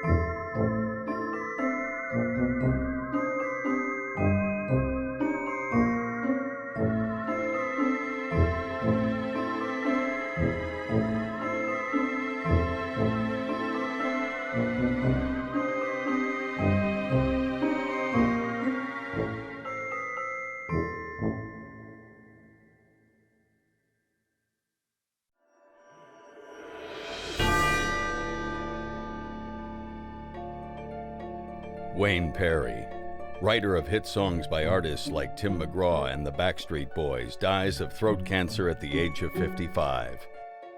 He leaves 4 children and an estate valued at over $1 million. Musically, he was a genius. But within a week of his death, a legal war is launched. They claimed that she killed her brother. Darlene could convert the devil. She was very influential. The conflict escalates out of control. I'll kill somebody if they touch my father. I basically threatened to destroy her as a person. And pits family against family. My father's death changed everything. It destroyed our family.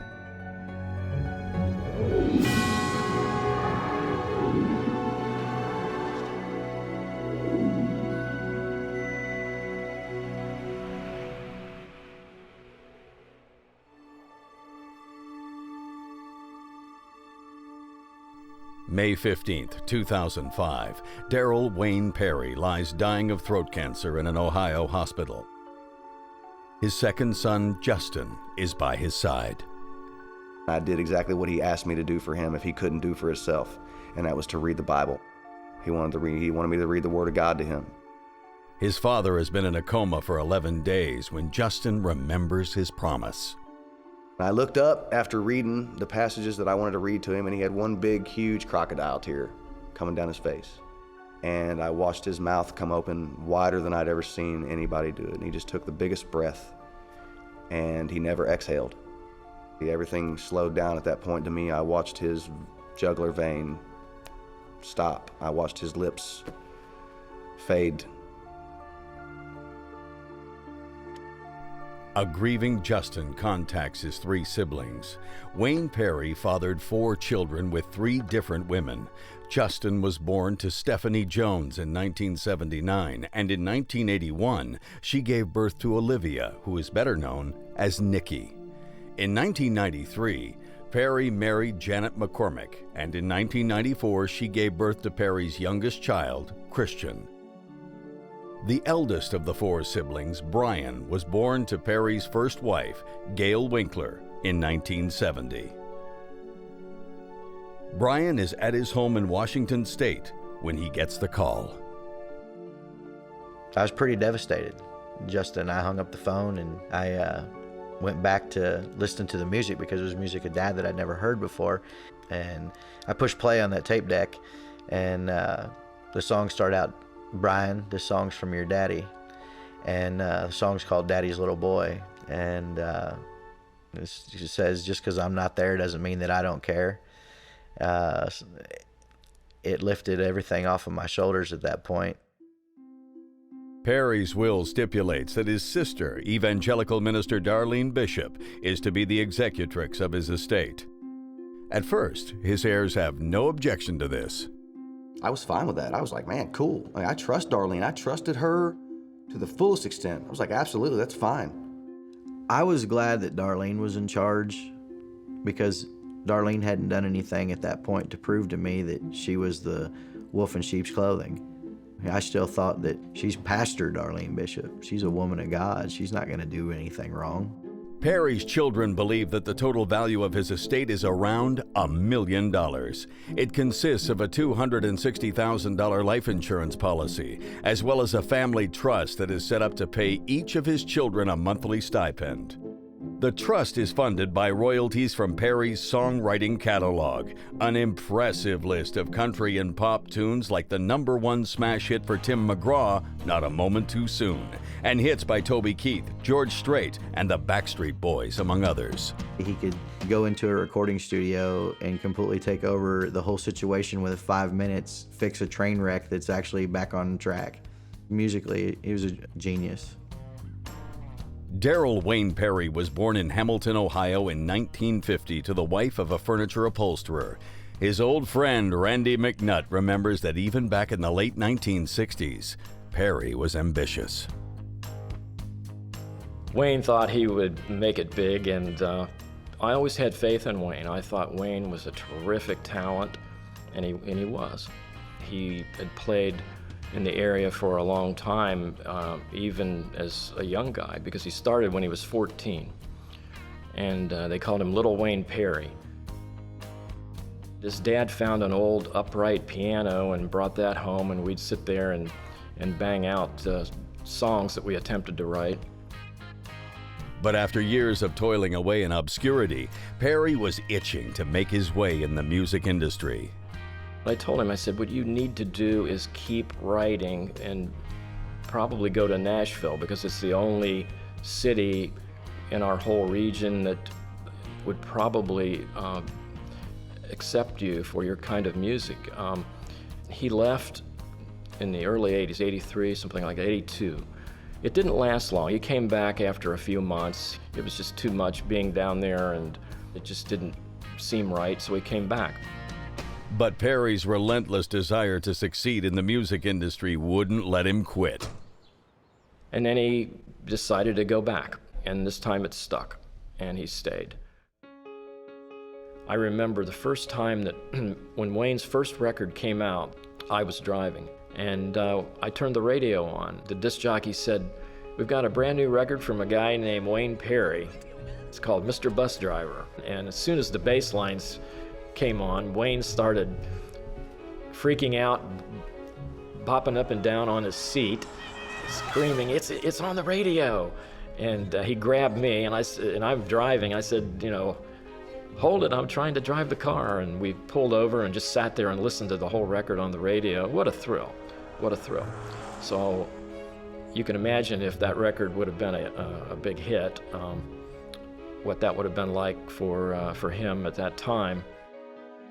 But the song wasn't a hit. Realizing that Nashville was already full of talented singers, Perry decided to find a different path to success. He gave up his singing when he was there, and he concentrated totally on songwriting. He decided that songwriting is what he wanted to do. But breaking into the Nashville music scene was tough work. Wayne would call and he would say, sometimes I just feel like giving up. And I said, well, you can't give up, because you were born to do this and you will succeed. It's just going to take you a while. You can't just walk in there and say, here I am, and you've got a hit song. He said, yeah, I know it. And so this would continue, and it went on for several years. I would say Wayne tried on and off for 10 years before he had a hit, which came around 1990 with Holly Dunn, I believe. There Goes My Heart Again. His life changed dramatically in that suddenly he was in demand among songwriters. Hit songwriters would ask him to collaborate. And Perry's songwriting talents were not limited to the country music genre. Wayne came to my house one evening. He came home to visit, and he said, come out in the car, I've got something I want to play for you. And he had a nice sound system in his car, better than the one I had in the house. And he had cassette tapes, and he popped them in, and he said, this one's by a group called the Backstreet Boys. In fact, Perry co-wrote the Backstreet Boys hits Anywhere for You, If I Don't Have You, and No One Else Comes Close. These and many other songwriting credits generated the royalties that Perry was able to leave to his children upon his untimely death.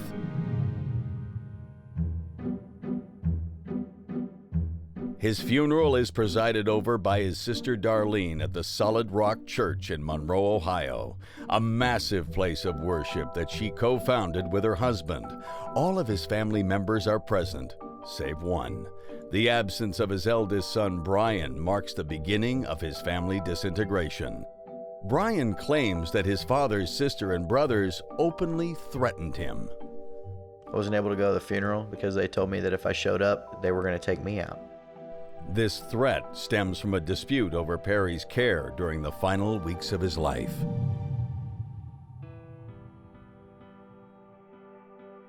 Last time I put Dad in the hospital, he knew and I knew.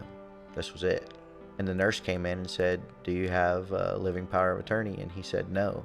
And he pointed at me and he said, I want Brian. He knows my wishes. He knows what I want to do if something happens to me, and that's the way it's going to be. This decision will turn out to be a faithful one.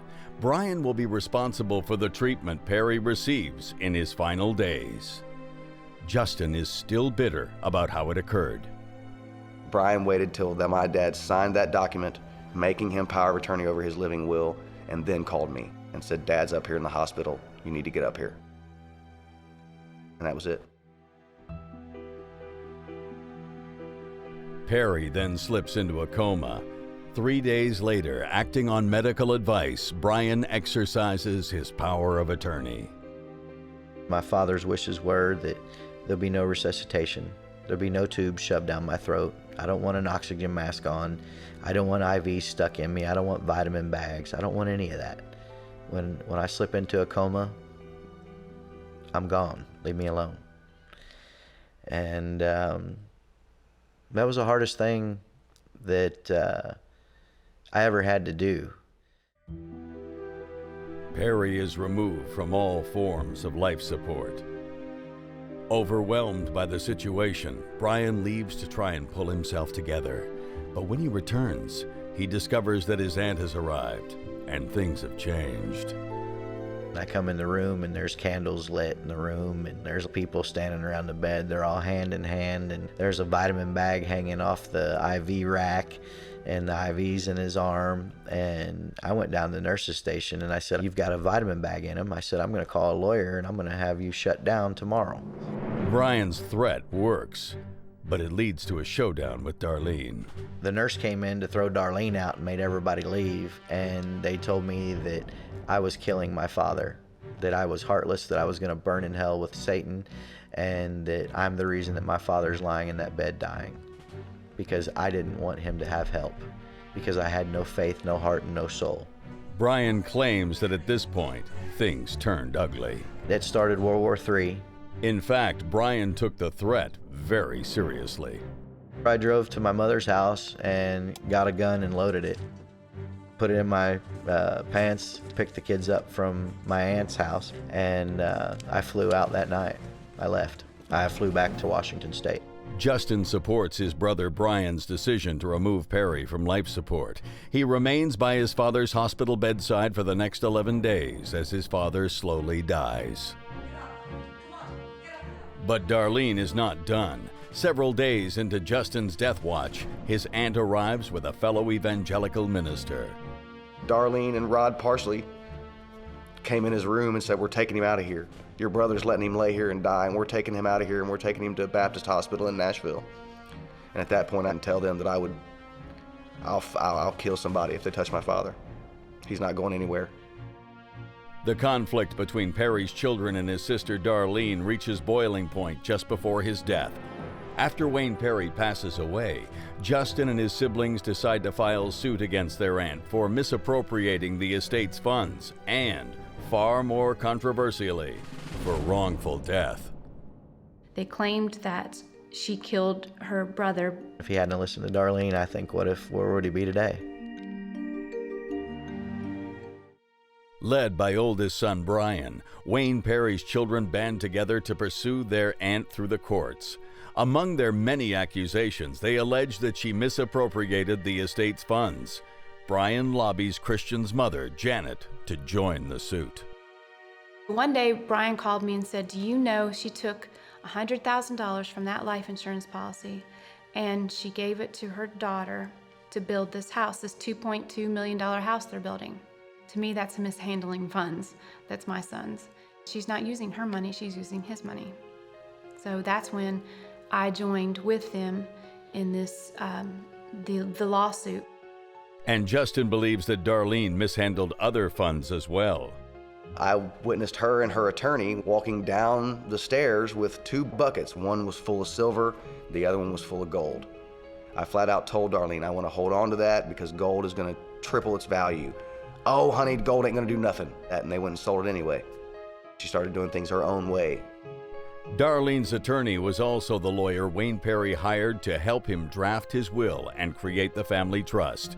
In the coming years, he will represent Darlene in the conflict over the very estate that he helped Perry set up. You know, it was just ridiculous. He was a conflict of interest under Ohio Rule 1.7. He's represented Darlene against the trust and the four heirs of the trust, and was a member of her church. It was just a disaster all the way around the table. I blame him for a lot of stuff because he shouldn't have represented Darlene Bishop because she was the executor of that trust. There were so many conflicts of interest all the way around. But the misappropriation of estate funds will be the least of the charges laid against her. Under the circumstances of how they handled his care, refused his medical treatment because of religious ways of healing that she invented herself. We brought a wrongful death suit against her. Wrongful death, clergy malpractice, teaching him something and being influential to him in such a way that it cost him his life. They claimed that she killed her brother, and that part I was never a part of. I only thought that she was misappropriating funds. This startling accusation is rooted in the events following Perry's cancer diagnosis in 2002. At the time, Perry and Janet were in the process of getting divorced, but despite their separation, the two still spent time together, and that's when Perry learns the bad news. The doctor called and delivered the news that it was cancer. The first emotion, I think, was shock, and then the second was he was just, he began weeping and just saying, I'm going to beat this. That was his first response. To a devastated Perry, the proposed treatment sounded worse than the disease. When he heard what the doctor's plan of action was for him, I think he felt that it was too drastic. They suggested he might have to take part of his vocal cords and possibly, parts of his mouth, his tongue, and that was just, to him, a death sentence because he loved singing, and he loved it probably more or as much as writing. In his moment of crisis, Perry felt he needed guidance. He just said, I've got to get back to my sister. So he left and went to Cincinnati. Wayne's sister, Darlene Bishop, is a well-known Christian minister who delivers high-octane sermons that make extraordinary claims about God's healing powers. Darlene's a very charismatic motivational speaker, one of the best motivational speakers in the world. She was requested all over the world. She was selling out stadiums in Atlanta. Darlene could convert the devil. She could walk into any room and take over that room. She could have 15,000 people in her congregation and every one of them get super excited. She's an entertainer. She's very good at what she does. But in the 1980s, her recovery from breast cancer changed everything. From then on, her sermons had a new subject. She was claiming that one day she had woke up and that she was bleeding from her breast, and that she laid over the bathtub and prayed for like 9 days and bled for 9 days from her breast. And all of a sudden one day it stopped. God had finally came through and healed her of breast cancer. Like his sister, Perry has a strong religious faith. This faith will have a serious impact on his healthcare decisions. He said, Darlene's told me I need to move in with her.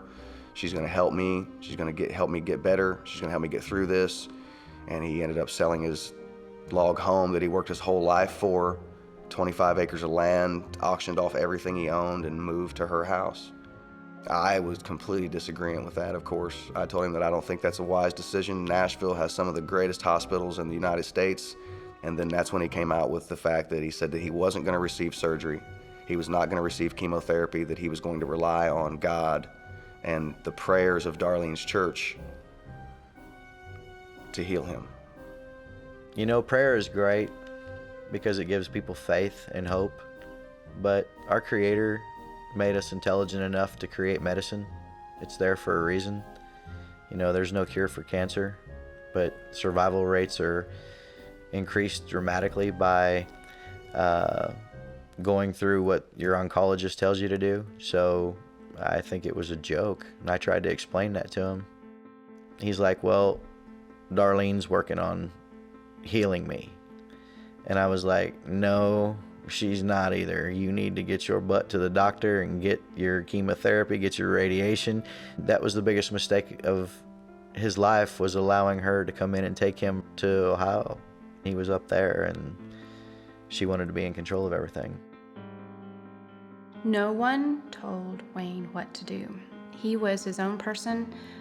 He's very opinionated, and he controlled himself and, anybody else around him really, but he made his own decision in everything.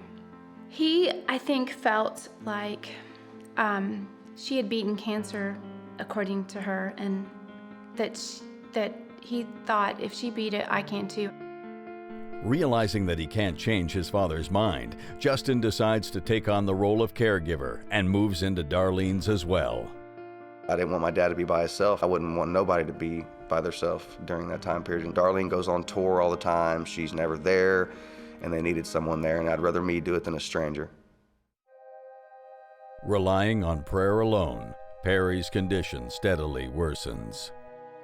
He would keep a fever all night long. While he slept, he would change out. I had to change out his clothes sometimes twice a night. He was constantly running a fever. He went through a bottle of children's Tylenol a day. I bathed my father, I fed my father, I clothed my father, I washed my father's clothes, I cleaned up after my father. By early 2003, 9 months after his initial diagnosis, he weighs only 80 pounds.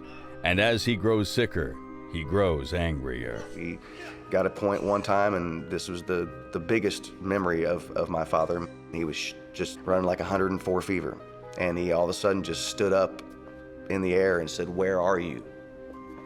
Where are you? Why aren't you helping me?" And started yelling at God and questioning God. And it hurt me. It hurt me inside bad. And I went outside and asked the same thing in my head. But if prayer doesn't help, neither does yelling. He started noticing again the masses that were growing on his neck. His lymph nodes started swelling on his neck. As the months go by, Perry's condition goes from bad to worse, and it seems that his death must be imminent. But is it? He looked like the Wayne of, a few years earlier. And I thought, wow, this is incredible. She exploited his body on big screen televisions, sitting on this stage through a miraculous cure of her work through God. By early 2003, Wayne's condition has become critical.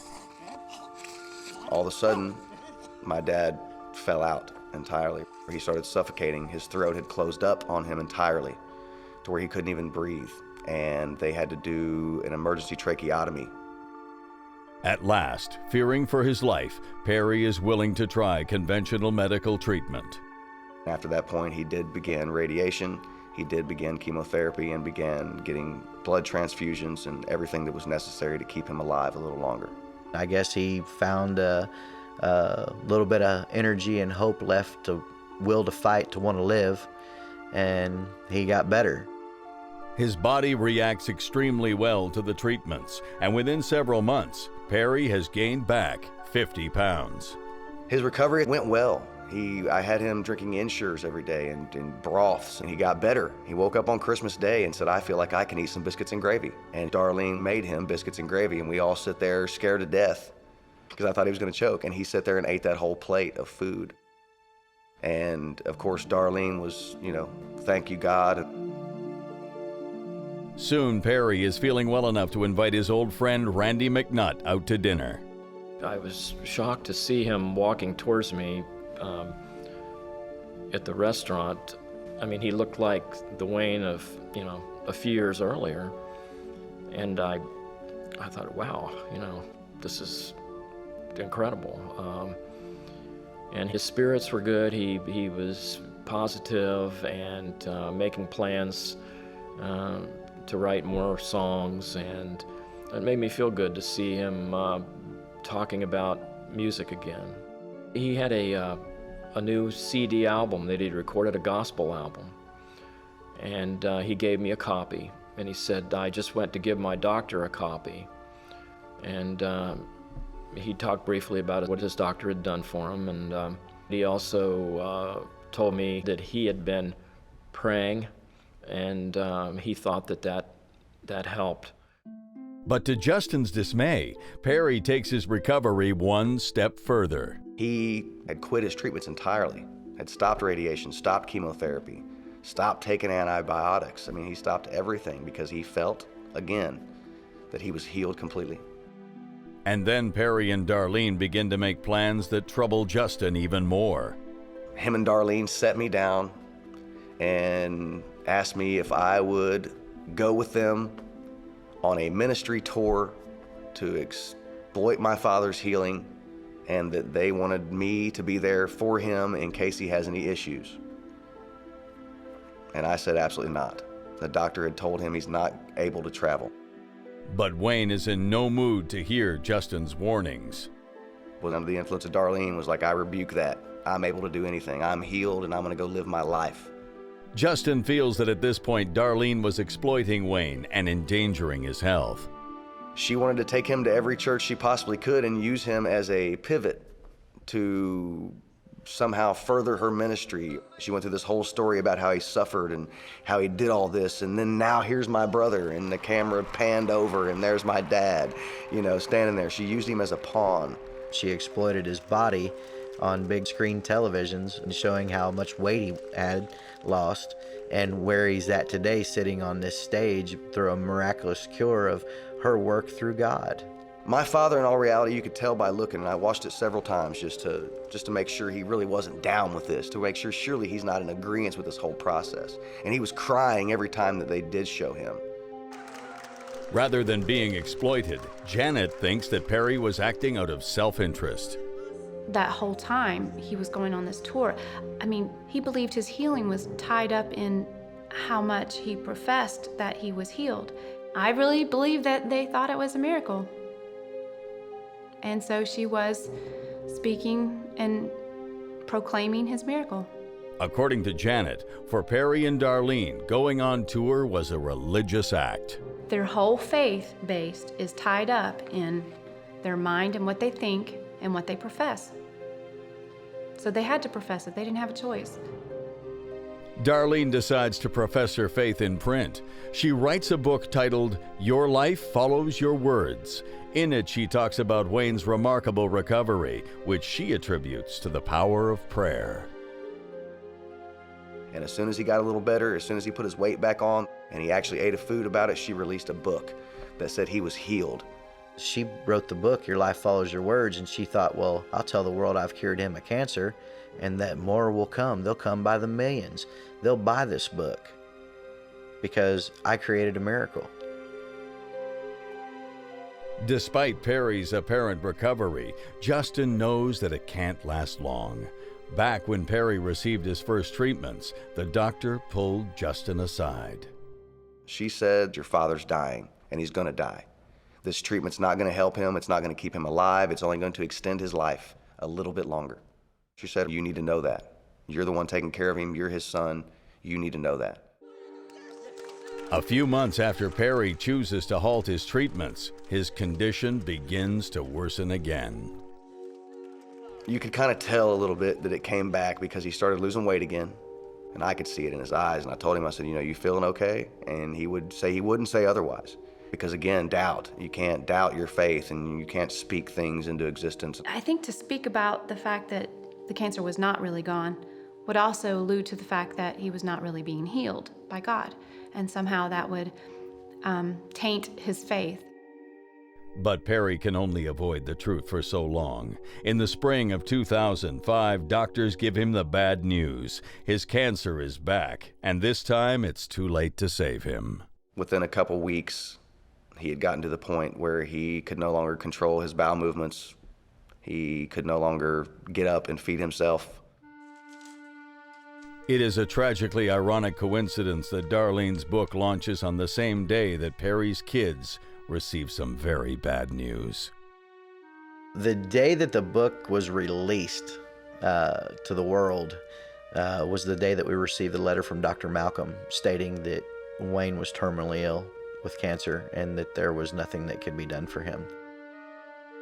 Perry's condition goes downhill so rapidly that on May 4th he slips into a coma and, 11 days later, passes away. In the court case that the Perry's children bring against their aunt, they claim that, in the months leading to Wayne's death, defendant Bishop persuaded Wayne to go to God instead of the hospital to treat his cancer. If he would ever start saying, Darlene, maybe I should get help, or I'm feeling sick, she would tell him never to speak those words again. Because anything that you speak, she feels, comes to existence. For his part, Brian believes that Darlene had even darker motives. Darlene wanted to make my father suffer for his sins of being a songwriter and turning his back on God. I know there's talk that she didn't encourage him to see a doctor, and that's just not true. She definitely encouraged him to. But she also knows that there are times when you've got to rely on doctors. But for Brian, Darlene's actions are unforgivable. They destroyed my father. They took his life and then blamed it on me. The cancer that he had was the most common curable kind of cancer. And the success rate was great. And if he hadn't listened to Darlene, I think where would he be today? I feel like if my dad would have just done what was right, if my dad would have just got treatment, he would be here today. He would be here right now. I mean, I wouldn't be having to do this interview because my father would be alive. But I believe that he died wrongfully. It's the most healable, commonly curable cancer known to man. And he just let it go until it was no longer curable. It was no longer going back. They knew Wayne. He made his own decisions. He didn't do anything anybody told him to do. So he believed he was just going to be healed by God. And to do anything outside of just waiting for God to heal him would be to say he had no faith. But nothing, Janet says, can stop Brian and Justin from including charges of wrongful death and clergy malpractice in their lawsuit against Darlene.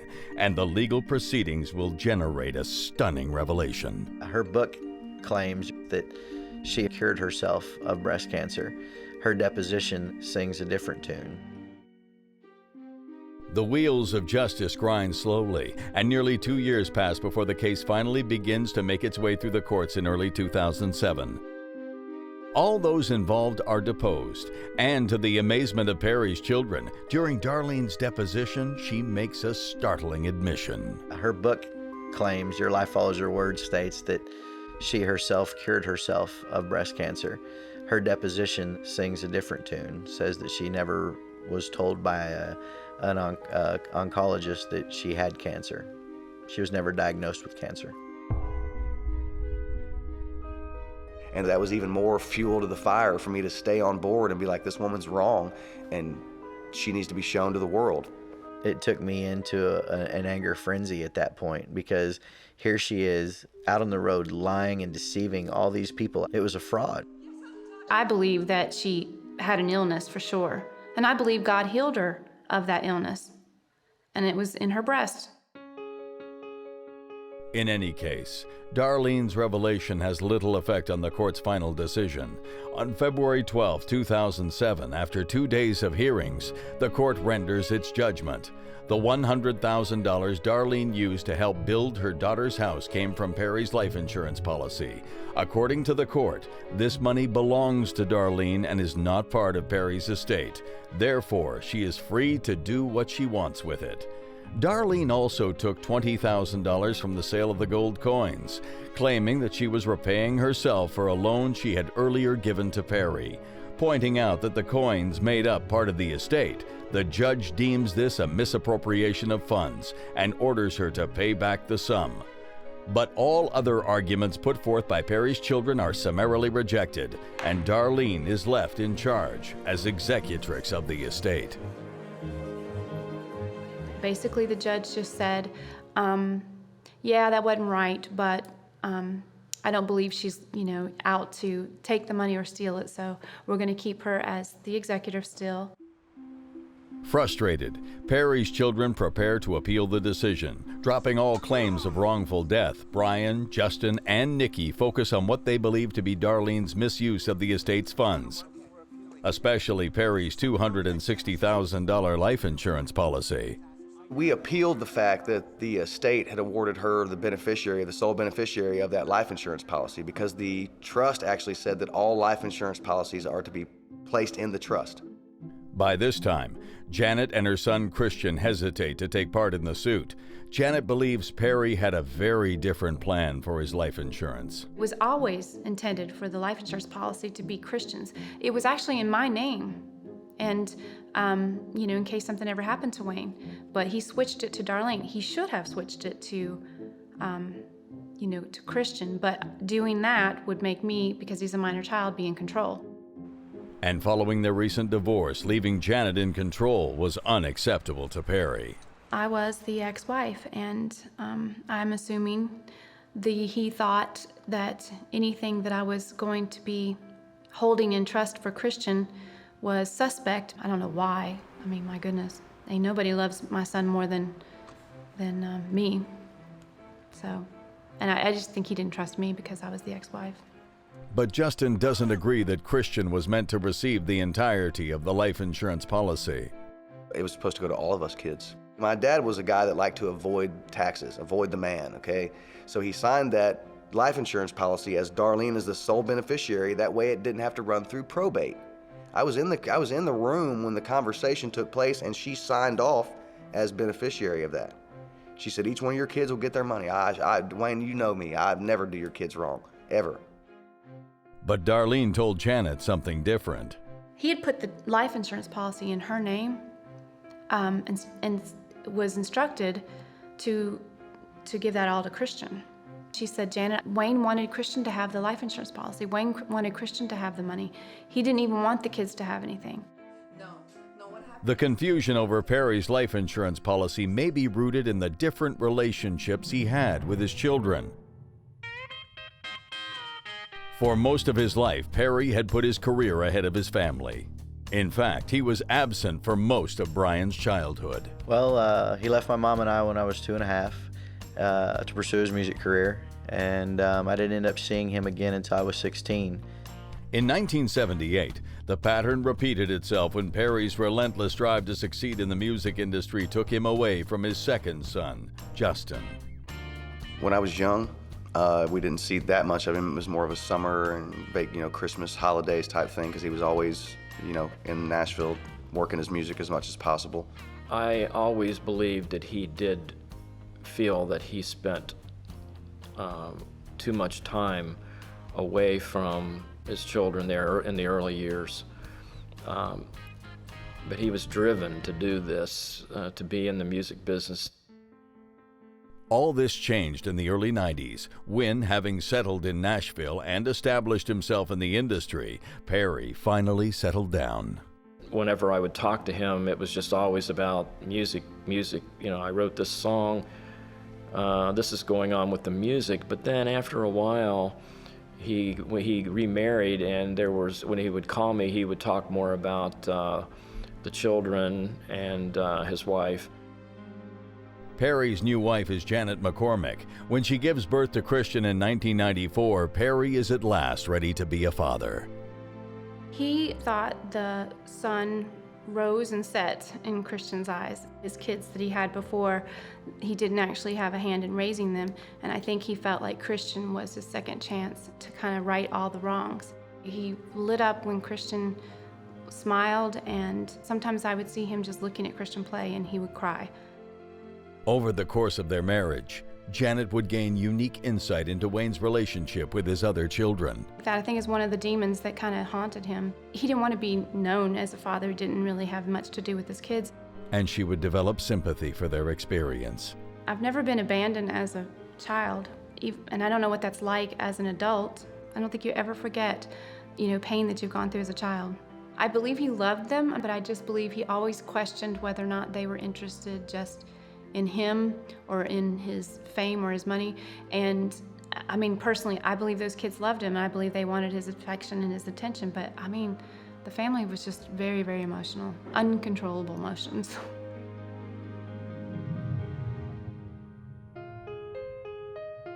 And as Brian, Justin, and Nikki mount their appeal, Janet feels that the family's uncontrollable emotions have gotten the better of them. Acting on behalf of her son Christian, Janet decides to make a radical change of plans and deal with Darlene directly. I realized at that point the person who was in control was the person that I needed to make amends with, and that was Darlene. She controlled what, kind of financial future for my son. So we made amends. My dad's custody agreement with Janet stated that if he ever died, that he needed $90,000 in life insurance coverage on himself for Christian. It is this $90,000 debt of Perry's that Darlene agrees to honor. But the fact that Janet and Christian have dropped out of the suit does nothing to deter Brian, Justin, and Nikki from launching their appeal. On February 4th of 2008, they're back in court. As the legal battle escalates, the conflict spirals out of control. He threatened to kill her, to destroy her, to own her, to kill anybody she's dealing with. Dropping all claims of wrongful death, Brian, Justin, and Nikki focus on what they believe to be Darlene's misuse of the estate's funds. On February 4, 2008, after carefully reviewing the case point by point, the appeals court can find no fault with the probate court's original ruling. On the subject of the life insurance policy in particular, the final ruling states, the life insurance proceeds were not part of Perry's probate estate or trust, and that appellee was not required to account for them in her administration of the estate or trust. In other words, the probate court was right to say that the life insurance policy belonged to Darlene, and she could do whatever she wanted with it. Brian tries to rally his siblings for another appeal, but Justin has had enough. I fired every single attorney we had, which was 28 total, because they wouldn't shut Brian up.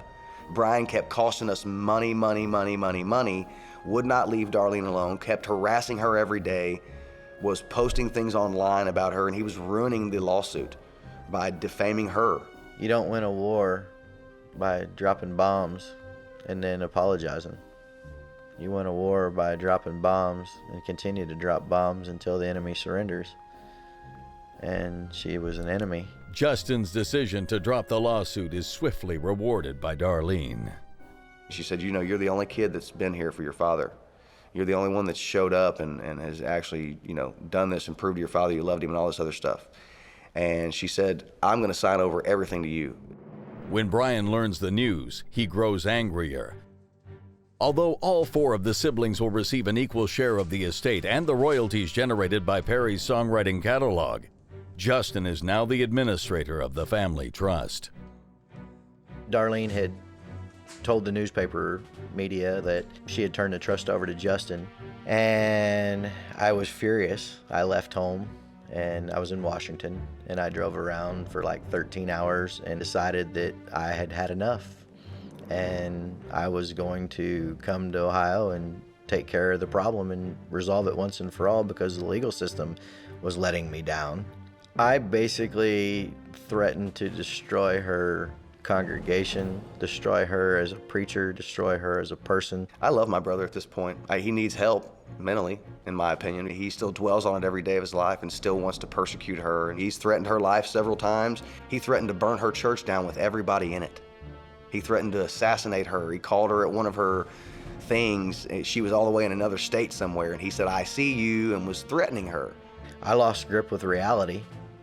And I called my wife and told my wife that I loved her and the children very much, and that I probably would never see them again.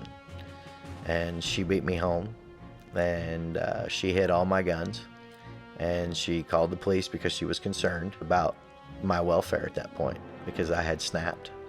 And I ended up spending the night in jail, 13 hours in jail that night for a cool-down session, and made me grab grips with reality. I mean, he threatened to kill her, to destroy her, to own her, to kill anybody she's dealing with, to, you know, he made all kinds of threats like that. He made a lot of threats he actually followed through with, which was to make this heavily publicized, and he did that for sure. I did not back down or give up. You know, I had her in 72 newspapers in 24 hours. We were on Geraldo's show, we were on Fox News. I'll give it to him. He destroyed her reputation, and he destroyed her mentally. And it's not just Darlene's reputation that's been destroyed. Tensions between Perry's children are stretched to the breaking point over the issue of his songwriting catalog. All four of his children, where we all have an equal share into in the catalog as far as ownership, but I'm the one who signs off on everything. When a song gets placed, or if there's a license that needs to be filed, I have to be the one to handle that.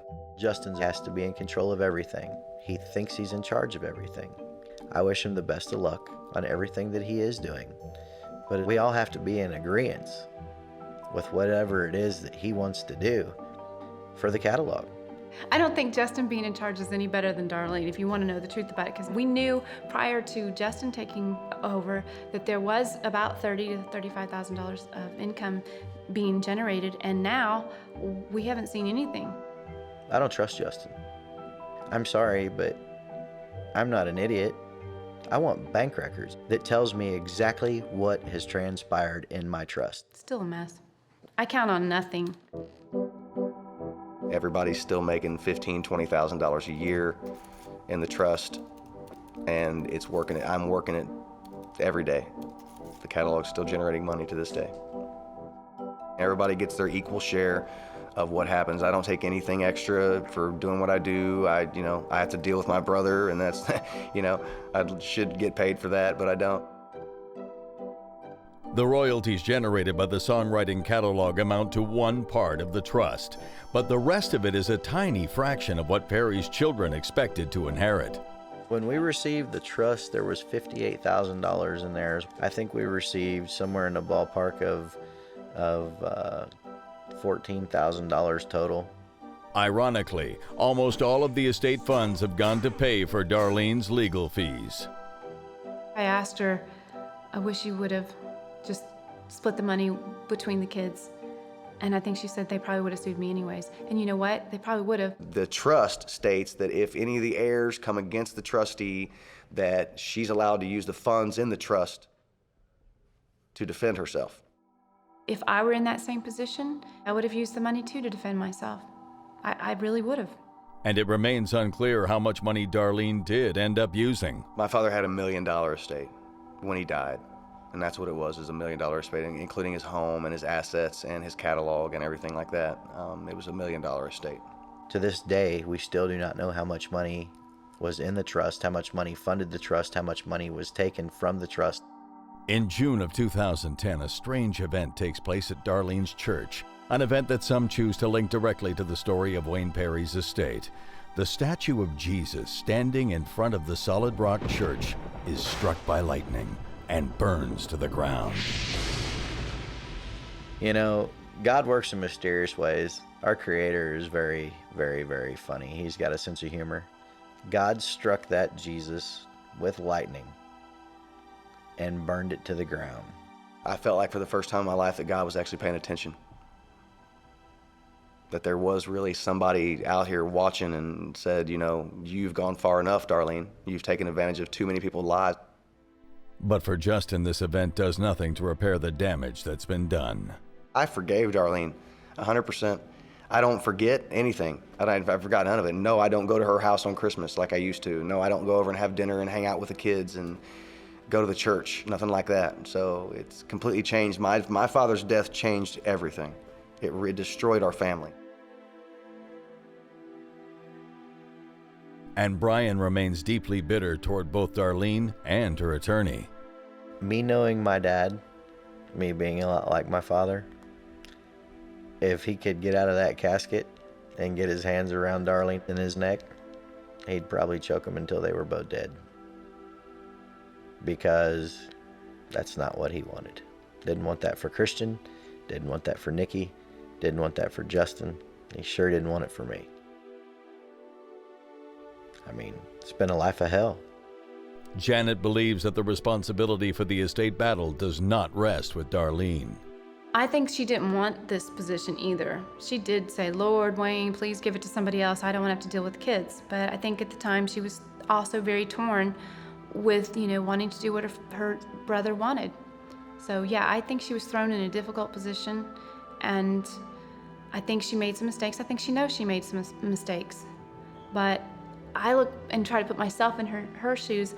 I don't know if I would have done it any different.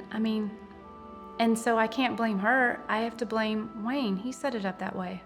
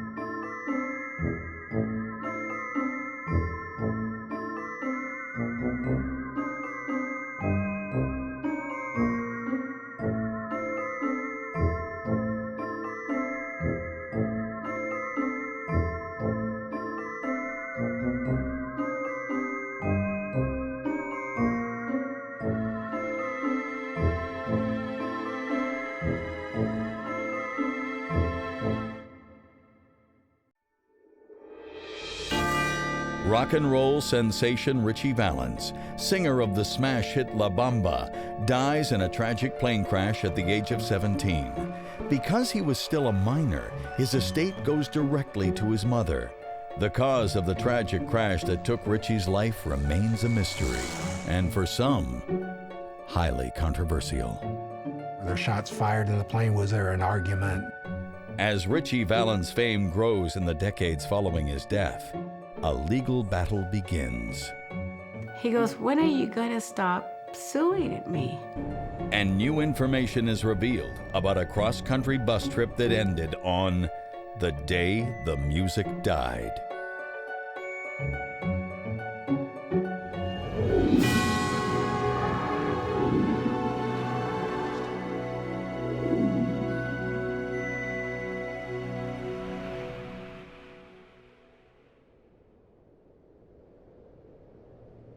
At 12:50 a.m. on February 3, 1959, a tiny Beechcraft Bonanza airplane flies low over Iowa farmland. On board are three of the most famous rock stars in the country: Buddy Holly, the Big Bopper, and Ritchie Valens. They're on their way to the next gig of their winter dance party tour. Author Larry Lemmer has written an in-depth investigation of the events surrounding that fateful flight. The weather was kind of typical Midwestern weather at that time. The temperature was in the upper teens. It was windy. There was just a little bit of snow in the air. The ceiling seemed to be okay. Roger Peterson, the pilot, was hoping that he'd be able to fly under visual flight conditions all the way to Fargo, since he wasn't qualified to fly on instruments. But there was a front moving in, and the conditions were not that great. The owner of the aircraft, Bob Dwyer, watches the plane take off. But when he tries to make radio contact a short time later, he gets no response. Then, the unthinkable happens.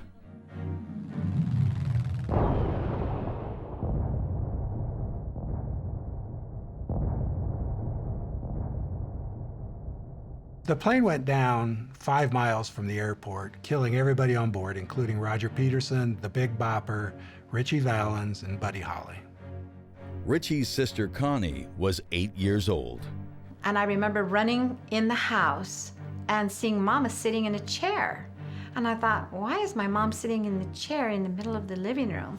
And around her are all of Ritchie's friends. Ritchie's other sister, Irma, was only 7 at the time. I remember getting to the house. I seen a lot of girls, a lot of guys, everybody in front of my mother's house. And I says, "Oh, Connie, I think we're having a party."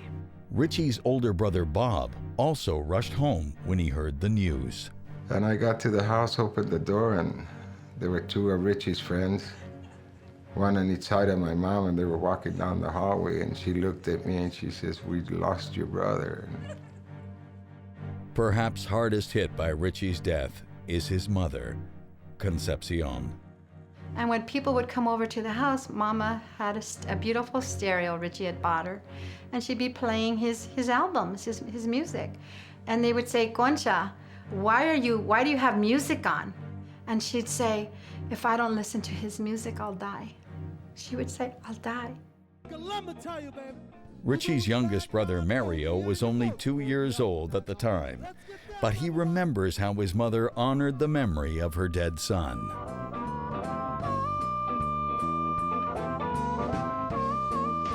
Every time on his birthday, we'd put on, his music, she would say, "Come on, let's dance. We got to dance this music away." So it'd be sad, but it was a good thing. In 1971, 12 years after the crash, the tragedy is immortalized in the Don McLean song American Pie as "The Day the Music Died." And this phrase will become the title to Larry Lemmer's book about the crash. Plane crash that killed Buddy Holly, Ritchie Valens, and the Big Bopper certainly created the first martyrs of rock and roll. Their deaths had a massive impact on the youth of America. Author Gary Moore has also written about the plane crash in his book, Hey Buddy. It blew a hole in U.S. rock and roll. And really, Some experts say that February 3rd, 1959 made the British invasion of rock and roll possible. Remarkably, despite Valens' untimely death, he remains enormously influential. It was a groundbreaking career he had, as brief as it was. Just to get his kind of music out there was really unusual at the time. You just didn't hear music like that. La Bamba was something that was totally unique to most rock and roll fans at the time. According to some critics, Valens' three-chord groove in La Bamba informed the next 20 years of rock history, influencing iconic hits like Twist and Shout, as well as songs by the Kingsmen, the Kinks, the Ramones, and the Stooges, among others. Today, he's one of only a few Mexican Americans in the Rock and Roll Hall of Fame. Richie was, I think, clearly the greatest performer of the three. He was maintaining his Spanish-Mexican influence on the music, and it was being accepted by the Anglo population, which people said couldn't happen at that time. Valens' fame and influence is particularly extraordinary considering that his entire career, from the release of his first single, Come On, Let's Go, to his death, was 1 year long. He was too young to have even thought about drafting a will, and his career was so short-lived that he hadn't even started collecting royalties from his 3 back-to-back hit singles. What Richie Valens' earning potential would be, you can only guess. He was incredibly popular. Born Richard Stephen Valenzuela in Los Angeles, California on May 13, 1941, Richie Valens' brief life was the epitome of the American dream. He rose to stardom from a background of poverty. His father died when Richie was only 10. From then on, Valens lived with his mother, Concepcion, in a household that included his older brother Bob and his younger siblings Connie, Irma, and Mario. The family was penniless. Most of us are poor until we get our check. But we were impoverished. That's a big difference. We didn't have anywhere to go. And he was the guy that was going to take us somewhere through his music. Before he died, Richie's father, Steve, had taught him how to play the guitar. His dad was a guitar player, and when his parents divorced, he lived with his dad. And Richie would play along with his dad a lot of times. So he got really interested in music at a young age. My dad used to have barbecues over at the house, and my cousins would come down and the weekend and they'd play, and most of them played Latin music, so they played La Bamba a lot. And Richie was about 5, 6 years old when he started to strum on a guitar, and they taught him a couple of moves on the guitar, and he took it from there on. He picked up the guitar, started learning how to play it, and from there, he was gone. It was in his heart and soul, and that was a mission that he had to go do, and and just go for it. To me, he was just my brother, and sometimes he used to get on my nerves. He was always playing, In junior high, in shop class, he refinished a guitar, and he played that. And he had a little amplifier that he'd carry around, and he would play it for anybody that would listen. In 1956, Richie decides to take his obsession with music to the next level. Richie joined a band called the Silhouettes, and they were real interested in getting a tape to a guy named Bob Keane. And he listened to him, and somebody asked him, well, what do you think about that group? And he said that, well, the group wasn't that hot, but that kid singing and playing guitar, he sounded really good. Keane contacts Richie and offers to record him. The big song that Richie was working on at the time Bob Keane met him was Come On, Let's Go. So Bob Keane gave the song a little structure, and they put it together and recorded it. And he took a tape of it down to KFWB, a station down in Southern California. I think we were in the car with Mama, and we had it on KFWB, which was the rock and roll station, and all of a sudden there it was, and we were just all like, Come On, Let's Go came out in 1959 and was a hit. By the end of 1959, he had come out with Donna and La Bamba, and those were monster hits. Those both earned him gold records. Richie was getting more famous, And all the girls that would hear his music would jump and dance. Some would even cry. By the end of 1958, Ritchie had gone from unknown high school student to teen phenomenon, headlining the Winter Dance Party, a tour of the Midwestern states with the established rock star Buddy Holly. The Winter Dance Party tour begins in late January, and although it gets off to a good start, things go rapidly downhill as the tour buses prove to be ill-suited to the weather conditions. They weren't adequate for touring in the upper Midwest in really cold and snowy conditions. And the touring was arduous, and the buses kept breaking down. They kept having to send out new buses. It was a horrible situation, and all the artists were calling home complaining. But, you know, the show must go on, and it did. Their drummer, Carl Bunch, kept putting on pairs of socks on his feet, thinking that would keep his feet warm. And his feet would sweat, and then they would freeze. And he suffered a very severe case of frostbite, ended up in the hospital there, and the tour had to go on without him. There was one point where the bus actually broke down in the middle of a blizzard on the road. And the boys got out trying to flag people down. Finally, a sheriff or a cop came, police officer came by, took a couple of the guys into town. They brought out another bus, and they had to transfer all of this equipment. And this is in sub-zero weather. These guys, half of them, didn't know what the weather was going to be like. As the tour winds its way through the states of Minnesota, Wisconsin, and Iowa, the situation grows worse still. You can imagine a school bus of the 1950s out on a two-lane hard road out there with wind blowing and snow falling. They're drafty, they're cold, they creep along, and frequently they would play a concert and drive all night after the concert, so they were on the road in the worst possible conditions. I heard a story where the performers actually started a fire, burning paper just to try to get some warmth. They would take newspapers and things like that, anything they had that could burn, trying to keep warm. It was well below zero. These guys, half of them, didn't know what the weather was going to be like. Richie had never been in snow. Mama had to mail him a coat. Finally, Buddy Holly decides that he's had enough. Buddy wanted to get to the next venue, which was Fargo, to do some laundry and get some rest. And they knew what was ahead of him was another long bus ride through the night, and he just couldn't do that. He just refused to. So while he was at the surf that night, he asked the manager if there was any way they could charter a plane. And he said, yeah, actually there is. Right here in Mason City, we have Dwyer Air. Originally, Buddy Holly chartered the plane for him and his two crickets. At that time were Waylon Jennings and Tommy Alsop. And during the course of the evening, the Big Bopper had talked Waylon Jennings out of his seat. And after the concert was over, just before they left for the airport, Richie went over and said, look, I really got to go on this plane. I'm not feeling good at all. Tommy stuck his hand in his pocket, pulled out a coin, and he goes, I'll flip you for it, Richie. Richie goes, all right. So he flipped them, and Richie called heads.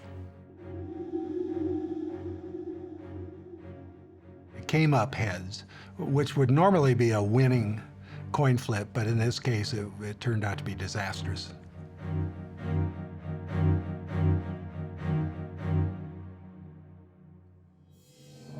What happens next will leave a nation in mourning and trigger an avalanche of wild rumors. He was picking up all of these small pieces and putting them in a barrel. And among the pieces was a gun. The plane flew only 5 miles before it crashed into a field. The question is, why?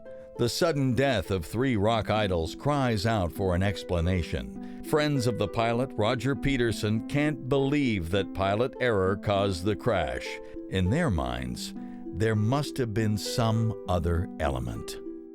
Roger Peterson, the pilot, had been checking the weather forecast all night from his apartment, and the conditions were deteriorating throughout the night, although they were still good in Fargo, which was their destination.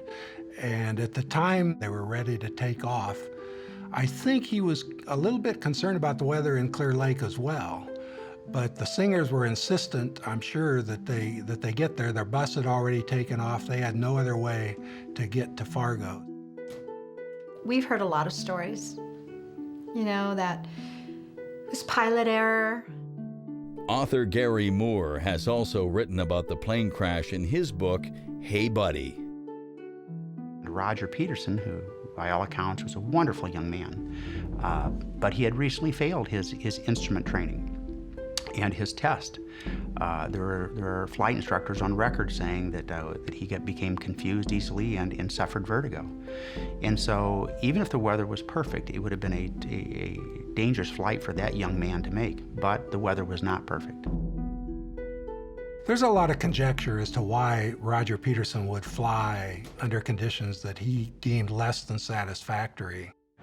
One theory is that Peterson's judgment was overwhelmed by the fame of his 3 rock star passengers. Buddy Holly, for instance, had massive star power. Buddy was an amazing musician. He was arguably the inventor of the modern style of rock and roll. And the Big Bopper's monster hit, Chantilly Lace, was at the top of the charts. But nobody knows whether or not the stars convinced the pilot to take off. And even if they did, that wouldn't explain what actually caused the tragedy. A strange discovery at the crash site soon fuels wild speculation. The mayor of Clear Lake observed that all along the route where there was debris, there were also dozens of candy bars. A theory begins to circulate that after weeks of touring remote Midwestern towns, somebody on board the plane had run out of drugs and was suffering from withdrawal. If Roger Peterson balked and said, look, the weather's too bad, that the pressure of getting drugs might have forced somebody to force him to take off. But Larry Lemmer feels that the chocolate bars may have just been somebody's sweet tooth. None of the singers that were killed in the crash were drug users. From all indications of interviews with people that were on that tour, drugs were not a problem. Still, the rumors persist and they gain traction when a startling discovery is made at the crash site 2 months after the tragedy. The next spring, the farmer that was farming that land went out to work it to plant a crop, and there was still parts of the wreckage that were out there, small pieces. And among the pieces was a gun. And he was very surprised to find the gun, and he called the sheriff to tell the sheriff about it. They checked the registration, which back then would take 3 or 4 weeks, not having computers, and they found that the gun was registered to Charles Hardin Holly, Buddy Holly's real name. But some would question why Buddy Holly would have a gun. Every dime that was taken in cash. They didn't take checks, they didn't take credit cards, and so there were thousands of dollars involved. And Buddy and the tour manager ended up being responsible for that money. And so I find nothing surprising about the fact that Buddy Holly had a gun. Well, the obvious rumor that surfaced after the gun was found was that somebody had gotten shot on that plane, and presumably it would be the pilot, since he was the one that was controlling the plane. And of course that's a real far-fetched theory when you think they're all on a plane, they all want to get to the next destination. The last thing you want to do is shoot the pilot. Maybe he was taking out the gun to clean it, or maybe he was reholstering it, or maybe he had taken it out of his suitcase and it accidentally went off and it hit him. The flight was only about 5 minutes in a darkened cabin without absence of light, and anybody who thinks that anybody was cleaning anything in that cockpit's never been in the cockpit of a Beechcraft Bonanza. There's barely room to squeeze your body in, and so there was no cleaning of the gun. Another theory, put forth by Jerry Dwyer, the owner of the plane, is that there was bad blood between the 3 musicians. Intense rivalry, exacerbated by the wretched conditions of the tour, led to a fight breaking out on board. I believe that Jerry Dwyer would like to believe that something happened to bring that plane down that did not involve his decision to put that pilot in that plane that night. Well, there have been rumors of fights on the plane, and there have been actually witnesses who said that they saw the people on the plane fighting in the cockpit as they took off. But according to Gary Moore, absolutely nothing in the character of the three musicians supports this idea. All witnesses say that Buddy Holly was probably the nicest, most amiable person they've ever met. Everybody who knew Ritchie Valens said the exact same thing. In the Big Bopper, I think that people just loved him. In an effort to get to the bottom of the mysterious crash, 4 experts from the Civil Aeronautics Board arrive in Clearwater to launch an investigation.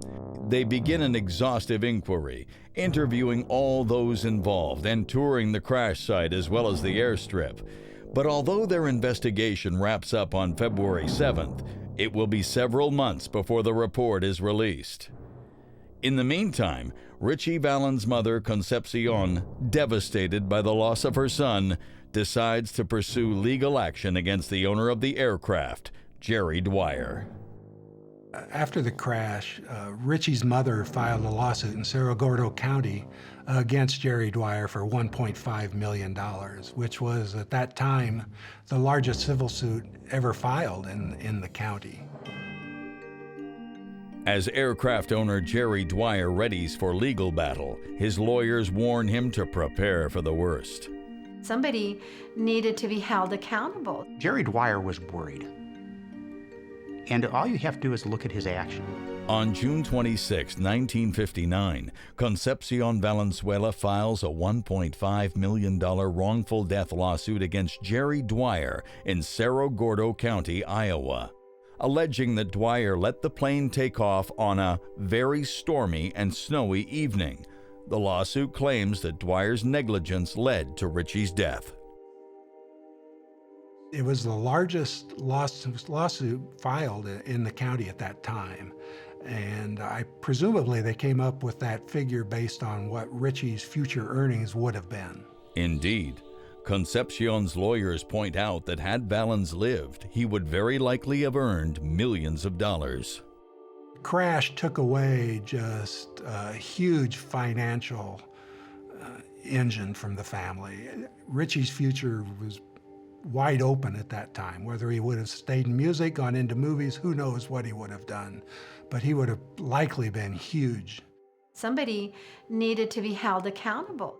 Maybe they shouldn't have taken off that night. Maybe different decisions should have been made.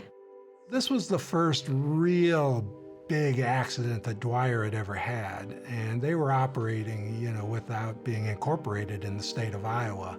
And their attorney suggested that they get incorporated right away. The attorney also suggested that if you're ever going to take a vacation, you might want to take it now.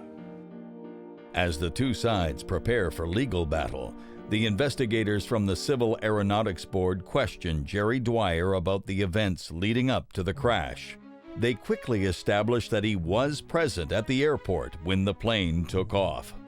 He helped load the airplane, packed their luggage, put the passengers in their seats, had last-minute conversations with the pilot, Roger Peterson, and the plane took off.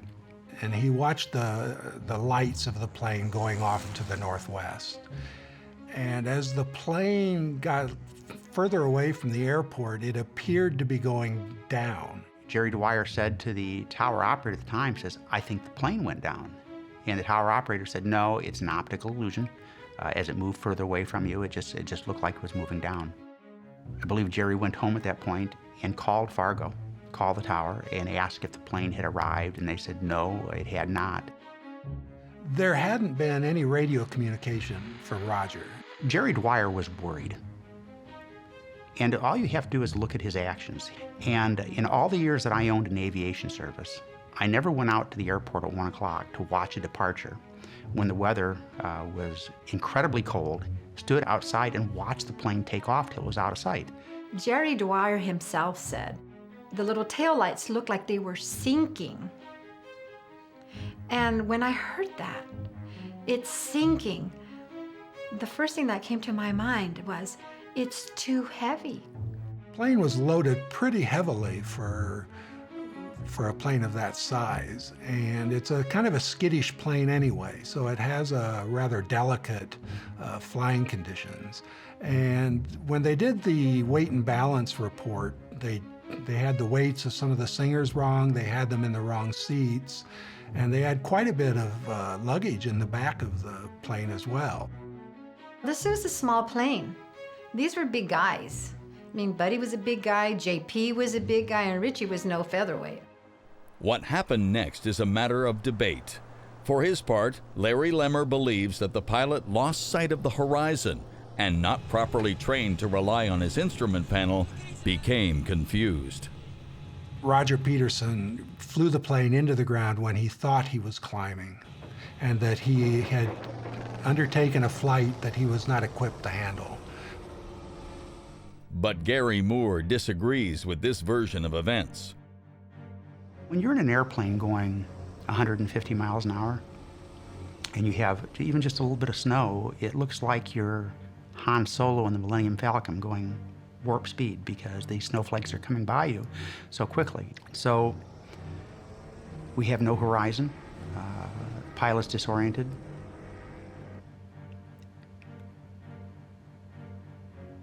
The airplane rolls over to its side. Pilot becomes frightened, pulls back on the yoke. It starts spiraling. The more disorientated they become, he pulls back harder. I imagine there was a lot of confusion in the cabin. People yelling, maybe even grabbing for controls at this point. Unlike those who think the impact came as a surprise, Moore believes the passengers on the plane must have known that it was going down. The realization that the pilot no longer is in control of the airplane. You look outside and you see the snow whizzing by. You don't know up from down. It was a very tragic end, very frightening end. One way or another, the plane hits the ground at high speed.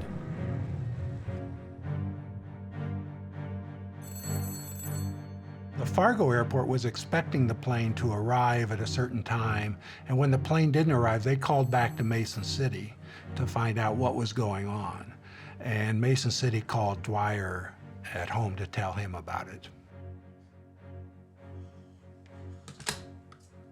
He went to the airport, got into a plane, and piloted it himself following the flight plan, and just 5 minutes outside of the Mason City airport, he spied what he thought was the wreckage. He descended to get a closer look and in fact saw the unmistakable V-tail of the Beechcraft Bonanza in the field.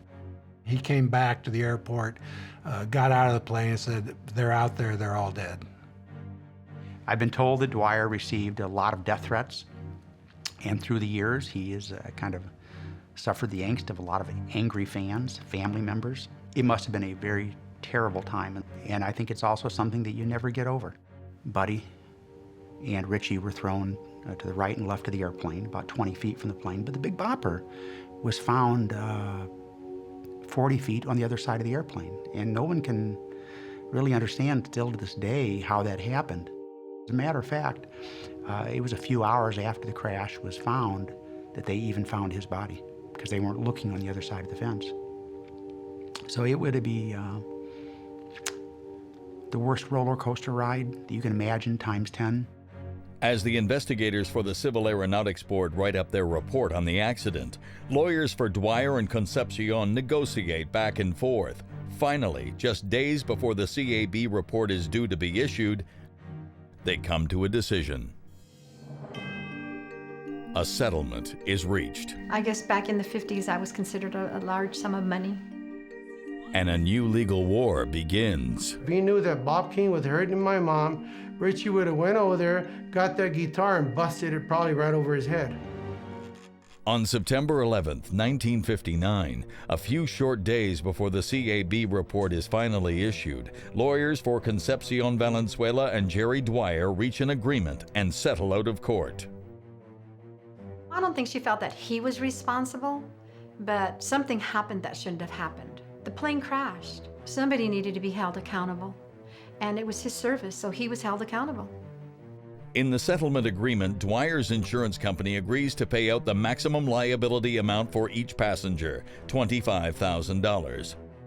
Although it's far less than the original demand of $1.5 million, Concepcion's lawyers counsel her to accept the settlement. I guess back in the 50s, I was considered a large sum of money. Had Dwyer held out for a few more days, he might not have had to pay anything.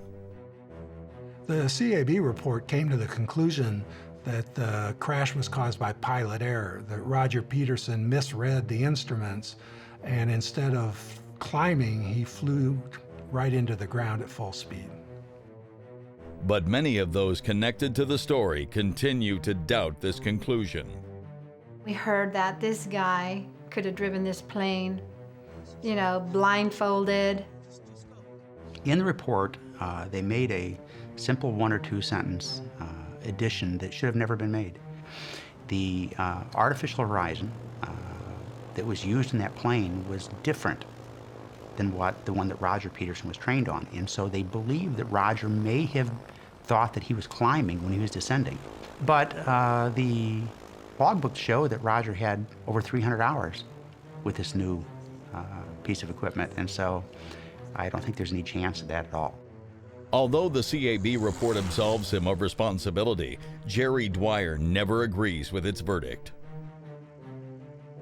Jerry Dwyer, over the years, has maintained kind of a distance from the crash, and he's always indicated that he felt his pilot was something of a scapegoat in this, and he claims to have information that would prove otherwise, but he has never come forward with anything. In any case, not only has the wrongful death lawsuit been settled, it's been dismissed with prejudice, meaning that the charges can never again be brought against Dwyer. And for the Valenzuelas, the settlement money can only stretch so far. We went from living in our nice little 3-bedroom, 1-bath house in Pacoima to a house with no heat. My job was, when I came home from school, we had an old wooden stove because there was no gas stove and no burning stove. My job, before I can go out and play with my buddies, was to get out there, chop all the wood for the stove, feed the goats, feed the pigs that we had, and all the chickens and all that good stuff. Concepcion manages to eke out a living for her family against the odds. She would find a way to make a buck, and it was usually with her cooking or helping, you know, out in the field.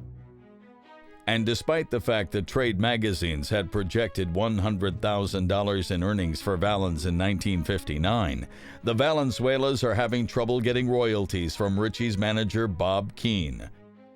Attorney Joseph Hart would represent the Valenzuelas against Bob Keane in later years. Bob was the head of Delphi Records who signed Richie back in 1958 to a recording contract. Not only did Keane produce Richie's music, he managed his career. In the year leading up to Valens' death, Keane became very involved in the young rock star's life, even giving him his new stage name, turning Richard Valenzuela into Richie Valens. Connie Valenzuela remembers meeting Keane when she was a child. He was like our grandfather with lots of big presents, with these big old dolls with eyes that opened and closed. And Irma and I were like, wow, and every time he'd come over, he'd bring us presents, little stuffed animals, games. We loved him. Well, he came over and, you know, he would sit there with my mom, and everything was good that came out, you know, and Richie was happy. I liked Bob Keane at the time. Well, as far as I was concerned, he was doing something good for Richie. Come On, Let's Go and La Bamba are ongoing hits for Richie, and yet the Valenzuelas are receiving little in the way of royalties from them. La Bamba was one of the most popular songs year after year after year. The amount of money that was being paid by Delphi didn't seem to make sense. Richie's family questioned whether Bob Keane paid all the royalties that were due to him, or due to the family after Richie's death. And I think Bob Keane acknowledged that he had paid them something like $13,000 during Richie's lifetime. In addition to this, Keane claims that he loaned the Valenzuelas money. Before Richie was able to buy the house for his mother, he needed money for the down payment. And Bob Keane says that he advanced Richie $1,000 from the $13,000 he was going to have coming from royalties so that he would be able to buy the house before he went on that tour. According to Keane, when tragedy struck, he was the one who paid the bills. Bob Keane said he spent up to $8,000 to bring Richie's body back and to arrange for the funeral. But for the Valenzuelas, this doesn't explain how Keane treated Concepcion in later years. He was not paying the royalties that were due her. She'd talk to him and, okay, Connie, we're gonna pay you, we're gonna be sending you a check. Then we would wait, and before you knew it, we wouldn't get nothing. The original deal was a 6% deal. Not only was the royalty rate low, but the payments weren't being made even at that low royalty rate, and the accountings weren't being made as they should have been. We knew that Bob Keane was hurting my mom. Richie would have went over there, got that guitar, and busted it probably right over his head. But he may have felt like he deserved more of a cut of the pie, since Richie was really a raw talent when he was discovered by Bob Keane. The situation drags on into the 1970s. I went to my mom's and he was crying, and I asked her what was wrong, and she says, well, Bob Keane keeps on putting out albums and everything, and I don't know nothing about it. He hasn't talked to me. Bob Morales decides to set up a meeting between his mother and Bob Keane. And it was at a Bob's restaurant in North Hollywood at high noon at the lobby, you know. Because he said there to my mom, I own Richie's music for eternity. I didn't tell him, I don't know who elected you God, but I don't think so, you know. And that Delphi owned everything outright. They owned all the recordings and would own those recordings forever and ever. Hart thinks that Richie probably didn't really understand the contract he signed with Keane. After all, he was only 17 at the time. He had no education for this type of thing, and very few people do. The terms are something that only someone in the music industry with experience would have been able to understand. For Bob Morales, the problems with Keane go beyond the contract and royalty payments. He put his name on a lot of Richie's music, like co-writer on it, and which I knew that wasn't so, because Richie had those songs before he met Bob Keane.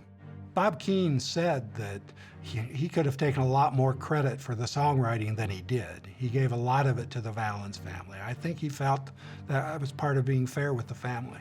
I guess he felt he made Richie, so he owned Richie. I didn't like him. I didn't like him for the pain he had caused Mama. In the 1980s, after years of putting up with the situation, Concepcion finally decides to pursue legal action against Bob Keane. I think Bob was really shocked that Mama did go after him, because Mama had always been just really kind and kind of passive through it all. But people explained to her, no, Richie mattered, but his music matters. You're fighting for your rights as his mom to his music. He felt that he didn't have to apply or comply with his own contract terms. So in that sense, the treatment of the family by Delphi was really contemptuous. And as the legal wrangling over Richie Valens' legacy continues into the 1980s, Concepcion realizes that her son's enormous contribution to the music industry is being overlooked. The legal conflict between Bob Keane and the Valenzuelas escalates. He goes, when are you gonna stop suing at me? And Richie's mother finally secures his legacy. You should have seen the standing ovation she got that day. It was amazing. In the decades following his death, the film industry had expressed ongoing interest in the Richie Valens story.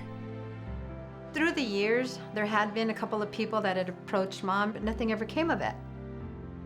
Then, in 1984, a new possibility emerges. Well-known Latino playwright Luis Valdez has long been interested in Richie Valens. Valdez meets with the family. We started hanging out there with them for a while, and then they talked about doing a play. Valdez introduces the family to movie producer Taylor Hackford. Together, Valdez and Hackford decide that the Ritchie Valens story should be made into a movie. But Ritchie's siblings are ambivalent about the idea. We weren't sure that we were going to make the movie, because that's exactly what happened. Bob was torn one way, I was torn another. Mario and Irma, they didn't know what to think. And my mom was caught in the middle. You know what it did? It stirred up a whole lot of fighting. You know, it was something that we kind of kept inside of us, you know what I mean? Just, we knew our brother was gone and we just dealt with it as best we could, and you know, we really didn't talk much about it at all. And I remember waking up one night, and I'd been praying, literally praying, what's the best thing to do? What do we do? What's the right thing to do? And I literally heard, you do what Mama wants to do. And I'd like to think that was Ritchie. Do what Mama wants. The family decides to go ahead with the film, but the process turns out to be extremely painful. Everything Bob had hidden, everything I had hidden, and the things Mama had held. Like I said, nobody ever talked about it. All of a sudden, everybody was just at everybody. Everybody was off to their corners, licking their little wounds and protecting the little dark places where they had hidden. But difficult as the process is, the Valenzuelas managed to remain intact as a family. The movie did a lot of healing, you know. I mean, it hurted, but it did a lot of healing for all of us. For Connie, seeing the actor Lou Diamond Phillips play the part of her brother was particularly helpful. We were able to finally say goodbye and have somebody to stand in his place to say goodbye to. I know Lou felt the same way. He was Ritchie to us. He became Ritchie, and he knew it. But for Ritchie's brothers, La Bamba the movie is so real, it still hurts. I can't watch the movie. I have to leave because when I watch that movie, my head goes to the real thing, you know, I go back. After 50-some years, it still gets to me, you know. I've watched it many times, but the ending, yeah, just, you know, kicks your ass, you know what I mean? It's like someone goes in or yanks your heart right out. So usually, you know, if we do see it somewhere, you'll see me gone when that time comes. As the film goes into post-production, Concepcion is still battling Bob Keane for past royalty payments. She wanted to make sure that everybody was treated equally. So we set up a corporation at her request called High Tone 5. Ritchie used to call Mama High Tone, so we named it after her. According to the terms of the corporation, Concepcion and her 4 surviving children split the income from Ritchie's estate equally, and that income is about to increase dramatically with the release of La Bamba. But as the premiere date approaches, Concepcion's health worsens. Producer Taylor Hackford calls Concepcion in the hospital. You know, my mom told him, Taylor, I'm gonna go through this surgery and I'm gonna be fine because I am going to live to see my son's movie. True to her word, Concepcion makes a triumphant appearance at the premiere of La Bamba. 4 guys picked up the 4 corners of her wheelchair and picked her up on the stage. And you should have seen the standing ovation she got that day. It was amazing. And Concepcion has another surprise in store for her at the premiere. When I saw Bob Keane kneel at my mom's chair, she was in a wheelchair. It was they had premiered La Bamba in Hollywood. And he says, you know, Connie, please forgive me for what happened in these years. And, you know, my mom didn't ask any other questions or anything. And she said, yeah. And he turned around, he hugged her, and she kissed him on the cheek, and he kissed her. And he stayed there. As La Bamba goes into general release, producer Taylor Hackford warns the family to keep their expectations low. He goes, Connie, don't expect much. It's just going to be a little sleeper hit. I go, I disagree. Connie is right. Exceeding everybody's hopes, La Bamba turns into a hit movie, grossing more than $50 million at the box office, as the soundtrack album goes to #1 on the charts, earning the family nearly $1 million in songwriting royalties alone. And I remember calling him one day and saying, "So Taylor, how would you like your crow cooked?" Concepcion lives just long enough to see her son's star rise again before she passes away in October of 1987. She attended all the premieres in her little wheelchair. Her last public appearance was in Watsonville at the Santa Cruz County Fair, just a couple of weeks before we lost her. And despite Bob Keane's apology to Concepcion at the Hollywood premiere of La Bamba, his company, Delphi, soon finds itself backed into a corner when High Tone 5's lawyers ask to see the company's accounting. They had no record to show that they had ever accounted, so they were caught red-handed with that one. After months of haggling, a settlement is reached. Delphi agrees to pay the Valenzuelas $50,000 in back royalties. The result was that the payment was made for the problematic payments and failure to make payments in the past, and they agreed to make reports on a regular basis going forward. But the truce only lasts so long. In the mid-90s, the Valenzuelas allege that Keane is withholding payments again. He was back to his old tricks. He really was. He thought he was going to get away with it. I wanted him so much to be that good person. Bob Keane just stonewalled and felt that he had been fair to the family and why is this going on, and stood his ground. But once again, the matter is settled after an arbitration proceeding is filed, and once again, Delphi agrees to pay $50,000 in back royalties. After that, relations between the Valenzuelas and Bob Keane remained strained up until his death in 2009. Irma remembers the last time she saw Bob Keane at a memorial celebration for Richie. You know, he came up to me and gave me a big old hug, and I turned around and hugged him. And he said, "You know, Irma," he goes, "when are you gonna stop suing at me?" And I said, "You know, Bob, when you stop being a snake."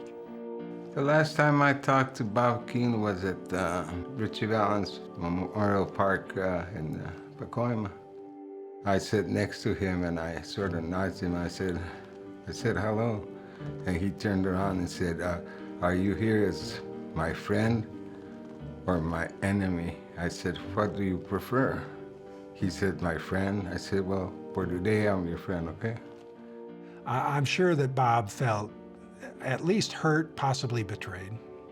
Certainly, he discovered Richie, he sharpened his musical focus, and he exposed him to people like radio station people and booked him on tours and released his records. He played the most important role in Richie's career of anybody. And while it's true that in Richie Valens, Bob Keane helped create a phenomenon, it took the Valenzuela family decades to win Richie the full recognition he deserved. That was what my goal was to get America to recognize Richie as a pioneer of rock and roll. In 2001, Richie Valens is inducted into the Rock and Roll Hall of Fame, joining the pantheon of rock legends, many of whom, like him, died too young. Richie's legacy is finally secure. It's become our income, our livelihood, and all because of a 17-year-old, 17, who put his life out there, who put his music out there. After my brother Richie died, Elvis Presley sent my mom a telegram and said that if nothing would have happened to Richie, he probably would have been the next king of rock and roll. And although Richie Valens' life was cut short far too early, in the end, his music didn't really die on February 3rd, 1959. You can take La Bamba 50 years later, which has been now, and play it at any club without no band there or nothing, and play it anywhere. And you know what? That dance floor will get out there, and they'll just get out there and tear it up. You know, so Richie is doing a hell of a great job keeping his own stuff alive.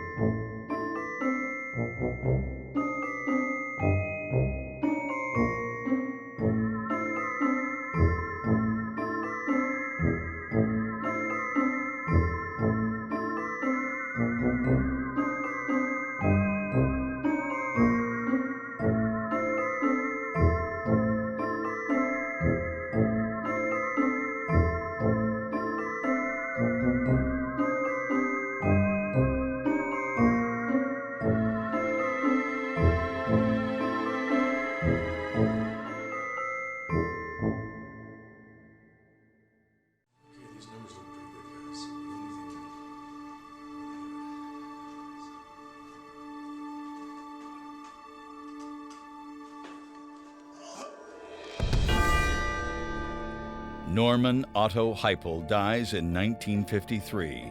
He leaves behind a lumber and manufacturing empire. More than 50 years later, a legal war is launched over his legacy. I knew what the word destitute meant at 15 years of age, I can assure you. I will never forget what I saw my mother go through, ever. It's a David and Goliath story that pits the family of his impoverished daughter Norma against her wealthy brother George's estate and a Canadian giant. When people find you're going to take on a bank, they give you looks of acute sympathy, or they say you are nuts. Making a case of conspiracy against anyone is quite difficult. What this loss has cost this family is obscene.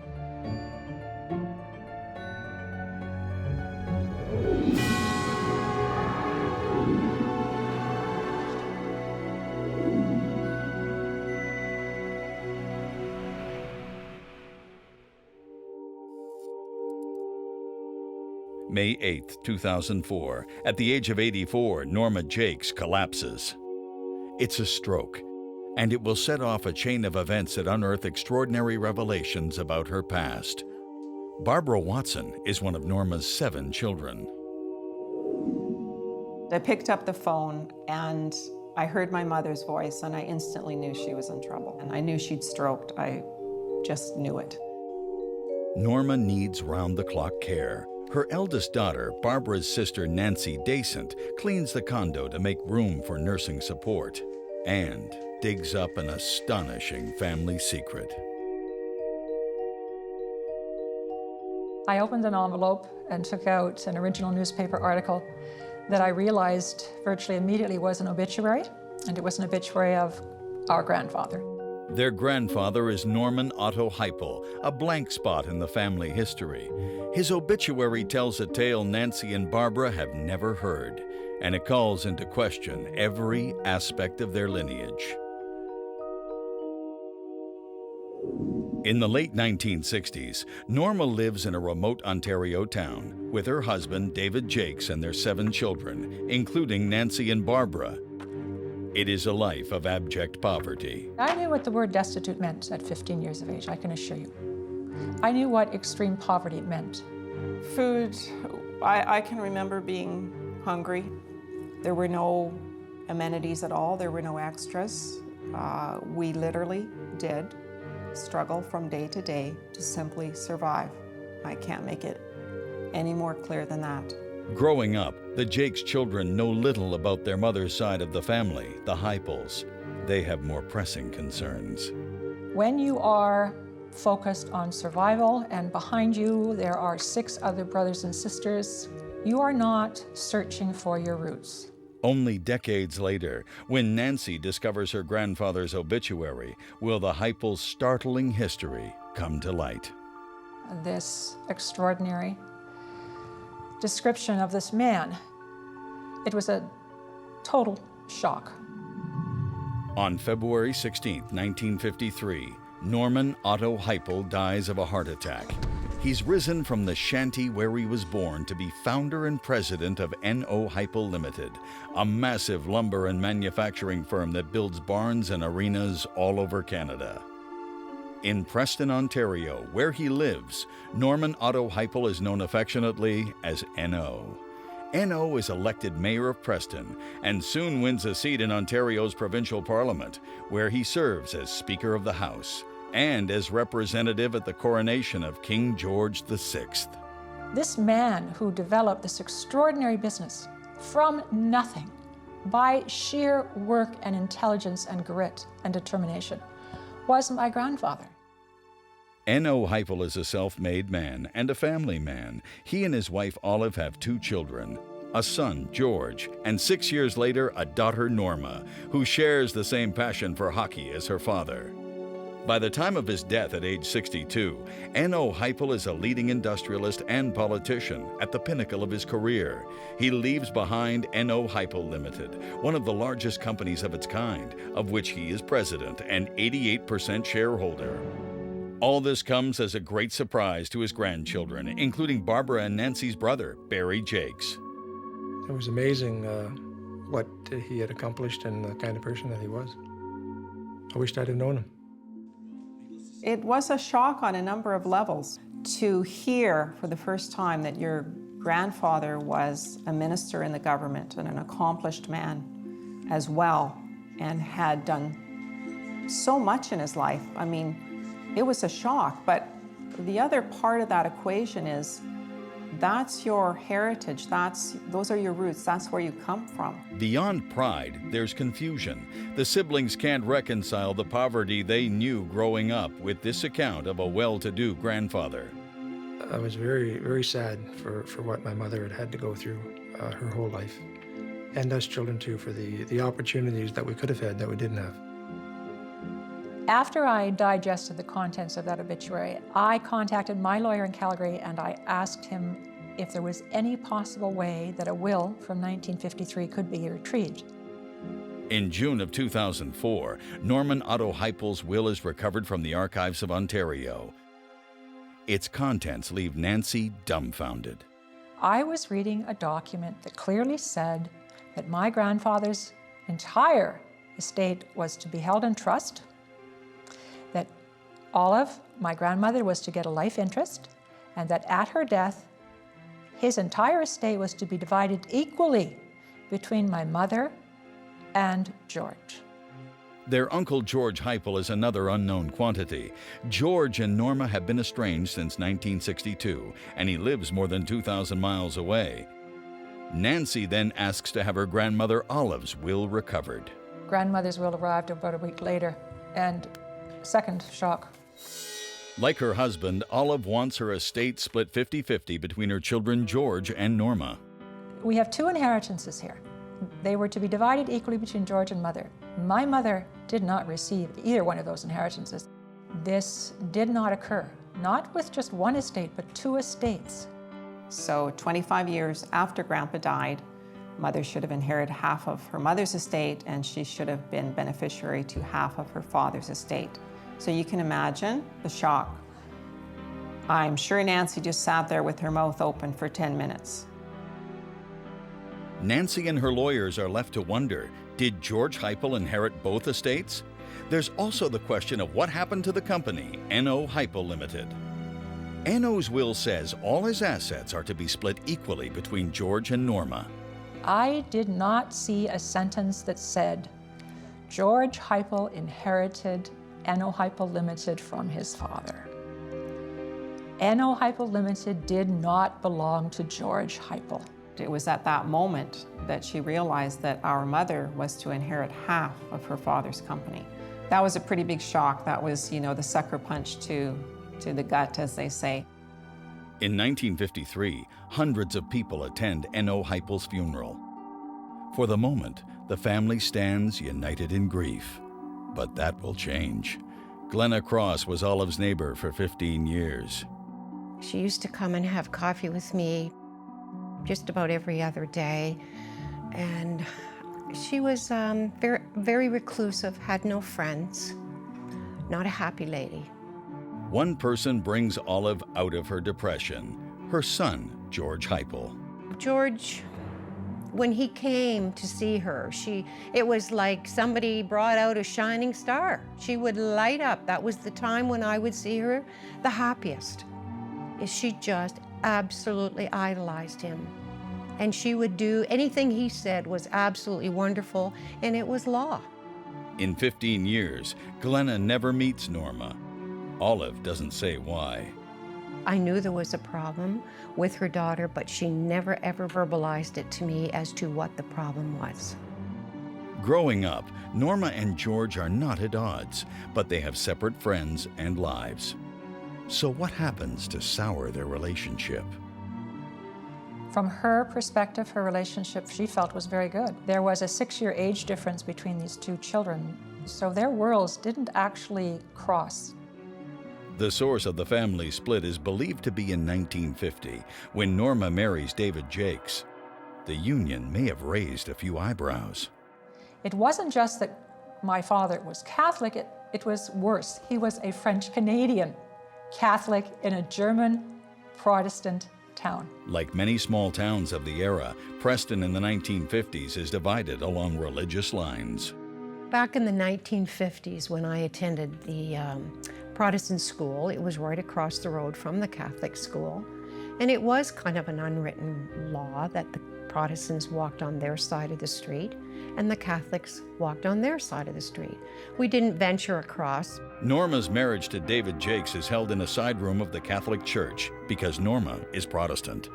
George and his mother did not like my father at all because he was French and he was Catholic and he was poor.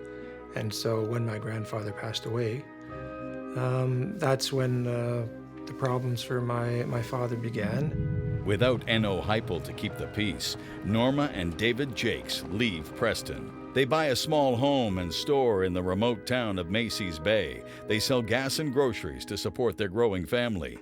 The kids pitch in as soon as they're able. I actually enjoyed working in the store. Everybody in my family, all of the children participated in running the store. We didn't have any hired help. And I was 7 and, you know, I started helping out as soon as we moved.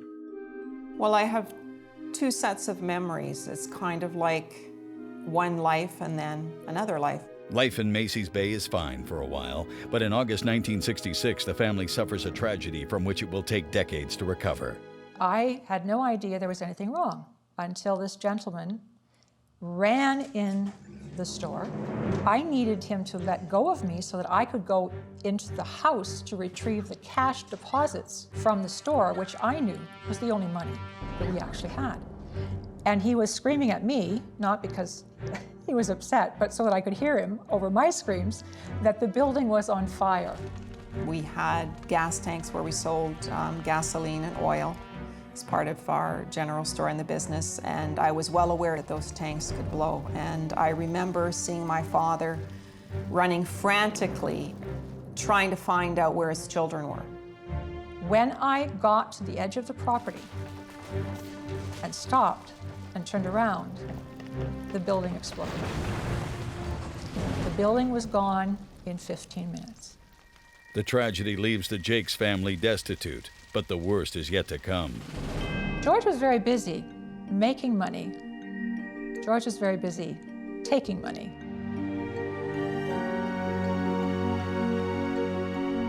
The blaze consumes the family's material possessions, and it takes an emotional toll, especially on Norma and her husband, David.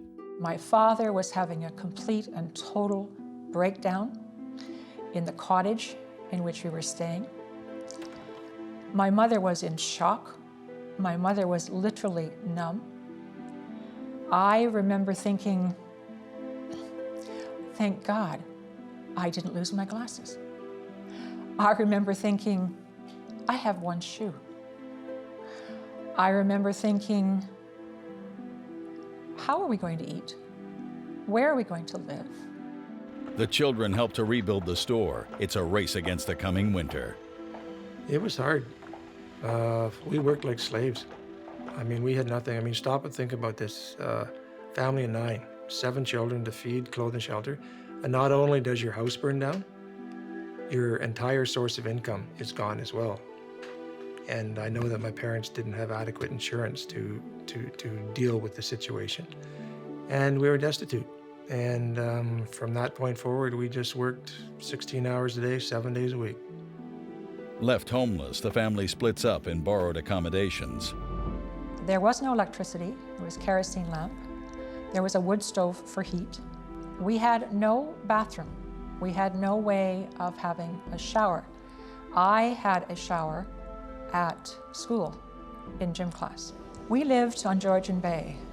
Winter sets in early on Georgian Bay. My father worked during the day to rebuild this concrete structure, and we worked at night. I will never forget what I went through and what I saw my mother go through, ever.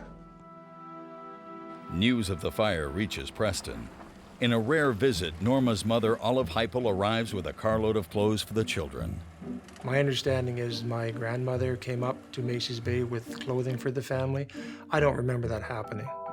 I don't have any recollection of that at all. I have one memory of my grandma Heipel arriving sometime after the fire, but I couldn't tell you how many weeks or maybe even months it was. I didn't know who she was. I didn't sense any affection. And that's not to fault my grandma. I mean, there was a lot going on. Mrs. Heipel had told me that they'd had a fire at their place, and she did leave for a day. Norma's brother George is conspicuously absent. He's busy running his father's company, N.O. Heipel Limited. Back in 1953 Ontario, women were not involved in business or finance, period. And it was par for the course for a man's son to inherit his business from him. That was just the standard procedure. And when my grandfather died, my mother, along with everybody else that was involved in my grandfather's businesses and in the community, just understood that George inherited the company. George does not visit his sister. He sends Norma money, not as a gift, but as a loan. He made a very strong point of, I'm not going to give my sister a damn cent. The interesting thing about George Heipel, as we now understand with such clarity, is that George Heipel believed in three things: George Heipel, money, and golf. Norma's husband, David Jakes, grows resentful. I don't believe my father ever recovered from losing everything that he'd worked so hard to achieve and to have. After that, my father was like a broken man. Much of their father's anger is directed towards George Heipel. The children learn never to mention the Heipel name, as it triggers David Jakes' rage. My father was mentally ill. He had what they refer to now as anger management problems. He was a very angry man, and he would go into these tirades about George Heipel. And as a young child growing up, we heard that, but we didn't know if it was true or not. It was just my dad off on another tirade, and he would be plenty angry. I mean, he really had a bee in his bonnet. So we knew there was great animosity there. The Heipel name was not allowed to be discussed in our household. My father would just go into fits of rage when anything was discussed concerning the Heipel family, so it just was never discussed, period. March 15, 1978, 25 years after the death of her husband, N.O., Olive Heipel dies of a stroke at age 88. Norma hears the news from Harry Willoughby, her brother's longtime secretary. Harry invites Norma to the service, but says there's nothing in the will for her. This phone call sets off David Jakes in another tirade against George Heipel, but this time it turns dangerously violent. He felt that there should be something of significance coming to my mother from her mother's estate. And he was enraged when that wasn't the case. He started to beat her, and she was fearful for her life. By this time, Nancy and Barry are adults. When they hear what happened, they make sure it's the last time their father beats their mother. Nancy said, "Barry, we have to go up right now and get Mom and our other siblings, Mary, Martin, and David, and get them out of the home. Dad is beating Mom, and she's afraid he's going to kill her." And so that, within, I don't know, an hour of that phone call from my mother, we went up there and we removed them from the family home. In July 1978, Nancy and Norma move across the country to Calgary, Alberta. The goal is to start new lives from scratch. But Nancy believes the distance made it easier for George to keep his sister in the dark about her inheritances. Unbeknownst to me, every decision I made and made after that allowed George Heipel to steal every cent of my mother's inheritance. We got on the plane the first week of July to fly to Alberta, and he walked out of a courtroom fully in control of grandmother's estate. As sole executor of Olive's estate, George employs a lawyer to probate the will. George is supposed to divvy up the estate, but he doesn't. And he literally walked away with it. Literally and figuratively walked away with it. At that point in my mom's life in 1978, the inheritance would have made a huge difference in her life. It would have enabled her to move to Calgary, buy a home, buy a car, get herself set up, and then look for work and be comfortable with her life. And when she moved out to Alberta, to Calgary, she had next to nothing. The reality of my family's life would have been completely different if my mother had received her legacy. In June 2004, Nancy and her siblings tell their mother Norma about both of her missing inheritances. It has been 51 years since her father's death and 26 years since her mother's. She is 84 years old. We were incredibly afraid of what the shock of reading these wills would do to her. She was struggling so hard to overcome the effects of this stroke. And when I finished reading my grandfather's will to her, she shook her head and she said, well, where's the company? Where's the company? Well, for weeks and weeks and weeks and weeks and weeks, she didn't understand why George would take her inheritance. Her body's already been deeply shocked, and then she gets second shock. And then third shock because she lost from her father and she lost from her mother. So she's had 3 whammies in 5 months. They discuss their options. George is still alive in Preston, but they don't want to approach him until they've hired a lawyer familiar with Ontario trust and estate law. It would be incredibly dangerous to go near George Heupel, to even contact him. Until we had legal counsel in place, we had no idea what the circumstance was in Waterloo County at all. In June 2004, Norma decides to launch 2 separate lawsuits, one for each missing inheritance. When we all had conversed at great length about this injustice, we all were on the same page, all of the siblings, that someone needed to be held accountable. Nancy said, Mom, we can do this for you. We will do a power of attorney so that the stress for you is minimized substantially. And she said, yes, yes, yes. Norma's resolve ignites hope, but this could be destroyed with news of another blaze, this one highly suspicious. Dad had always suspected that the fire was sort of suspicious.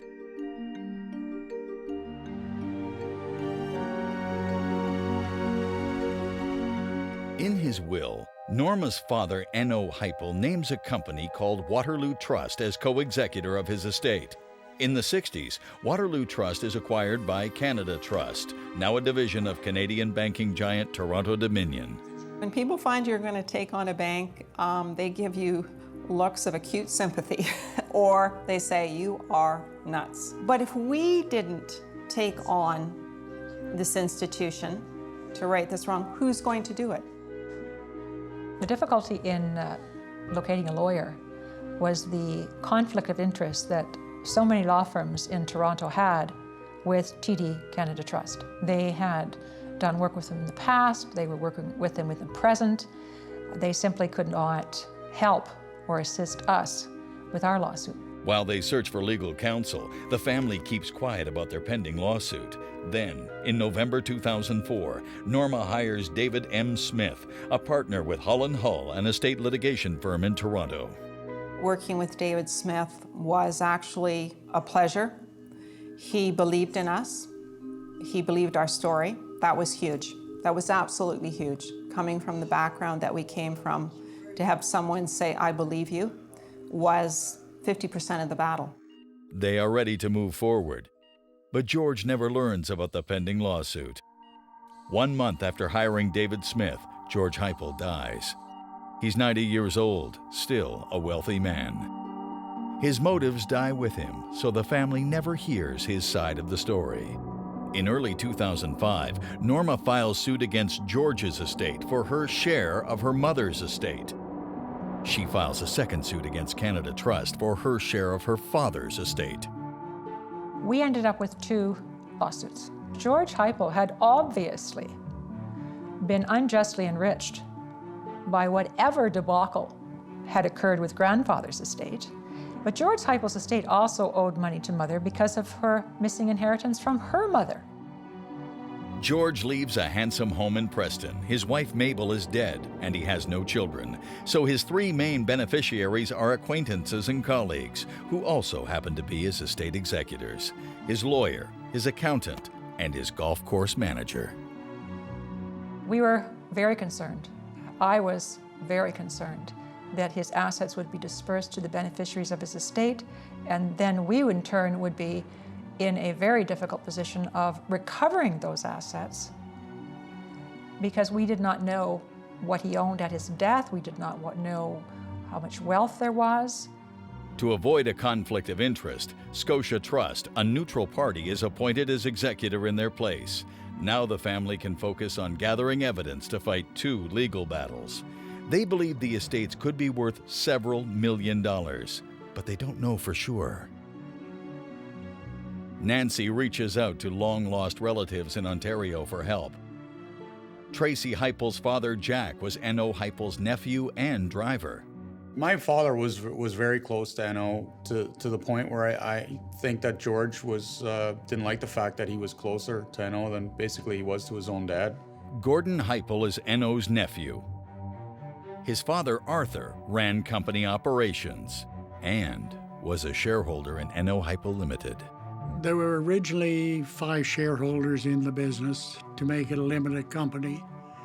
And my dad owned 14 shares, common shares. And at that time, back in 1927, 28, those shares were worth $10 each, which at that time was a fair amount of money.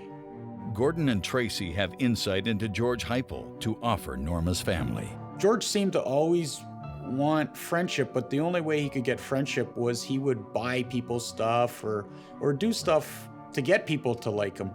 George wasn't a friendly person. He could walk and almost touch you and never even say hi to you. And I think George probably took over a little more to his mother's side. Through these newfound allies, Nancy learns her mother is not the only family member duped by George. After N.O.'s death, George took the helm of the company. Gordon's father was laid off, then told his shares in the company were worthless. George told him that he was 65, he was retired, and there was no pension. And my dad asked about the shares, and he said the shares were worthless. And that was the end of it. Nancy also learned startling news about the company, N.O. Heupel Limited, from Tracy Heupel. And I said, it was really too bad that the fire had destroyed basically the business. And her response was right away was, "What fire are you talking about?" And I said, well, the fire that had basically engulfed the company, and then soon after that, it was dissolved.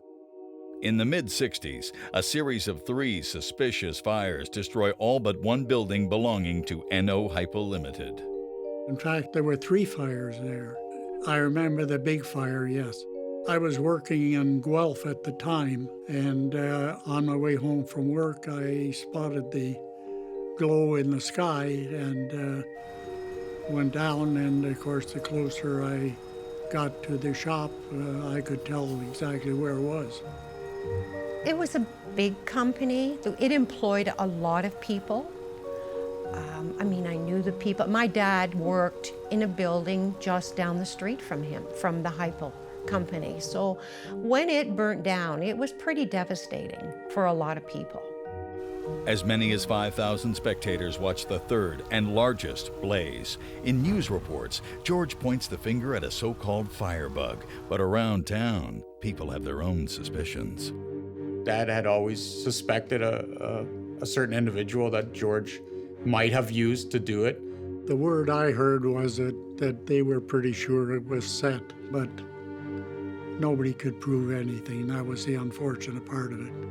The first 2 fires destroy the offices and showroom of N.O. Heupel Limited. The third destroys the company's assets and records.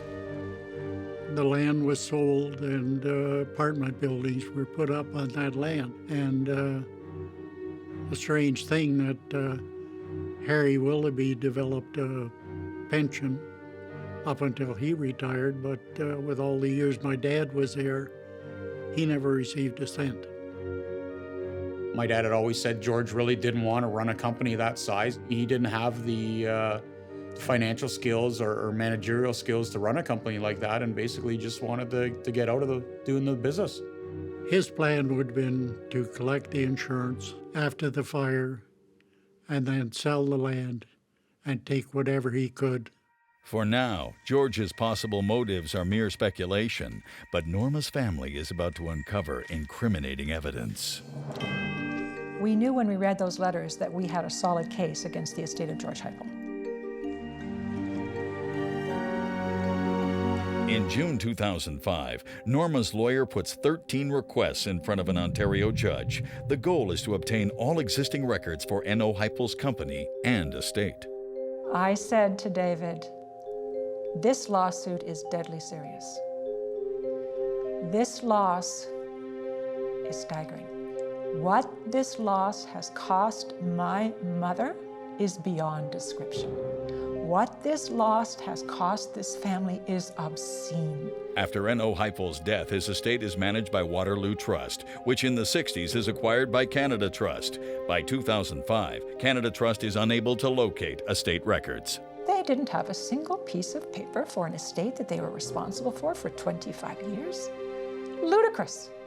Did they really expect that we would believe that? Did they really think that somehow that was going to be sufficient to stop this lawsuit? No. So we wrote orders for everything, and every one of those orders was granted. The family gains access to George's house. They're hoping to find financial records. Tracy Heupel tells Nancy what they can expect to find inside, so they're optimistic George's home office will hold valuable information. We walked into that house fully expecting to see George's office intact. And upon opening the door to go in, the shock was that the place had been stripped. Their antiques were missing. All the pictures in the office that related to N.O. that were hung on the walls were gone. My first initial reaction was to pick the phone up and phone the police. My God, where are the contents of this home? Then I walked into the office, empty shelves, empty filing cabinets, empty drawers. We walked into that office and we just stopped dead in our tracks, and literally our jaws fell to the floor and we were heartbroken. We knew at that moment this was going to be an uphill battle. Two of George's executors, his lawyer and his accountant, later admit they removed contents from the home, but other people had house keys as well, so it's not entirely clear exactly who took what or when. George's executors testified under oath that they threw out a great deal of the contents of that house. It's a huge setback, but in the next few days, the court-appointed executors for George's estate allow the family to view crucial documents. Meeting minutes for N.O. Heupel Limited in the years following his death, share certificates, and the company ledger. The paper trail shows how George assumes control of the company. Since Norma is not present at any of the meetings, the family's lawyer argues this shows negligence on the part of Waterloo Trust. Another key discovery comes days later. They learn key documents from George's house are being stored in a Kitchener law firm, including letters written back and forth between George Heupel and his secretary, Harry Willoughby. It was very obvious from the correspondence that George Heupel had created this persona around my father of a lazy ne'er-do-well. In other words, Mother was responsible because she married this man that George despised and talked about in such derogatory terms.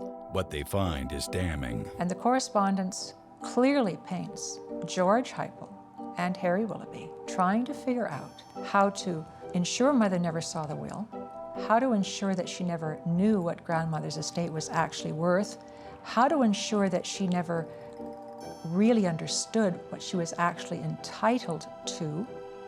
We knew when we read those letters that we had a solid case against the estate of George Heupel. The family is confident they can prove George stole his mother's estate from under the nose of his sister.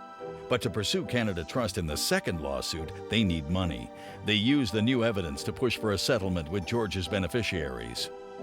In April 2008, Toronto mediator Brian Schnurr is brought in. The day of the settlement of my Uncle George's estate, There was a mediation lawyer came in, and he told us that we had today to come to a settlement. And if we didn't reach a settlement, we would end up going to court many years down the road.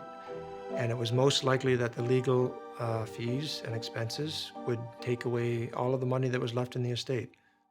After a grueling negotiation, the two sides reach an agreement. George's estate, valued at more than $1.1 million, is to pay Norma $300,000 plus $50,000 from his late wife's estate. Norma will take possession of George's Preston home, valued at nearly $400,000. We were very pleased with how it ended. There was, without a shadow of a doubt, evidence to prove that this man stole Mother's inheritance from her mother. Full stop. The bank was a completely different story. Having reached a settlement with George Heupel's estate, the family can focus on a single lawsuit against Canada Trust. They accuse the trust company of breaching its fiduciary duty, claiming Norma was never told about her inheritance. David Friedman is a law professor at Queen's University and a practicing trust and estate lawyer in Ontario. A fiduciary obligation is an obligation that arises on trust and loyalty. It's not just doing your job, but looking out for the best interests of the person that you're obligated to. Canada Trust denies any wrongdoing. It calls Norma's case a flimsy construction of speculation, conjecture, inference, and innuendo. I sat there and went, my boys in the Gucci suits are not happy. What have we done to trigger this response? Canada Trust asks to have the case dismissed, but it is not able to produce any records to show it paid money to Norma. In January 2008, Mr. Justice Gerald Taylor rules the case can go to trial. When our case management judge agreed that this case should be heard at trial, we were euphoric. You know, my mother's a very simple woman, and she has said many times, I didn't get my inheritance, I'm telling you the truth. And that validated my mother in a very large way. With a trial looming, new evidence casts further doubt on George's character. But is it enough to implicate Canada Trust? I believe they're trying to run Nancy and her mom, out of money, because how do you fight a bank with endless pockets?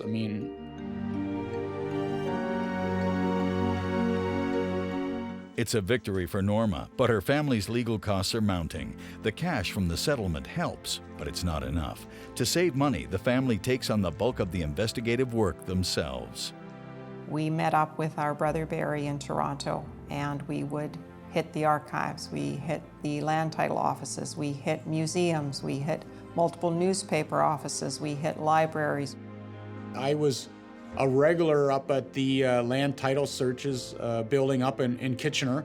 I would spend basically from the time it opened to almost the time it closed doing property searches through microfiche for them every Friday, and this went on for months at a time. Their investigation uncovers valuable evidence. They find promissory notes, bank loans, and mortgages taken out against the company, showing George is driving the company deeper and deeper into debt. He mortgaged the key assets of the company. He mortgaged the sawmill. He mortgaged the manufacturing plant. He had his hands on the equivalent of millions of dollars of cash. And they recover the fire marshal's accounts of the fires that burned the company, N.O. Heupel Limited. That was one of the most fascinating pieces of material that I've ever read in all the material uncovered in this lawsuit. According to the fire marshal's report, the company was on the brink of an audit.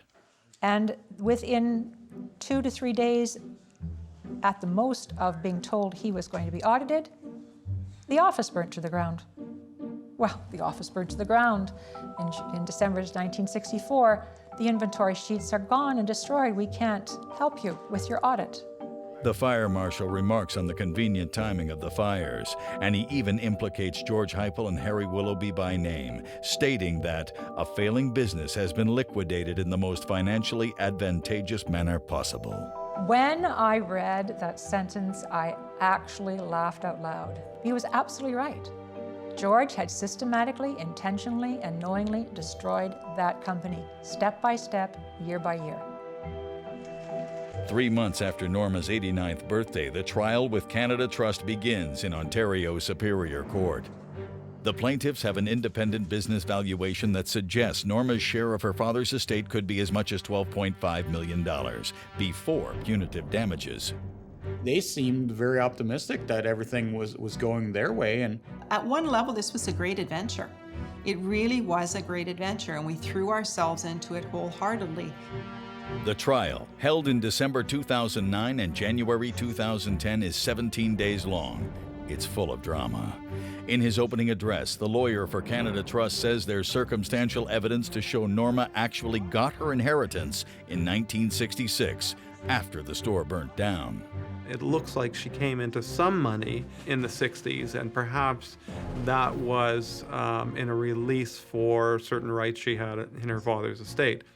The bank suggested that my mother more than likely received her inheritance after our store burned down, because after all, we were obviously able to rebuild. Norma's son Barry Jakes disputes that theory when he's questioned by Canada Trust's lawyer. I remember that very clearly. He asked me something to the effect of, well, how did you know that you were that poor or that badly off? And I said, well, when you're sitting on a school bus year after year after year after year, and you're wearing the clothes from the person sitting beside you, you know you're poor. I said, when you're 11, 12 years old, and you're involved in heavy, heavy physical labor, day after day, week after week, month after month, year after year, you know you're poor. When you use a 5-gallon pail for a toilet, year after year after year, half of the time, you know that you're poor. It was as simple as that. That's the 3 things that I said to him. The family may have earned the court's sympathies, but the trial is anybody's game. Canada Trust admits under oath to having lost all of its documents related to the Heupel file, except for a single divider. They had no records behind that file divider or in front of that file divider, but they had the file divider. But the trust company argues it wasn't obligated to keep its files. Here, the bank's position is, we don't have records, and that's not because we were neglectful, it's because that was the practice at the time. And so there's nothing, fraudulent or deceitful or wrong about that. Much of the family's evidence is admissible, but much isn't. They can't enter statements made in the fire marshal's report into evidence. Unless the fire marshal can be called as a witness, it's hearsay. It was a difficult case because the witnesses that really could provide the best evidence had all died. Then Canada Trust produces 2 deeds of sale for N.O. Heupel's properties. The first is for his farm, sold by the estate in 1955, and the second is for his summer residence, sold in 1956. Norma's signature is on both deeds, and one of them lists her as a co-beneficiary of her father's estate. Their point in leading that evidence is, if she was asked to sign that paper to facilitate a transaction for the purposes of the estate, she both knew that her father had passed away, knew that there was a will, and knew that she would have some sort of interest in that estate. So supposedly, from the bank's point of view, that means she knew about her inheritance and didn't do anything about it. Our response is, Mother's signature is on 2 deeds. So? My mom doesn't remember signing those documents. I don't think it would be very difficult to get her signature on any kind of a document in 1954 or 1955, to be quite honest with you. In January 2010, the court is adjourned. Both parties will have to wait more than a year before the judge reaches a decision. It's a long, long time to wait, and, a lot hinging on it. The wait for the ruling was, in one word, brutal. Finally, in September 2011, the judge issues his ruling by fax. It was quite surprising because it is the first time I've ever read a ruling where both sides are winning and losing. The Honorable Michael Dale Perieski sides with Norma and concludes she never received her share of the inheritance, and Canada Trust is liable. Now, that had been the fight all along, and that was the victory that we had to win. She did not get her inheritance, and the bank was responsible. But the judge sides with the trust company's argument that Norma ought to have known about her entitlement years before. He cites the deeds with Norma's signature as evidence. In other words, Mother didn't receive her inheritance. The bank was responsible, but the bank wasn't going to be held accountable. The judge dismisses Norma's claim because she didn't go after the inheritance within 6 years of her mother Olive's death. Her claim was what the law would call discoverable. If she had taken reasonable steps to discover whether she had a claim, she would have discovered that indeed she does have a claim, and that she waited too long, and now the limitations period bars her claim being made. And that's quite conventional in civil litigation. Someone may have had a contract with you and breached it 20 years ago. It's too late for you now to sue on that contract. The judge also states what he believes Norma's share of Norman Otto Heiffel's estate should be, $500,000. To be honest, I thought that perhaps they made a typing error in the office, and it should be reading $5 million instead of $500,000. It is a bitter pill to swallow. I mean, in my words, that company should still be running today. It should be a family-run company, and it was destroyed. Well, it has been all-consuming for my family for the last 8 years. This has been our life. The financial sacrifices for my siblings and I have been staggering. Everything in our lives has been put on hold for 8 years. It has cost me everything that I own. It has cost me my marriage. I sit here at 60 years of age with debt and no security, no pension, and no assets in terms of the material sense of the word. Now, it seems shocking to people, and it seems very unfair that someone can get out of liability just because you've taken too long to bring your claim. And that's a feature of our civil litigation system. You know, it's unfortunate that the law is not oriented to give people justice. What it's oriented to do is to apply rules fairly. You know, whether going forward, one lesson from this case is that corporate trustees should be keeping records forever and giving advances in information technology that probably isn't going to be too difficult. You know, that may be the lesson that the rest of us can take. At age 91, Norma Jakes has appealed part of the decision pertaining to the limitation period. Her children insist it's not about the money, but the legacy they leave their own children. This trust company needs to understand and realize what drives this family. They do not understand what drives me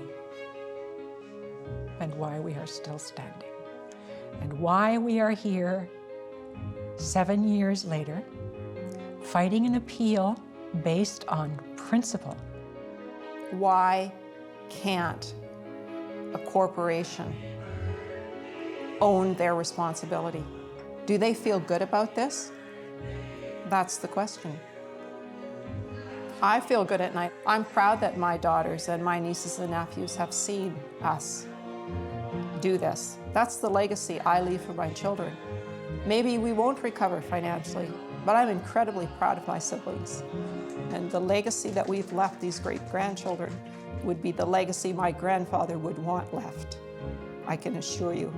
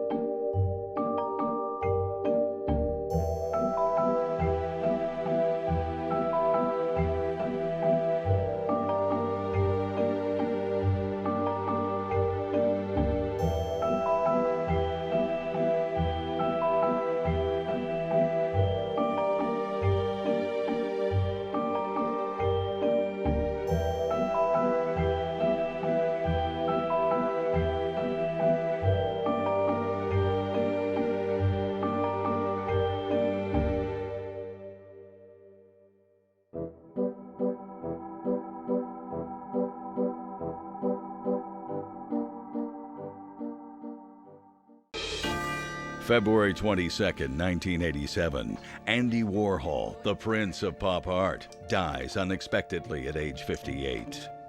I mean, his death is gruesome. Nobody should die from a routine operation, especially Andy Warhol. His passing sets a fierce battle in motion. These were new, treacherous waters for me. That calls into question the value of his unique brand of art and pits Andy's closest allies against one another in a vicious cash grab. Eventually, the numbers in this estate reached intergalactic proportions. I was going to make an awful lot of money. I'm not saying I'm an angel, but I don't want to get robbed, okay? Money brings out the worst in everybody, and this fight really did it.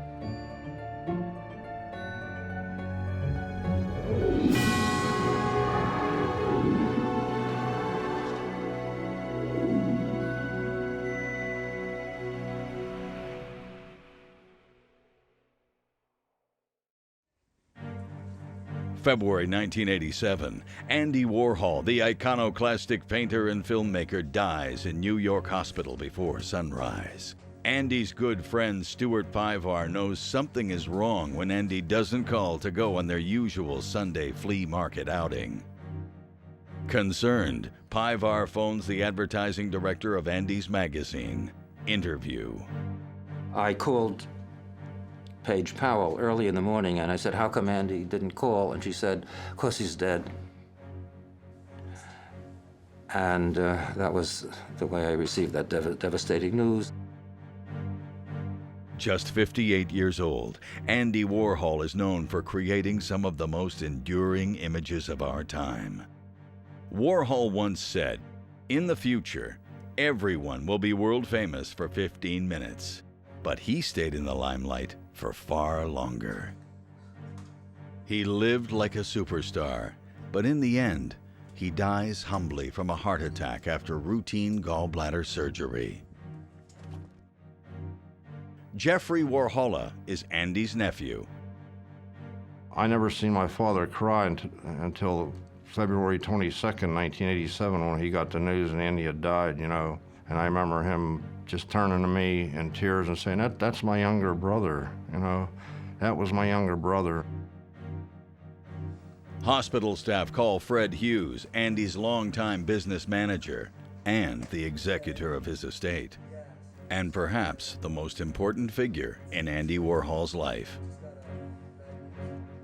Fred Hughes was Andy's business manager. And of course, it was obvious that it was Fred who turned Andy's artistic venture into the colossal business empire that it was, because Fred was able to get the clientele and organize the way it should be and set the stage for the colossal artistic events that would happen. Fred Hughes immediately calls his friend Edward Hayes, a fast-talking attorney. Hayes springs into action. I wanted a challenge. I wanted to help a lot of people, and I wanted to make a lot of money. Now, I'm not sure if that's the order that I thought about, but those are roughly the three things. Christopher Byron covers the story for New York Magazine. They needed a lawyer for the estate, and Fred Hughes was the executor of the estate, and his first choice was out of town that weekend.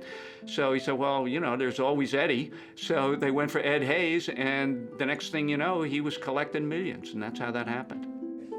Just hours after Andy dies, Hayes meets Hughes at Warhol's 5-story Georgian townhouse. They need to get a handle on the size of the artist's estate, starting with clutter from years of shopping sprees. Andy Warhol's cache of collectibles spills out of closets and up to the chandeliers. He liked to trade for things, and he enjoyed the shop, and Warhol was an exceptional person, and he had exceptional taste. One might ask, was Andy a hoarder? We didn't know that word in those days. Andy collects everything from stamps to cookie jars to classical busts.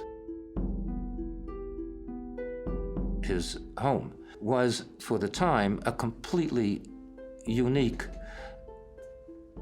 type of apartment where every single one of the rooms was a perfect, magnificent period room. And he had a lot of stuff, beautiful jewelry, beautiful watches. Hayes and Hughes count 19 wooden toilet seats. Andy Warhol hated toilet seats if they weren't wooden. Every toilet in his house, every toilet in his summer house had a wooden seat. It was all wooden. There are treasures at every turn. Hughes and I are cleaning out a closet, all right? And I throw this one painting out onto the floor, and Hughes goes crazy. He says, "Do you know what you did?" I said, "I don't have the vaguest idea of what I just did." He says, "That's a Renoir." I said, "That's a Renoir? Holy smoke, I can't even spell Renoir." All I know is it's very valuable. It's not just other artists' masterpieces stashed away. 60 of Andy Warhol's own silk screens are rolled up in a pitch-dark room. Hughes almost fainted. He couldn't. That's where Warhol kept some of his most valuable stuff in the house, was in this little sort of dirty room right underneath the attic, right down the hall from the maze room. From Andy's collection to his own creations, Fred Hughes and Ed Hayes see they are sitting on a gold mine. It was overwhelming in terms of the scale of things. I'm a fairly resolute person, so I wasn't intimidated. Andy Warhol's will leaves $250,000 to his manager Hughes, and to each of his brothers, John and Paul Warhola. The rest of his estate, however much that amounts to, is to fund a charitable foundation for the arts. He was basically a charitable man. He adored glamour, he adored the upper classes. There was never a degenerate rich person that he didn't want to have in his entourage. But he basically had a good heart. The size of Andy's estate is not yet clear, but it's evident Andy Warhol has come a long way from very humble beginnings. August 6, 1928, Andrew Warhola is born in Pittsburgh, Pennsylvania, to working-class immigrants from eastern Slovakia. In a tough town full of steel workers and coal miners, young Andy doesn't fit in. Warhol was a sickly kid from Pittsburgh. He was skinny. Pittsburgh at the time had some of the biggest shouldered men you've ever seen in your life. Andy wasn't like a sports type person. He wasn't out there on a basketball court or playing baseball. So his hobbies, that's what he loved to do, was sit down and just draw and sketch. An outcast at school, Andy spends endless hours in his room sketching and collecting pictures of movie stars. You know, he would send letters to different stars asking for a signed photo, and he did receive one back, and he did this with many stars of the day. The family has high hopes for young Andy. When Andy is a teenager, his father falls ill. On his deathbed, he makes a final plea to Andy's older brother, John. He said, "I have so many thousands of dollars in postal bonds that I have saved. Use it for Andy's college." You know, so my grandfather had this insight that he was going to be something someday because he was different. The family lore proves correct. In 1949, after studying pictorial design, Andy moves to the big city. It's very impressive to me the way Andy went with, I believe, $500 in 1949 to New York, a degree from Carnegie Tech, and the rest, like they say, is history. By the end of the 50s, Andy is the most highly regarded and paid commercial artist in New York. You know, got contracts with, I believe, the New Yorker magazine and Izzy Miller Shoe Store, and began to rise up the ladder of success. Andy draws for Glamour, Vogue, 17, and Harper's Bazaar. He does album covers for Columbia Records. After a popular series of shoe ads runs in the New York Times, Women's Wear Daily calls him the Leonardo da Vinci of Madison Avenue. Then he makes the transition to fine artist. Andy becomes one of the best known and most controversial figures of the 20th century. So he was an icon in this town, and everybody who was anybody either knew him or had a friend who knew him, and they all had opinions about him. Andy's elevated status makes his untimely demise all the more shocking. News of his death soon reaches the factory, the swish Manhattan studio space Andy's used since 1984. In just a few hours, the factory is reportedly pillaged by hangers-on.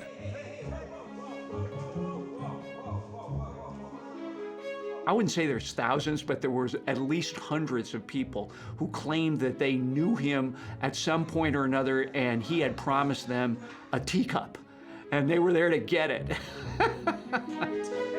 Meanwhile, Andy's painting assistant adds the finishing touches and Andy's signature to canvases still in progress. The art world is abuzz. It was kind of like a scene out of a movie. And the movie that sprang to my mind was the last scene in Zorba the Greek when this old woman died, and all the village women started rushing into her house and rummaging through her bureau drawers and pulling out her underwear and her lingerie and running home with it. And in a sense, that's what happened with the inventory taking of the Warhol estate. Everybody wanted a piece of Andy Warhol. It's shocking to some, but the race to grab Andy's millions is just getting started. Like anything involving large sums of money, got bloody. In Andy's world, art, celebrity, beauty, and commerce are one and the same. Warhol had an empire of his own. Nowhere embodies the brand of Andy Warhol more than the original factory, a studio space he establishes in 1963 in a converted warehouse. This is where artist Ultraviolet joins Andy's entourage of outrageous New York personalities who appeared in his films in the 60s, known as Warhol superstars. Her romance with the surrealist painter Salvador Dali has just ended, and she's ready for a new life. Dali introduced me and he said, "This is Andy Warhol." I heard of him. He was quite unknown.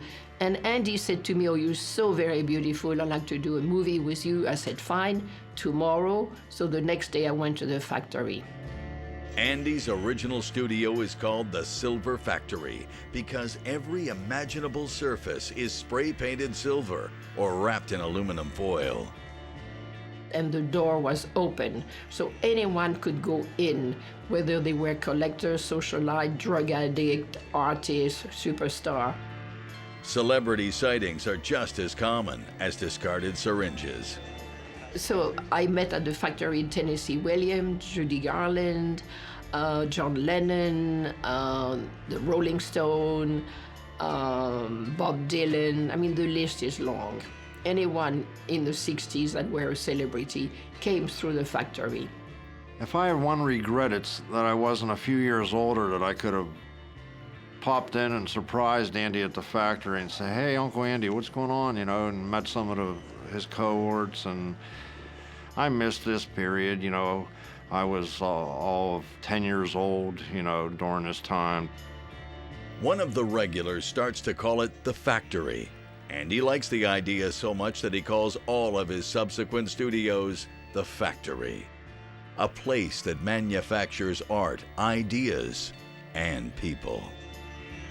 When I met Andy Warhol, he said, "We have to change your name. My birth name is Isabelle Colin Dufresne." And you can imagine that in the United States, nobody can understand it or spell it or remember it. And in the 60s, everyone took pop name. And he said, "I want to call you Polly Esther." I did not like that either. And I said, "I'm going to find my own name." Isabelle Dufresne is reborn, Ultraviolet. She joins the ranks of Viva, Candy Darling, and Edie Sedgwick, the Warhol superstars. Andy was trying to beat Hollywood. And so the idea was that we were not star, but superstar. And even though we might have no talent, so Warhol promised fame. He said, I'll give you fame. And he does, through films, photographs, paintings.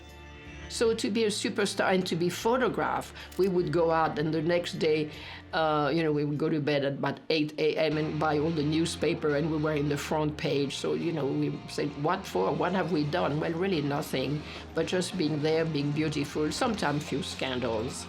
Just about everyone in his ever-growing entourage comes from the party circuit.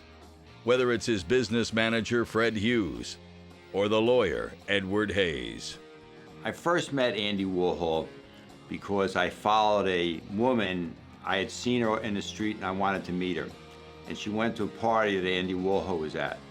And Andy Warhol pinched me. And frankly, I thought it was one thing to see me in a club at 3 o'clock in the morning, but to see one of the great figures of American history, of American art history in a club at 3 o'clock in the morning, made me wonder. Throughout the 60s and 70s, Andy is a mainstay of the New York party circuit. But for him, it's all business. He never drank. He never drank even coffee, nor tea, nor anything. I think that Warhol really wanted very beautiful women to be surrounded with, because I think, in retrospect, they were sort of bait, to attract the client or the collector or the whatever, or the money people. Andy finds inspiration in everything. He was always had the horror of running out of subjects to paint. He would say, oh, Stuart, when am I going to paint? And the flea market offered him unlimited kind of subject matter. It's hard to tell whether Andy Warhol predicts trends, starts them, or both. I always admired his dress, his boots, his leather jacket, and the hair, which I didn't realize was a wig, I thought he was cool looking. Andy brought to the art situation a kind of pure, innocent naivete and honesty. His whole approach to doing things was very direct and without any kinds of cunning and that you associate with the art world. It wasn't just that he was a great painter, which he was. He had a great analysis of that era of history. Electric chairs, civil rights riots, the soup cans. Andy gets 2 memorial services. First, an open casket wake in Pittsburgh, his hometown. And it was just a low-key Carpatho-Russin mass, funeral mass. A second memorial service in New York a month later draws more than 2,000 mourners. I was just awestruck by all the friends and associates that attended and the celebrities and the people I got to speak to and meet, Yoko Ono, Richard Gere, Bianca Jagger, Ultraviolet. There was quite a crowd, mixed again, some people on back of me sniffing cocaine, and then a lot of famous people, of course, and the demented person that said, the monster is dead, the monster is dead. So it was a great, in a way, reunion of whoever was left of the factory. It was not sad at all.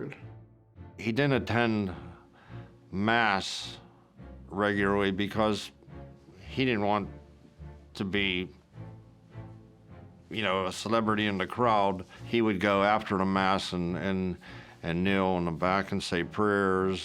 Not too many people know about this religious side and the big heart he had. Andy wants other artists to have the same opportunity for success he's had, and he shows this generosity in his will. All of the estate was to go to charity. Warhol had left everything to a foundation that was to be called the Andy Warhol Foundation, and the foundation was there to benefit art. As estate executor, Fred Hughes' role is to add up the estate assets and sell them off. The proceeds are then to be transferred to the new foundation. But months after Andy's death, Fred Hughes and estate lawyer Ed Hayes still haven't figured out what those assets are worth. The problem here was that Warhol was a very controversial figure when he died, and his position as an artist was very uncertain. Even without knowing how much money it has to play with, The foundation is established and sets up a board of directors. The new foundation's board includes Fred Hughes and Andy's brother, John Warhola. Edward Hayes is appointed as general counsel to the foundation, in addition to being the estate attorney. I had a self-interest, but the general public had an interest as well. As estate executor, Hughes is to be paid 2% of the gross estate. Hayes negotiates the same fee for his services as a lawyer. The more money the estate is worth, the more they'll get paid. They think the gross figure could be up to $120 million. So they're expecting to make more than $2 million each. Forget the idea that it was computed on a strict percentage. It was basically a success-oriented process. For tax purposes, the estate needs an appraisal, and there's a lot of money at stake. The higher the sum total of Andy Warhol's assets and artwork, the greater the value of the foundation. But there could be a drawback to a wealthy foundation. To meet not-for-profit status, the foundation must give away 5% of its asset value to the state of New York each year. So Ed Hayes argues that the public stands to benefit from a high appraisal. The best way for the public to be taken care of was for the assets to be properly sold and a proper appraisal. It was plenty of money for everybody, plenty of everything for everybody. All you had to do was sit down and honestly give everybody their share. But everybody wanted more than they were entitled to. There's a legal showdown on the horizon, along with allegations of fraud, price fixing, and shady backroom deals. He was a man who was worth probably $500 million, and they killed him. After Andy Warhol's 1987 death, Fred Hughes and Ed Hayes take stock of the artist's estate. They see it's much larger than they ever anticipated. He would buy tremendous amounts of things, of course. Then there are the regular assets. Warhol could never decide whether he was in it for the money or he was in it to be a great artist. So he made it on both ends. He was a great artist, but he was a heck of a good businessman. With the help of business manager Fred Hughes, Andy Warhol bought prime real estate. The factory, the townhouse, 2 downtown apartment buildings, 1 co-op, a compound in Montauk, and 40 acres in Colorado. He had very valuable property, he had some very valuable real estate.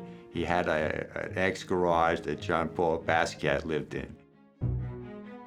He had stock in Boeing, General Motors, and IBM, life insurance policies of $4.5 million, and plenty of cold, hard cash. He owned Andy Warhol Enterprises and Interview magazine, and all of his original unsold art. The sheer volume of what's left is overwhelming. More than 5,000 drawings, 19,000 prints, and 66,000 photographs. I suppose he must have produced more works than any other artist that ever lived, possibly. In the spring of 1988, Fred Hughes orchestrates a massive 10-day sale of Andy's townhouse treasures.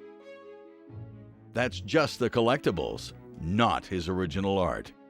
Well, of course, the event of the auction was a colossal event in the art world. So there were just endless numbers of what they call lots, which is groups of things that you sell, and it was just a tremendous success. Sotheby's did a fabulous job, too. The auction brings in $25.3 million to the estate. It's far more than Sotheby's experts could have imagined. With Andy's real estate holdings, companies, and investments, that brings the total of Andy's non-art assets to more than $119 million. You had a lot of beautiful antique furniture that sold for $10,000, $20,000, $30,000 a piece. He just had terrific stuff, and it sold for top dollar. Everybody wanted a piece of Andy Warhol. 18 months after Andy's death, Fred Hughes and a factory helper have come up with an appraisal of the estate, including the art, for federal taxes, $300 million.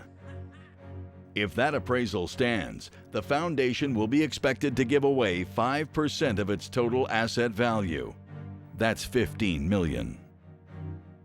Ed Hayes' 2% cut means he could make almost $6 million. That's when a new person comes onto the scene who doesn't trust Fred Hughes' appraisal. Archibald Gillies, the newly named president of the foundation.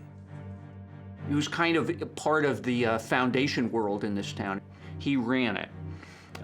So he had a real interest in seeing one way or another a certain sum of money being attached to the value of the estate. Gillies questions the validity of the $300 million appraisal done for estate tax purposes.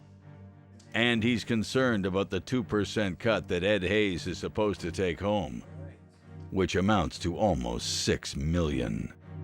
The foundation took the position that I was trying to inflate the value to increase my fee. But I said, look, this estate was very successful because we had increased the value of the art by an enormous amount. You know, in my mind, I'm worth $1 trillion. Others may disagree. So they felt that I was asking for too much money. Andy Warhol kind of receded into the background, and a whole bunch of dollar signs became the motivating force behind everybody's opinions about Andy Warhol. At around the same time, Warhol's estate executor Fred Hughes falls ill, and Ed Hayes worries it's affecting his judgment. Fred Hughes was getting sick. He had multiple sclerosis. Hayes catches Hughes on the phone selling an original Warhol painting to a Swiss dealer from Hughes's own private collection. Hayes believes the Swiss dealer is paying a premium for paintings in Hughes' collection, and in return, getting a discount on work he buys from the estate. Hayes feels betrayed by his longtime friend and colleague. It'd be one thing if he was desperate, but he wasn't desperate. He just wanted endless amounts of money. He's like these Wall Street guys who, no matter how much they get, it's not enough. Hughes has another problem. His private art collection includes a large number of unsigned works, believed to be authentic Warhols. They were all unsigned. Warhol would not sign a painting until he transferred ownership, right? So Hughes couldn't sell them unless they were signed. Gillies cuts Hughes a deal. If Hughes gives up his place on the board and fires Ed Hayes, then the foundation will verify ownership of Fred's collection of unsigned paintings. Hughes made a deal with the foundation that he would help them against me, and he would agree to their valuation if they would accept his ownership of the art. This doesn't sit well with Hayes, but Hughes accepts the offer anyway, and Hayes gets fired. It meant that the person should have been my most important ally turned against me. He was the godfather to my daughter. He had given me the opportunity of a lifetime. I felt betrayed. I was betrayed, and I was furious at him. Hayes and Hughes are on the outs, and the Andy Warhol estate is about to be embroiled in another fight. A fight which may have its roots in one of the most dramatic events in the artist's life. June 3rd, 1968, Andy Warhol is at the factory when Valerie Solanas, an extreme feminist writer who acted in one of Andy's films with Ultraviolet, shows up, demanding money. So I had a certain acquaintance with Valerie, and she had given Andy one of her play, I think Up Your House, and she was trying to recover it, and Andy did not have it, did not find it, did not return it. She believed that he was going to take the story and use it and make money, and she wanted revenge. Solanas pulls out a revolver and starts firing. At first, she misses Andy, but her third and final bullet is delivered to Andy's abdomen, tearing through 6 internal organs. And that day, she never wore makeup. That day, she had lipstick. So she knew she was going to do something, and she knew she was going to be in the news, and she knew she was going to be finally famous for 15 minutes. Miraculously, Andy survives. Solanus is tried, serves 3 years in prison, and eventually drifts into obscurity. But beyond a painful recovery, the shooting has another profound effect on Andy Warhol. His life is punctuated between before and after he was shot. Andy becomes paranoid. He changes studios to a more secure facility. The new factory has locked doors and an air of efficiency. And then he realized that the era of the crazies was over. And so he also changed factories, and there was, like you couldn't just get in. You had to say who you were. So things changed completely. The shooting affects Andy in another way. When we would walk, for example, to Sotheby's, he would have to walk on the other side of the street from New York Hospital. Andy's fear will prove prophetic. Andy's horror of hospitals went to the point where he would say that if I ever go into a hospital, I know I'll never come out, thus predicting his own death that came true. Andy's phobia makes him reluctant to seek treatment, even when he needs it. Well, he was always, of course, in pain from his gallbladder condition.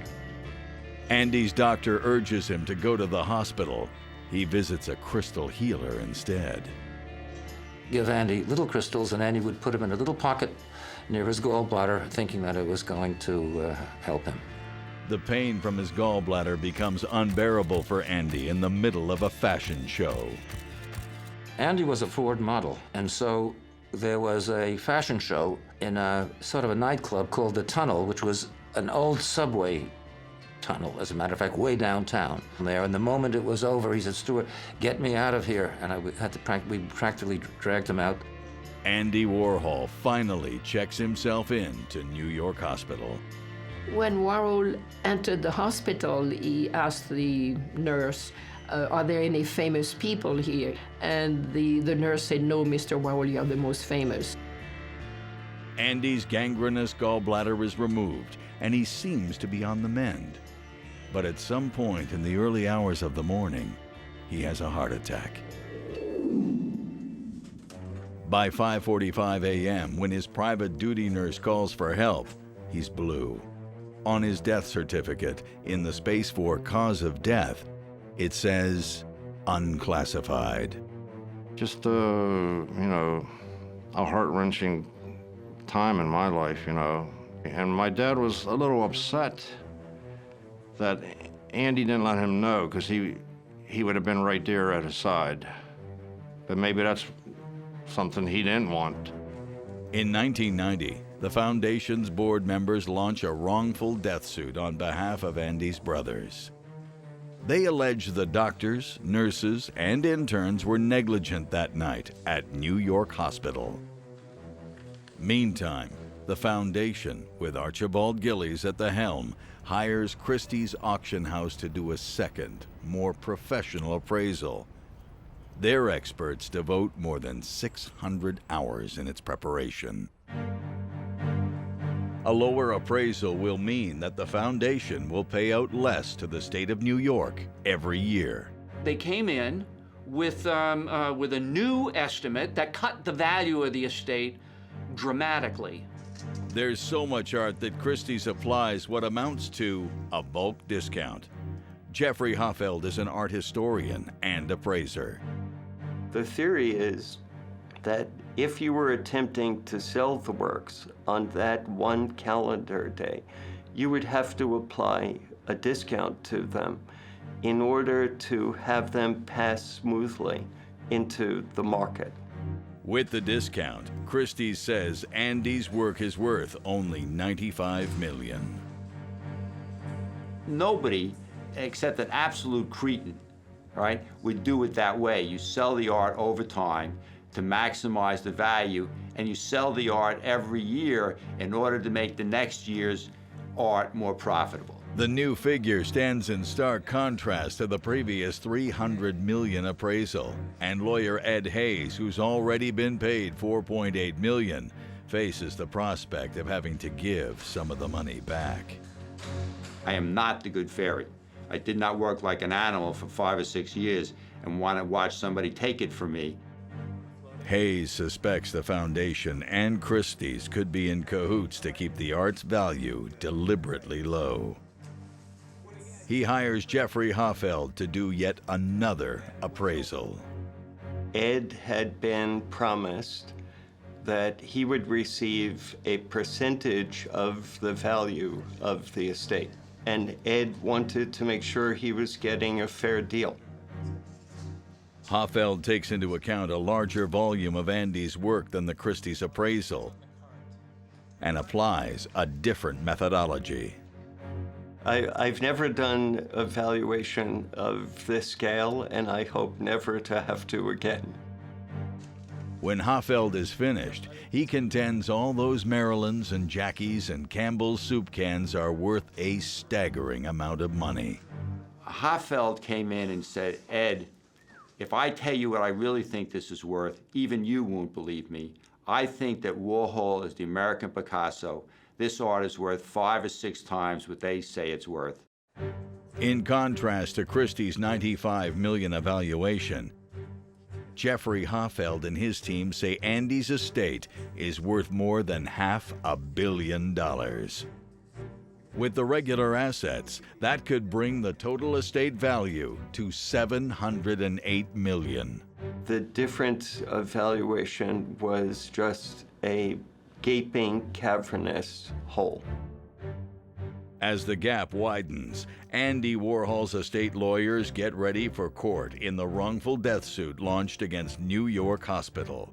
Long Island malpractice lawyer Bruce Clark joins the team 3 weeks before trial. Suddenly they had a realization that maybe they were not medical malpractice lawyers, so they contacted me, and here I am. The trial is short, but ugly.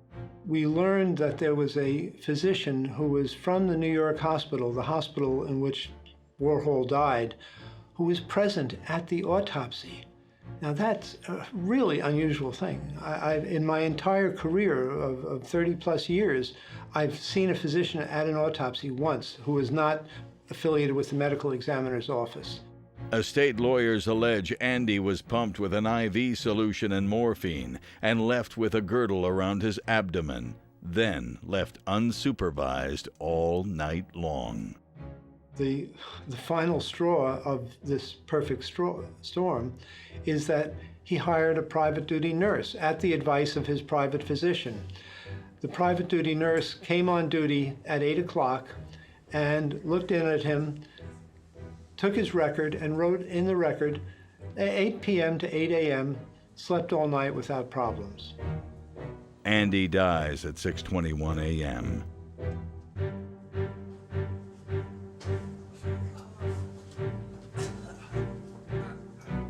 His estate's legal team alleges the artist thrashed and fought for oxygen before slipping into a fatal coma. 3 weeks into the trial, Andy's heirs settle with New York Hospital for an undisclosed sum. Both sides say they're happy with the settlement. When family loses a loved person, it's a terrible trauma, and it leaves a big open wound that has to be healed, and maybe can never totally heal, but I think one of the functions of a wrongful death lawsuit is to give closure to the family. The dispute over the value of Andy's art doesn't wrap up so easily.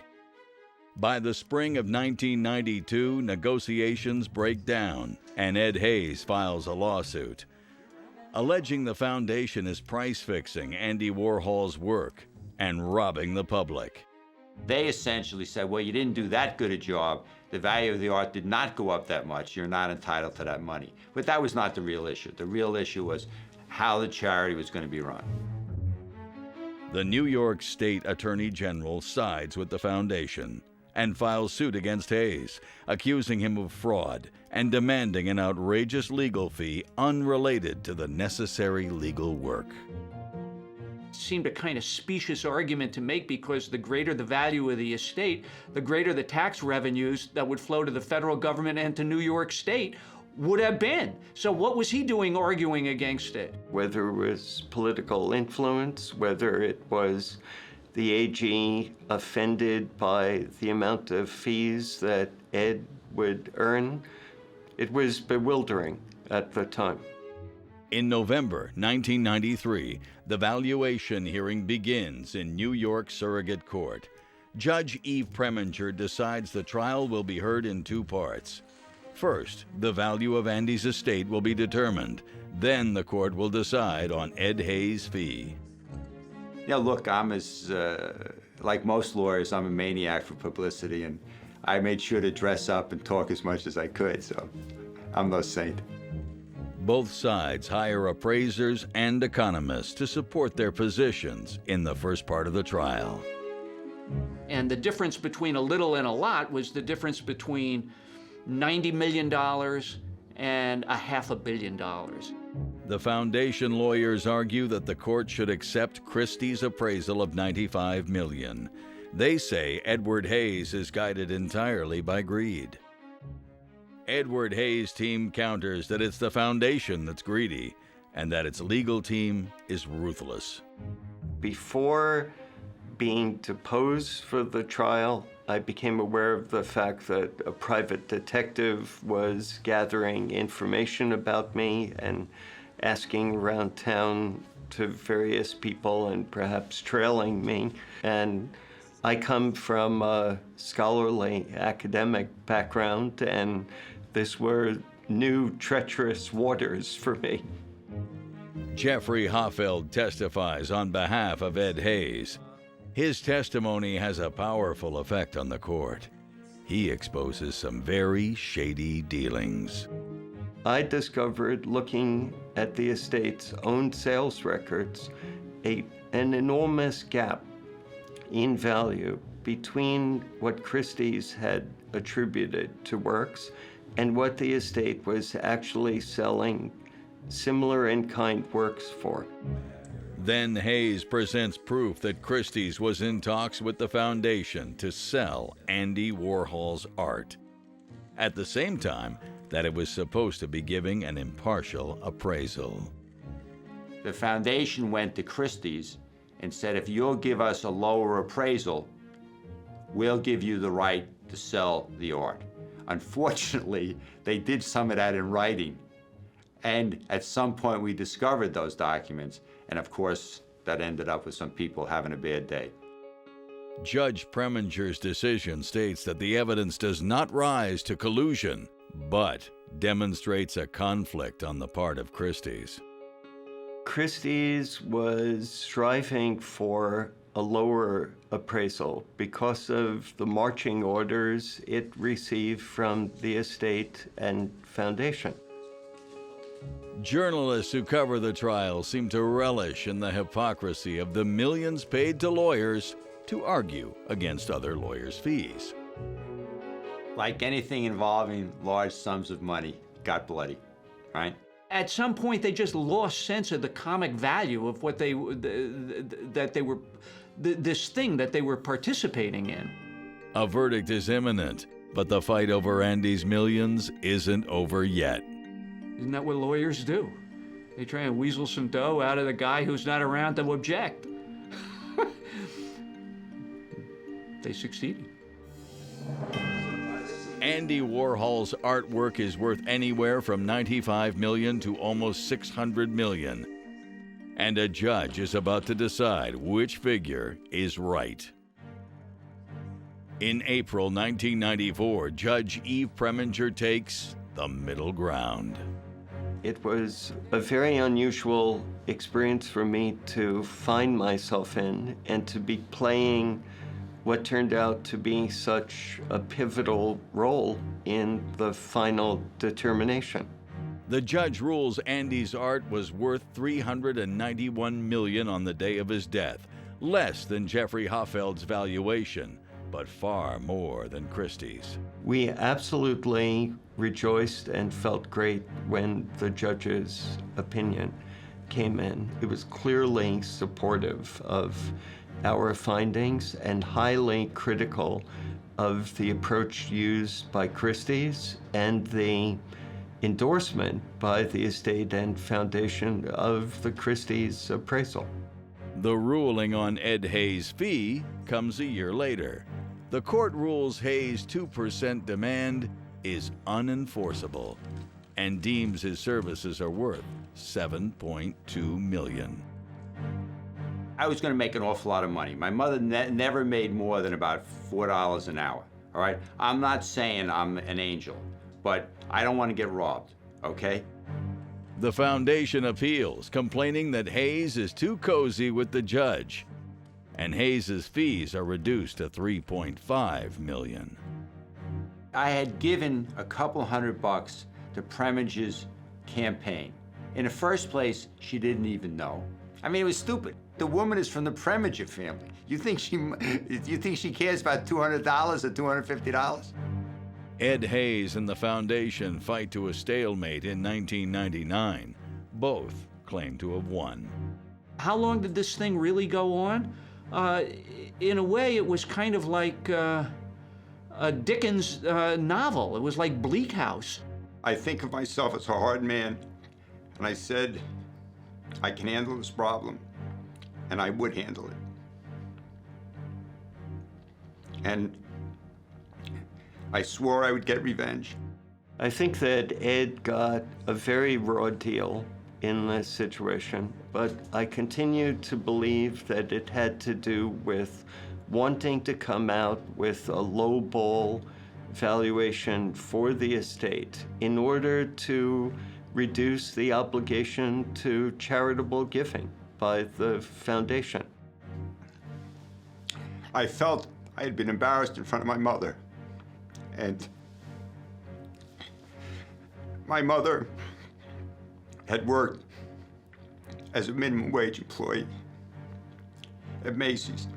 When Hayes learns the foundation lawyer was responsible for the judge's appointment, he files a formal complaint and gives the story to the New York Times. I'm proud, as cruel as it sounds, I'm proud that I got revenge, and that's it. In January 2001, Warhol's manager Fred Hughes dies from complications resulting from his 18-year battle with multiple sclerosis. He's remembered as a brilliant and complicated man. I adored Hughes. He gave me a great opportunity. He was a genius. He stuck by me when people criticized me. But you know, at the end, he was sick and he was greedy. He was, for me, a very sympathetic character. It was already evident at the time I got to know him that Fred was suffering from the onset of multiple sclerosis, but I saw his brilliance clearly, and I also saw his capacity for duplicity in this time. Well, there's a lot of beautiful things in the art world, but yeah, there's some sleaze and treachery. There was with Warhol. It was terrible what happened there. Despite its troubles early on, the foundation continues to support emerging artists, and it has helped to establish the Andy Warhol Museum, a Carnegie Museum in Pittsburgh devoted to Andy's legacy. The Andy Warhol Foundation for the Visual Arts has done so much in the last 25 years. They've helped with grants into the hundreds of millions of dollars for art programs and ventures, and I think Andy would be proud of what they have done, you know. The Warhol Foundation has been very generous and has done a great deal for the public good in many domains, but its obligation to do so might have been even stronger and on a greater level. Andy Warhol's work today is worth more than his closest friends and family could ever have imagined. Yeah, in the 25 years since he passed away, it's just phenomenal how his popularity has grown and grown. And on a regular basis, single works by Warhol sell for tens of millions of dollars at auction and privately, which really makes the numbers that we generated look as if they were a throwback to another era. And of course, the Christie's numbers look ludicrous in comparison. At one point, I owned Elvis 49 times. And in a very brilliant move, about a year later, I sold it to Leo Castelli for $70,000. It's worth about $50 million today. A bumper from an automobile or a soup can or a Coke can, you know, he's the one who made us look at those things as objects of art. You know, Warhol, whatever you say about Warhol, that he was a genius, it's true. That he was an idiot, it's true. That he had imagination, it's true. That he copied everything, it's true. Whatever you say about him that's conflicting is true. And I find that quite extraordinary.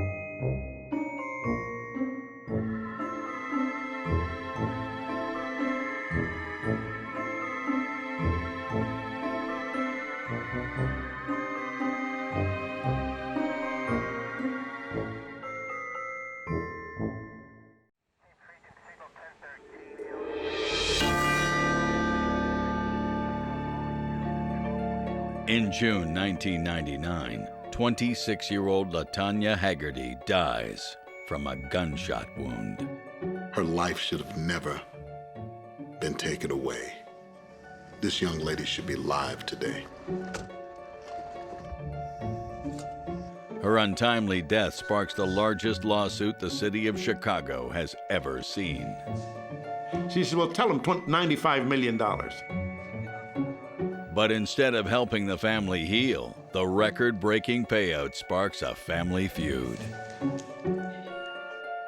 They denied her what she was entitled to.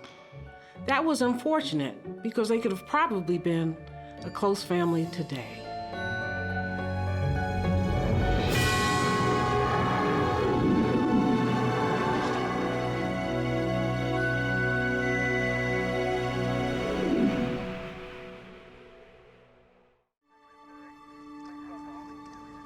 June 4th, 1999. LaTanya Haggerty is shot while on her way home from work in Chicago's South Side. Chicago police calls LaTanya's brother, Maurice Haggerty Jr., to tell him his sister is hurt. Maurice Jr. was incredibly close to LaTanya.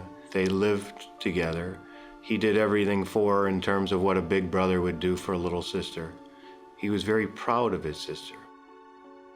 You know, I think LaTanya Haggerty was probably one of the best things he had in his life. Maurice Jr. and his mother, Barbara, rushed to the hospital to be at LaTanya's side. LaTanya and her mom were the very best of friends. In fact, the mom for LaTanya was sort of young at heart and very young at heart person because of LaTanya. And they were more like sisters in many respects. When they arrive, Maurice Jr. and mother Barbara learn the horrible truth. LaTanya is dead.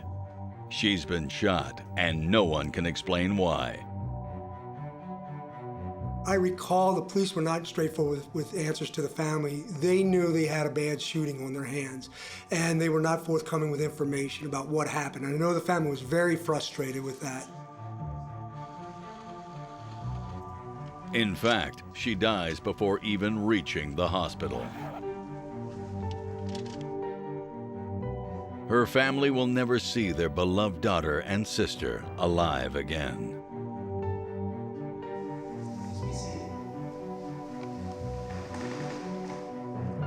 LaTanya is survived by her mother Barbara, father Maurice Sr., brother Maurice Jr., and sister Barbara Fry, as well as a half-brother Stephen Flournoy on her mother's side. The details of what happened emerge slowly. Here was a young lady who was a promising young lady, had a promising future, working every day and living a good life, good Christian young lady whom loved her family, and then for her life to be snuffed out. In 1999, LaTanya Haggerty's life is just getting started. She's recently graduated from Southern Illinois University, and she's newly engaged. She was probably the star of that family. She was the only one of 3 children who completed college and was probably a person who had big places to go in her life. The 26-year-old lives with her parents, and she has close relationships with her siblings and friends.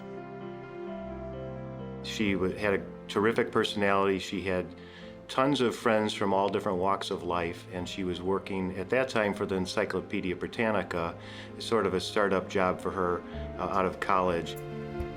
No one, not LaTanya, not her family, ever expected that her life would come to a tragic end. LaTanya seemed like everybody's sister. She was outgoing, well-spoken. She was everybody's favorite aunt, I understand. She was just a great person. She never had any sort of problems in her life. As the grief-stricken family tries to come to terms with their loss, it is Maurice Jr. who keeps asking the question, why? He wanted this case investigated thoroughly, fully, and to have all stones unturned. And he was very angry about this. But what Maurice Jr. discovers as the day goes on only makes him more angry. It was none other than a Chicago police officer who pulled the trigger that killed his baby sister. On June 4th, the day of the shooting, LaTanya gets a ride home from work from her friend, 24-year-old Raymond Smith. It was like any commute, anybody leaving for work, going home, and for some reason, about on the south side of the city, Raymond Smith's car drew the attention of police. He stopped to speak with a friend as he was double parked. And a police car came up and told him to get that hunk of junk out of here. Smith obliges the officers and moves his vehicle. But before he can go 1 block, the same officers have put their flashing lights on. They pulled him over and he stopped. And that was the beginning of what would be a series of tragic events. One of the policemen, Officer Williams, approaches Smith's car. The officer pulled him over and said, "Put that window down," and he refused to put his window down. And he asked him for his license, and he showed him his license, but through the window.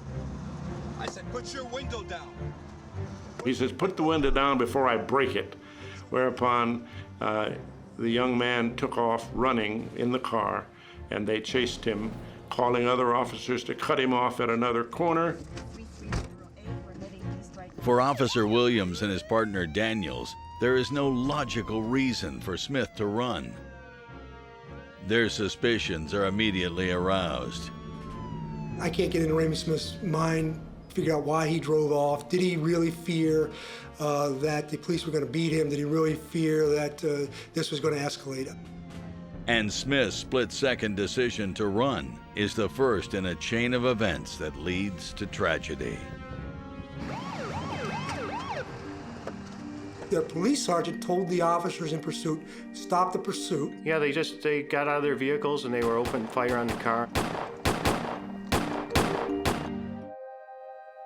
News of LaTanya Haggerty's death is plastered all over the media, and the mourning Haggerty family wants justice. They are not alone in their fight. There were 2 killings of people who are almost the same age, who are both college educated, two totally unjustified shootings within a day of one another. And so the climate of the city of Chicago at that time, the people, it was very highly charged, it was very emotional, and it was front page news for weeks. Chicago is on edge. The tension fueled by the shootings of two ordinary citizens by cops on the same night in unrelated incidents. You had two African Americans killed within 8 or 9 hours of each other, both during traffic stops, both who were unarmed. Ironically, both were killed by African American police officers. And these officers did not have a history of police brutalities. These officers did not have a history of necessarily doing a lot of things wrong or bad, having a bad background. Bad background or not, the officers have shot an innocent civilian. Fundamentally, what happens in the Chicago Police Department is that police officers believe in the code of blue. They stick together on everything. Black officers tend to mimic officers who may be acting out of racial motivations. Maurice Haggerty Jr. demands that police investigators find out all they can about his sister's death. Used against blacks. Police brutality became a real national issue with the Rodney King case. And then Chicago wound up having its own with LaTonya Haggerty. And people were frustrated. They were tired of this lack of sensitivity, this blue versus black, and the attack upon family members, that people began to cry out for justice. A full police inquiry is launched, and the 4 officers involved, as well as the driver of the car, Ray Smith, testify before a police board. There was a 6-day police board hearing, run sort of like a criminal hearing, in which witnesses are called and evidence is put on. At the close of that 6-day hearing, a transcript, which was more than 1,000 pages, goes to the 7-member police board. They read the transcript and they determine the fate of the officers. Maurice Jr. is at the hearings every day. Raymond Smith is called to testify to a packed courtroom. Smith explains why he drove off when officers Daniels and Williams commanded him to stop. Many young people didn't feel comfortable with officers stopping them because they were harassed. Well, keep in mind that in the city of Chicago, if you are an African American and you have lived here for some time, you know darn well that there is a relationship between the police department and the black community that is not a good one. June 4th, 1999. Driver Raymond Smith and passenger LaTonya Haggerty are pursued by Chicago police. A panicked Raymond calls his mother, who is in the hospital, to tell her that he's scared and he's going to try and drive to his father's house. LaTonya Haggerty sits next to him, terrified. The pursuit is heating up. 4 officers in 2 different vehicles were pursuing Ray Smith and LaTonya. And before long, they're blocked by a passing train. Ray and LaTonya turn their car around. By now, 2 more officers have joined the chase, for a total of 4 officers in pursuit. LaTonya has no idea why these police are continuing to pursue her. The police officers just got so fixated on Raymond Smith's car, got so fixated on stopping Raymond Smith, they just sort of lost all sort of evidence of where they were, all rationality. Raymond and LaTonya find themselves cornered just outside of Chicago State University. At the point at which they reached 95th and Cottage Grove, an intercepting vehicle caused Ray to stop. At that point, the officers exited their vehicles with guns drawn and approached his vehicle from the front. And they started shooting at Ray Smith's car. They were shooting recklessly at the vehicle for absolutely no reason whatsoever, other than the fact that they were angry that they were pursuing somebody that there was no need for them to pursue.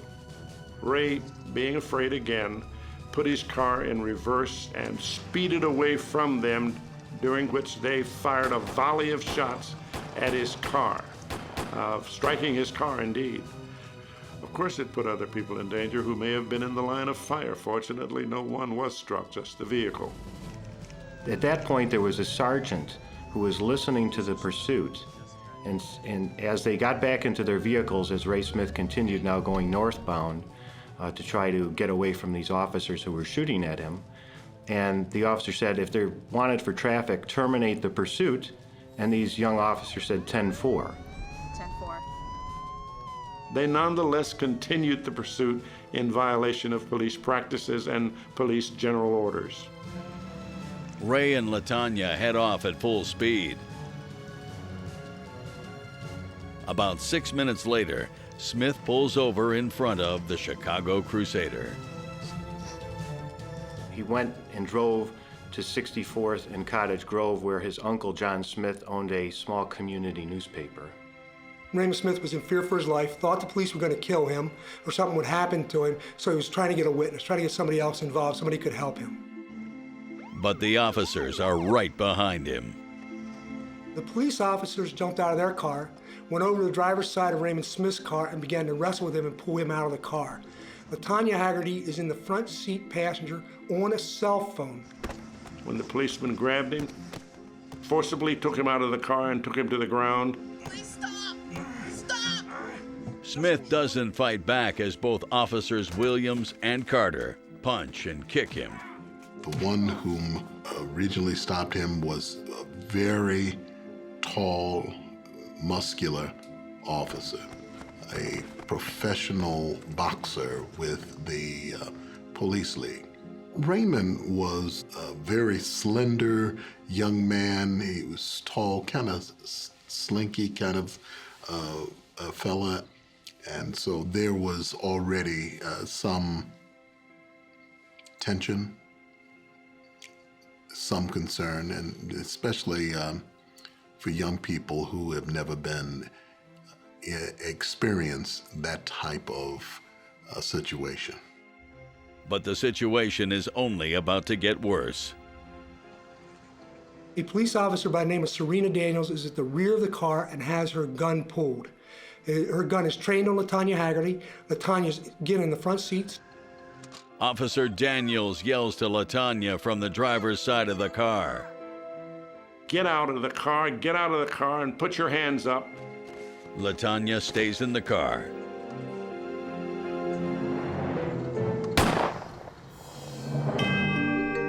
Someone fires a gun. Raymond hears the shot while being held forcibly on the ground. He tries to look up and see what is happening.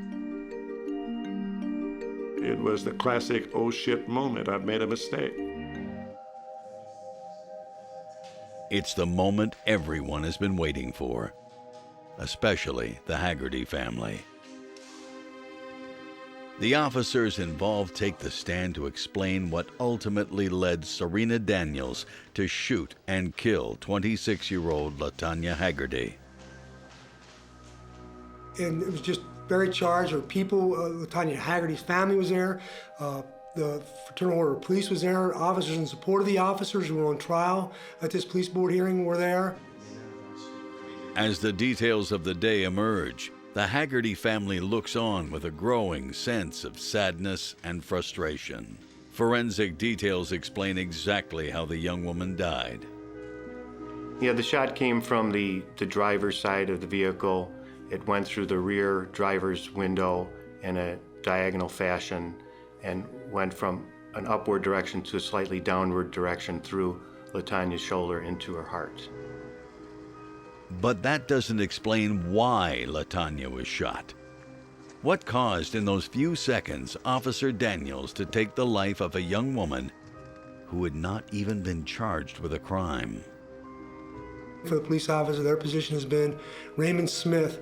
He's the reason LaTanya Haggerty's dead. All he had to do was stop, not keep driving.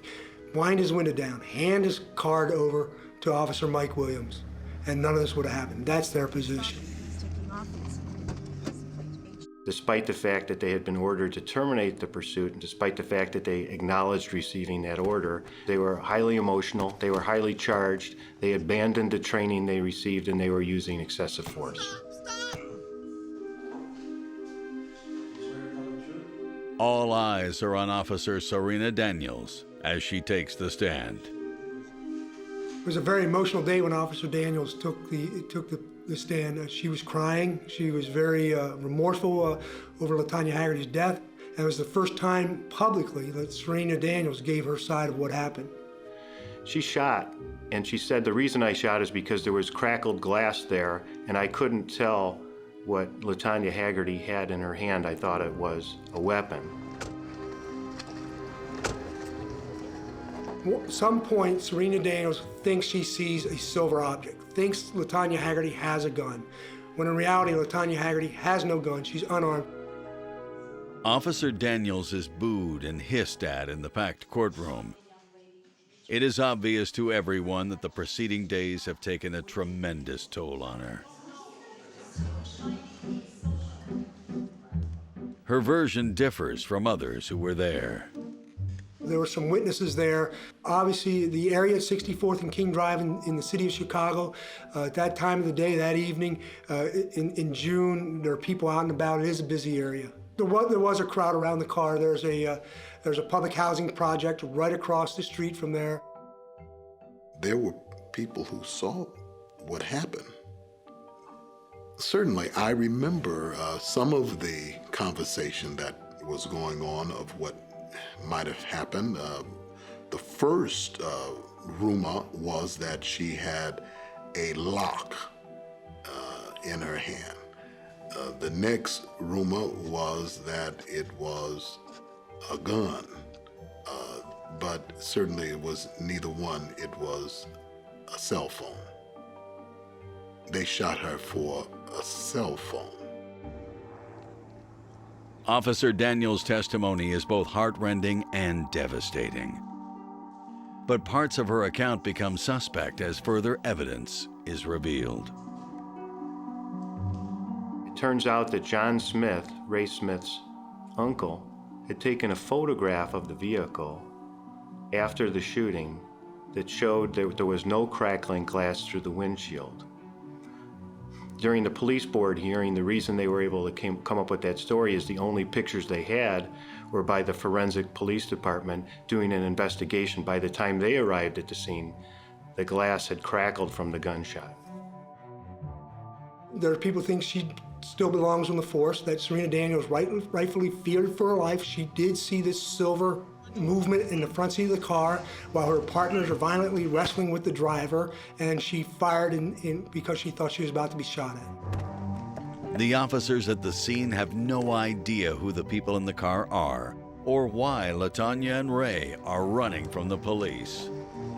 When she discharged her weapon, the first words that came out of her mouth were, "Oh shit." And we know from common experience when we use that expression, an accident just happened. But for those close to LaTonya, Serena Daniels' words confirm what they already know. LaTonya was unarmed. So as soon as she shot that weapon, she knew she didn't mean to do it, but the adrenaline took over her mind and took over her body, and she shot and killed an innocent person. Officer Daniels testifies to holding Haggerty in her arms as the young woman dies. She was obviously in shock, and then her human emotions took over, and she went over and cradled her and was looking at her and was obviously in shock at what she had just done. When something reaches this proportion, it's never just one mistake. It's always a series of mistakes. If you take care of the little things, then the big things take care of themselves, and every little thing that went wrong and ended up in a big thing, a person dead. At the end of their deliberations in March of 2000, the police board determines that all 4 officers involved should be fired. Just over a year later, in June of 2001, Civil courts decide 3 of the officers should be reinstated, but not Serena Daniels, the shooter. Maurice Jr. launches a lawsuit against the city for the wrongful death of his sister. He enlists heavyweights Johnny Cochran and James Montgomery and their firm. When I first met the family and spoke with Barbara Haggerty, the mom, basically we were pretty well convinced that this was a case that we could successfully prosecute. And obviously they were very concerned about getting justice. When I was asked to make a demand by the city, I met with the Haggerty family, and I basically said that, you know, this is a case that the city will likely settle for some substantial money, but they've asked us to make a demand. But for LaTanya's family, this means that they now had to try to place a dollar value on the loss they experienced when LaTanya died. There was no amount of money that was relevant to LaTanya's mom or dad, or to her brother, Maurice Jr., or to the sister, Barbara. Money was not of any relevance whatsoever and never came up in any discussions for a long, long time. The Haggertys are advised that taking the case through the courts would be a long and traumatic affair for the family. It is recommended that they try to settle with the city out of court. But LaTanya's mother, Barbara Haggerty, isn't willing to budge so easily. She says, well, I'm sorry, I just want justice. I said, well, Barbara, you got to do something. You got to ask them first. So just give me a number. She said, well, tell them $95 million. I said, Barbara, that number will not be conducive to a settlement. Despite the city's seeming willingness to settle on a sum, the family continues to push for a much larger number. I got a call basically saying, you know, you've not made a demand. We can put $7.5 million on the table, but we've got more. I said, well, you know, I must tell you that, you know, Mrs. Haggerty asked me to make a demand of $95 million. I declined to do that because I didn't think it would be conducive to a settlement. But again, I think you're going to have to come a long way in order to get this matter settled. The city cannot afford to have this case go to trial, both because of the damage it would do to Chicago's reputation and because of the cost. The city knew what their mock juries had told them that if this does go to trial, you're going to pay a lot more than $18 million, and the city decided to settle it. I think the city of Chicago wanted to settle this case for several reasons, but the biggest reason is that they couldn't admit liability because Serena Daniels was not going to admit that she shot LaTanya Haggerty unjustifiably because she was facing potential criminal charges if she did. In July of 2000, the Haggertys are finally awarded $18 million, a record amount.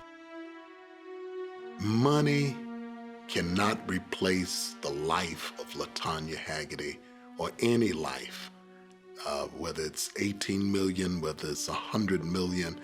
And I think that what is the most important thing is that it brings accountability to government. It brings consciousness to the rank and file of officers that are on the force that there is something going to happen.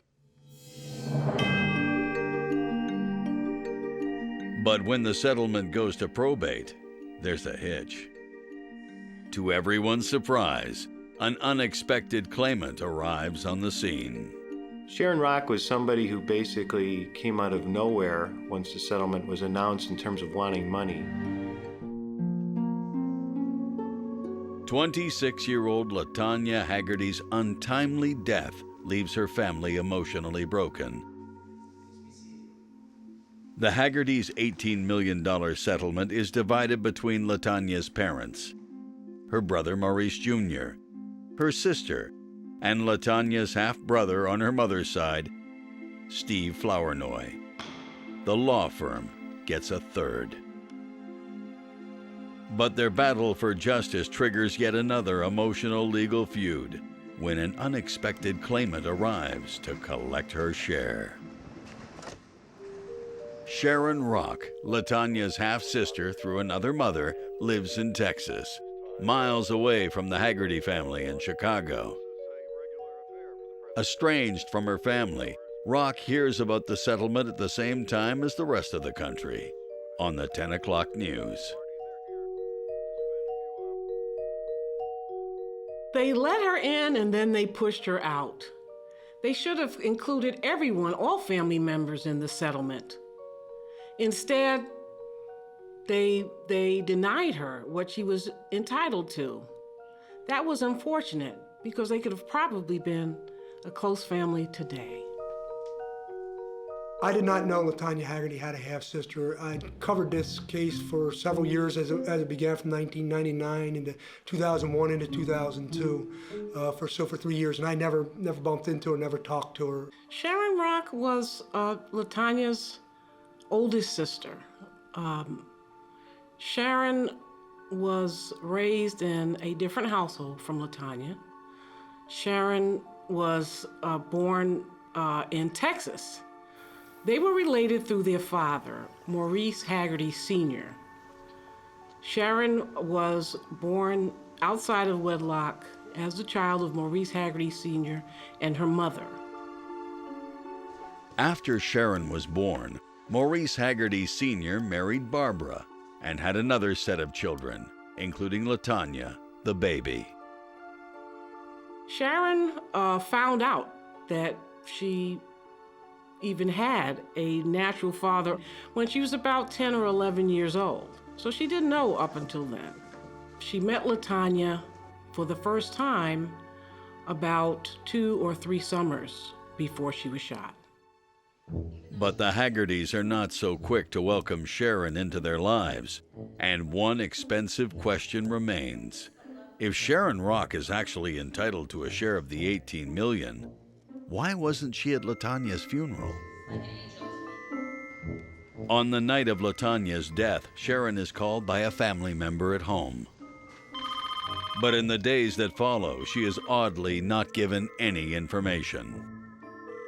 Sharon Rock was somebody who basically came out of nowhere once the settlement was announced in terms of wanting money. Here's somebody who didn't even attend LaTanya's funeral. Sharon definitely wanted to go to the funeral. She did everything in her power to contact family members so she could get information regarding it, and it just wasn't forthcoming. She decides to send flowers. When she contacted the florist, she asked the florist, just by chance, if he knew anything about LaTanya Haggerty's funeral. In a lucky break for Rock, the florist does not know where LaTanya's body is resting and delivers flowers on Sharon's behalf. But Sharon still doesn't know any more details about the service.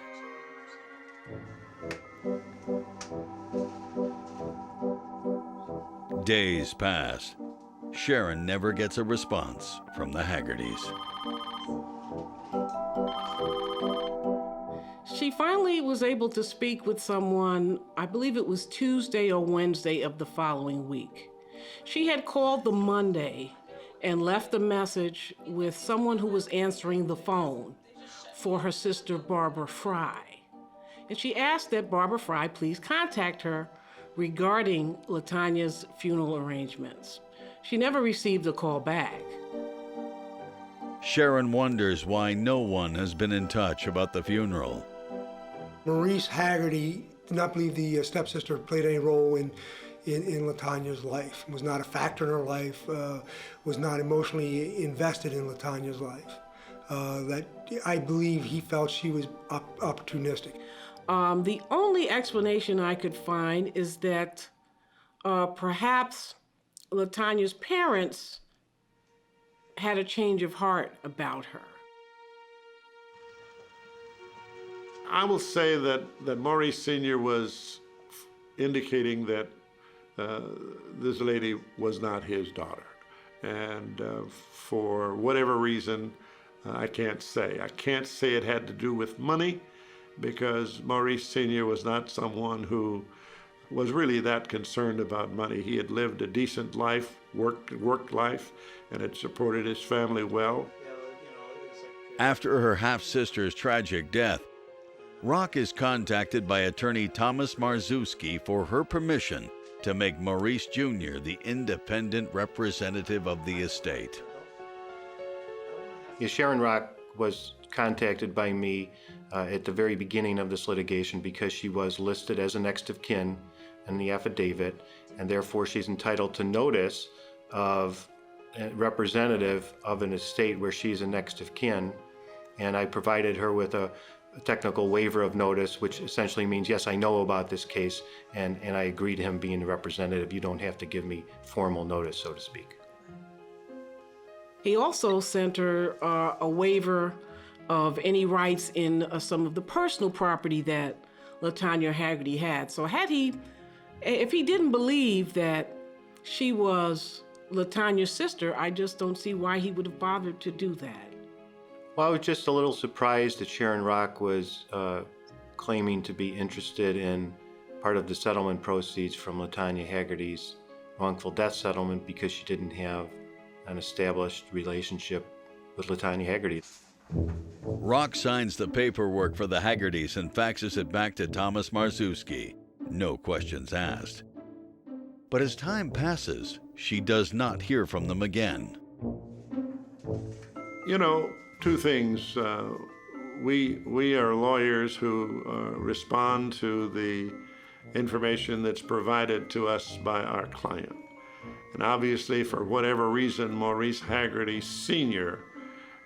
Indicated that the child was not his. And obviously, that's the position that we took in the litigation. In cases where there is a dispute over money within the family, it's pretty rare. But when it does happen, it's usually because either dad was a runaway dad, didn't care for a child at all, and it's a child who died, didn't support the child, or some point where somebody is estranged, whether it be a parent or a brother and sister or somebody that they didn't have a relationship with. Once news of the settlement breaks, Sharon tries to make contact with the family again. To some, her motives are suspicious. I did not see her in court. I did not see her at the police board hearings. Maurice was fighting the fight for his sister.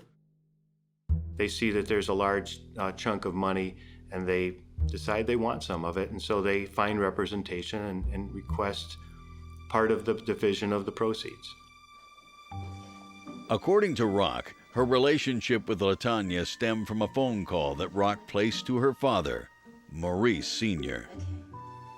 When she was an adult, that's when she decided she wanted to know him, and she attempted to make contact with him.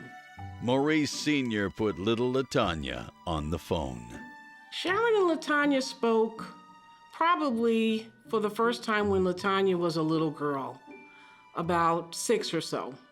LaTanya told Sharon when she was little that when she grew up, she was going to come and visit her. And that's exactly what she did. When she was about 23 or 24, she took a trip to Texas and she came and stayed with Sharon. They went shopping and did other things together, the movies, things like that. While Sharon's relationship with the rest of her family does not develop, she claims her connection with her little sister, LaTanya, is strong. Sharon basically claimed that she had engaged in many telephone calls to her father, that after she had met LaTanya, that she had called LaTanya on the phone and talked to her a number of times. And of course, that was something that we couldn't verify, and so we had telephone records produced that didn't reflect that there was the kind of calls that she had referred to. Sharon's daughter Moshe and LaTanya hit it off immediately. Moshe really liked LaTanya, and LaTanya loved her. And Moshe had plans to come to Chicago and visit with LaTanya and stay with her the following summer. But they never get to see each other again. LaTanya is killed earlier that same summer. The type of things that we do to establish relationships with people happens on a daily and a weekly basis, not a one-time visit and talking about the would have and could haves in the future. Back in Texas, Sharon Rock continues to wait, but a return call from the Haggardys never comes.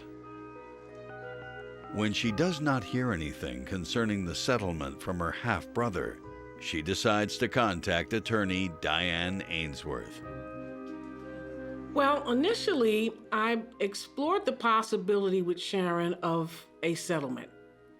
I thought maybe there was some mistake in the paperwork. I pulled the probate court file and I saw that her name was included on the initial petition as an heir. And so I thought maybe it would be possible to contact the Haggardys' lawyers and see if they would correct that. When it comes to wrongful death cases, in the state of Illinois, the mom and dad of a decedent, when there is no husband and there is no children, so the decedent is left with parents and siblings, there's a presumption that the mom and the dad have had a loss. Brothers and sisters do not have a presumption of loss. They have to prove a loss unless the whole family can agree to what a distribution should be. But the explanation that Diane was given was that the probate court judge had removed Sharon Rock from the heirship petition.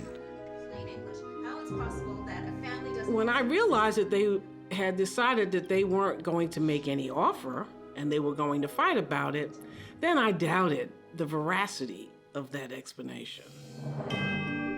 And then it occurred to me that maybe it was because of something that Miss Haggerty said in her deposition. And she said that Sharon told her that she was born in 1956. Now, the Haggardys were married in 1956. According to the Haggardys' lawyers, a judge ruled that because LaTanya and Sharon shared a father and not a mother, the judge found that Sharon was not eligible to inherit, even though LaTanya's half-brother Steve, on her mother's side, received an equal share. I think it explains itself. Theoretically, if the mother is the common parent, then obviously they're all half of the half-blood. On the other hand, if the father is the parent, he can only be the parent of one and not of all. So there you are. That was an intriguing assertion by the Haggardys' attorneys. In other words, there's no doubt who the mother is, but the father can be in question. I saw the affidavit of their attorneys, and they were relying on that section in denying Sharon's admission as an heir to that estate. Unfortunately, that's not the applicable law. For Diane Ainsworth, it appears that someone has not done their homework. The fact that there was a half-brother who had been included seemed to suggest that they had legitimate grounds to appeal this decision. He received his share of the settlement. No one contested his relationship to LaTanya, and he stated in his deposition that he grew up in Texas. He was raised by his grandparents. He did not grow up in the Haggerty household. LaTanya's half-brother Stephen was a very close member of the family who visited Chicago on a regular basis and who received visits from family members over the years. So there was no question in anybody's mind or in their relationship, but that he was a genuine half-brother to Maurice Jr. and Barbara. It's just the way things happen sometimes. I mean, some people have a closer relationship with their family members than others. That's true of almost all families. Sharon's attorney, Diane Ainsworth, wonders if there might be some other factor at the heart of this battle. Another reason why the family wants to keep Sharon out of the $18 million and removed from the Haggerty circle. Why wasn't Sharon included? I know that Maurice Jr. Had stated in his deposition, he made some vague allusion to that Maurice Sr. might have had other children. I don't know. A theory Ainsworth holds is that Barbara Haggerty mistook the year of Rock's birth, erroneously believing Sharon was conceived during her marriage, making either Sharon a fraud or Maurice Sr. unfaithful. I think that the real motivation behind Sharon's desire to fight in this case was really born out of a desire to be respected, to be recognized, to be acknowledged by her father and her other family members.